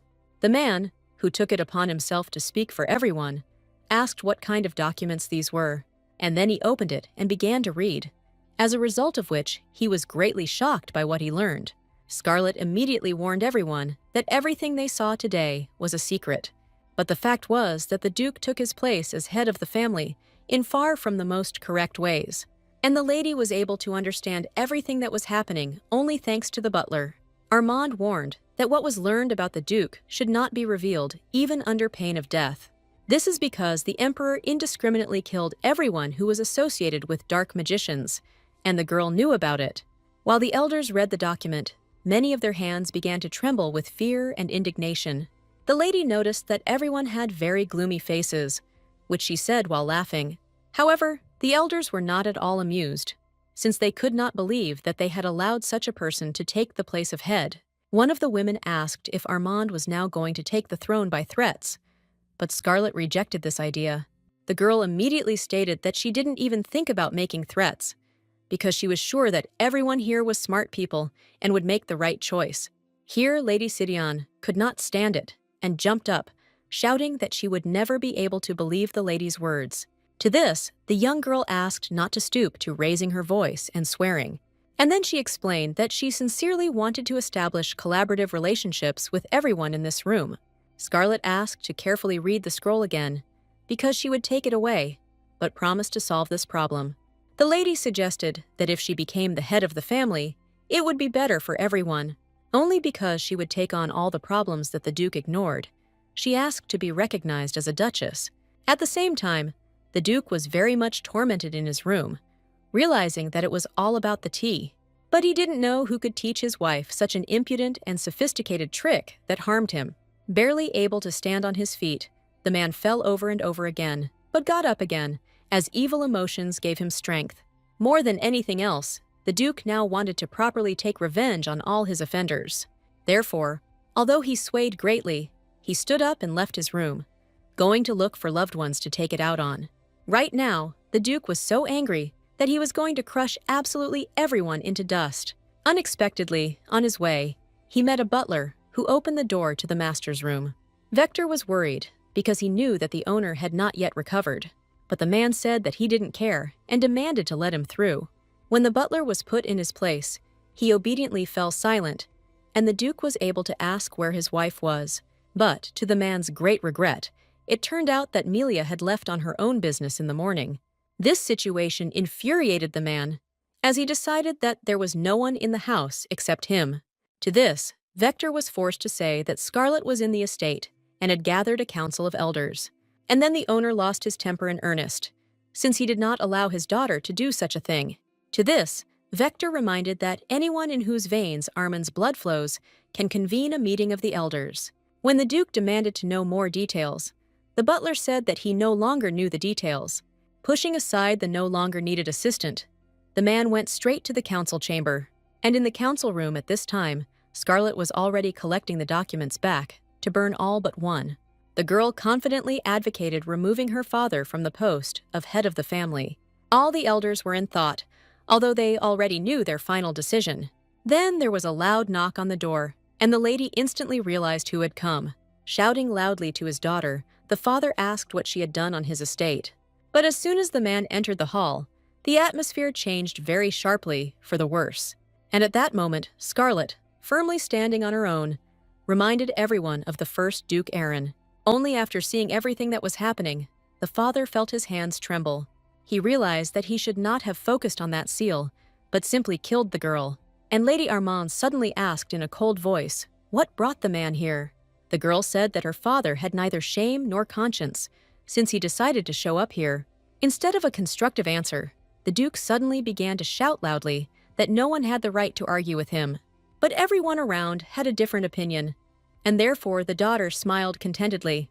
But the man could not calm down, and only shouted various nasty things to the girl more and more loudly. And everyone around listened to the head of their family swearing and felt shame and anger for him. The father finished quite quickly, saying that such a little thing like Armin could not be on the council. Having listened carefully to her father, Scarlet looked him up and down, drawing conclusions. At the end, the girl asked with a sarcastic smile if that was all he could say. The father was shocked that the lady was not even the least bit afraid of him, and Armand explained that she always knew that he had a small vocabulary, but only now she was convinced of it. The man decided that he had heard his daughter's words incorrectly, but everything was correct. Meanwhile, Scarlet invited her father to join the meeting, since he had already come. The girl asked everyone present if they recognized that the Duke had insulted a direct descendant of the Armand family, and it was a great shame for the Duke that everyone almost unanimously recognized this fact. The lady then asked if the elders would admit that the man had insulted them, which they also admitted. Armand informed her father that his wife had also agreed to remove him from the post of head of the family. Therefore, while the Duke was in despair, the girl said that he was being removed from office. In response to this, the man, angrily gritting his teeth, asked who allowed them in the first place. Never before could he even think that they would dare to disgrace him like that, and therefore he was furious. Grabbing the first object he came across, the father went at his daughter, shouting that he would kill her, but Scarlet didn't even move from her place, just watching her father attack her. But before he could take even a couple of steps, one of the elders grabbed the former Duke by the throat and threw him to the floor. While the man fell, Scarlet watched the object that flew out of her father's hand. This very object, having slightly hit the ceiling, fell into a green flower and accidentally spilled into it. And the Duke himself, when falling, dropped several objects from the table along with his table. Looking at this, even Lady Armand sympathized with such a painful fall to the floor. A small vase fell from a dropped table onto the man's head, spilling blue liquid on him. For some time, the man lay on the floor, not moving at all, as he was experiencing a painful shock.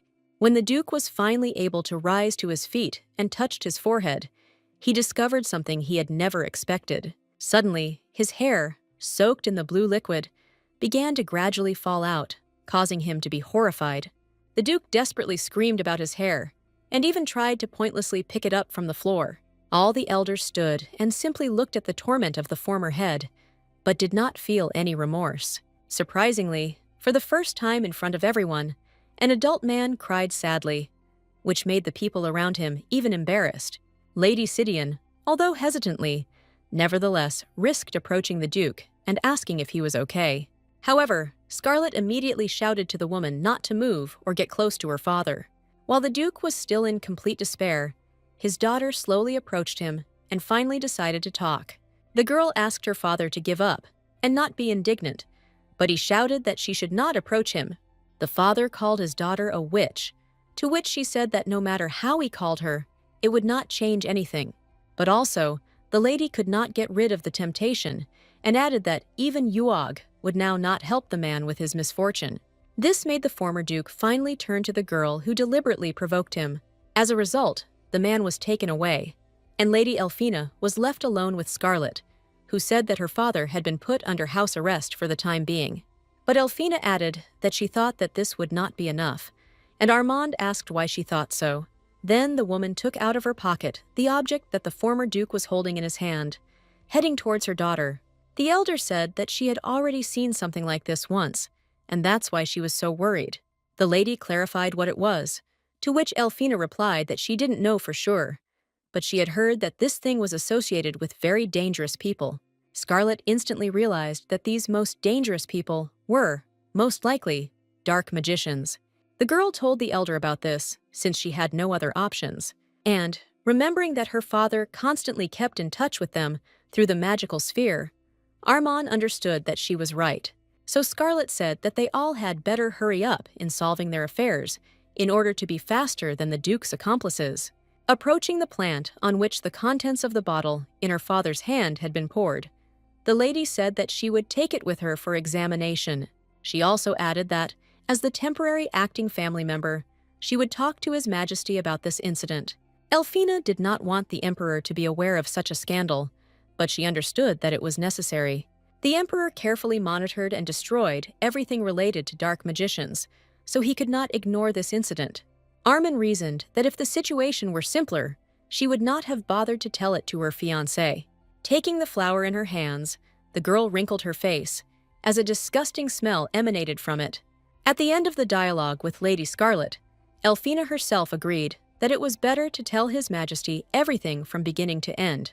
Before leaving the room of the Council of Elders, with a sad smile, Armin said that she really hoped that she would be able to survive along with everyone. A little later, the sister talked to her brother about what had happened, and he was able to tell her new information about his father. Together, they found out that when drinking, he sometimes drank from some kind of green bottle with incomprehensible symbols. Lost in thought, the girl suddenly realized that it was not the rage of their father, but the drink from that bottle.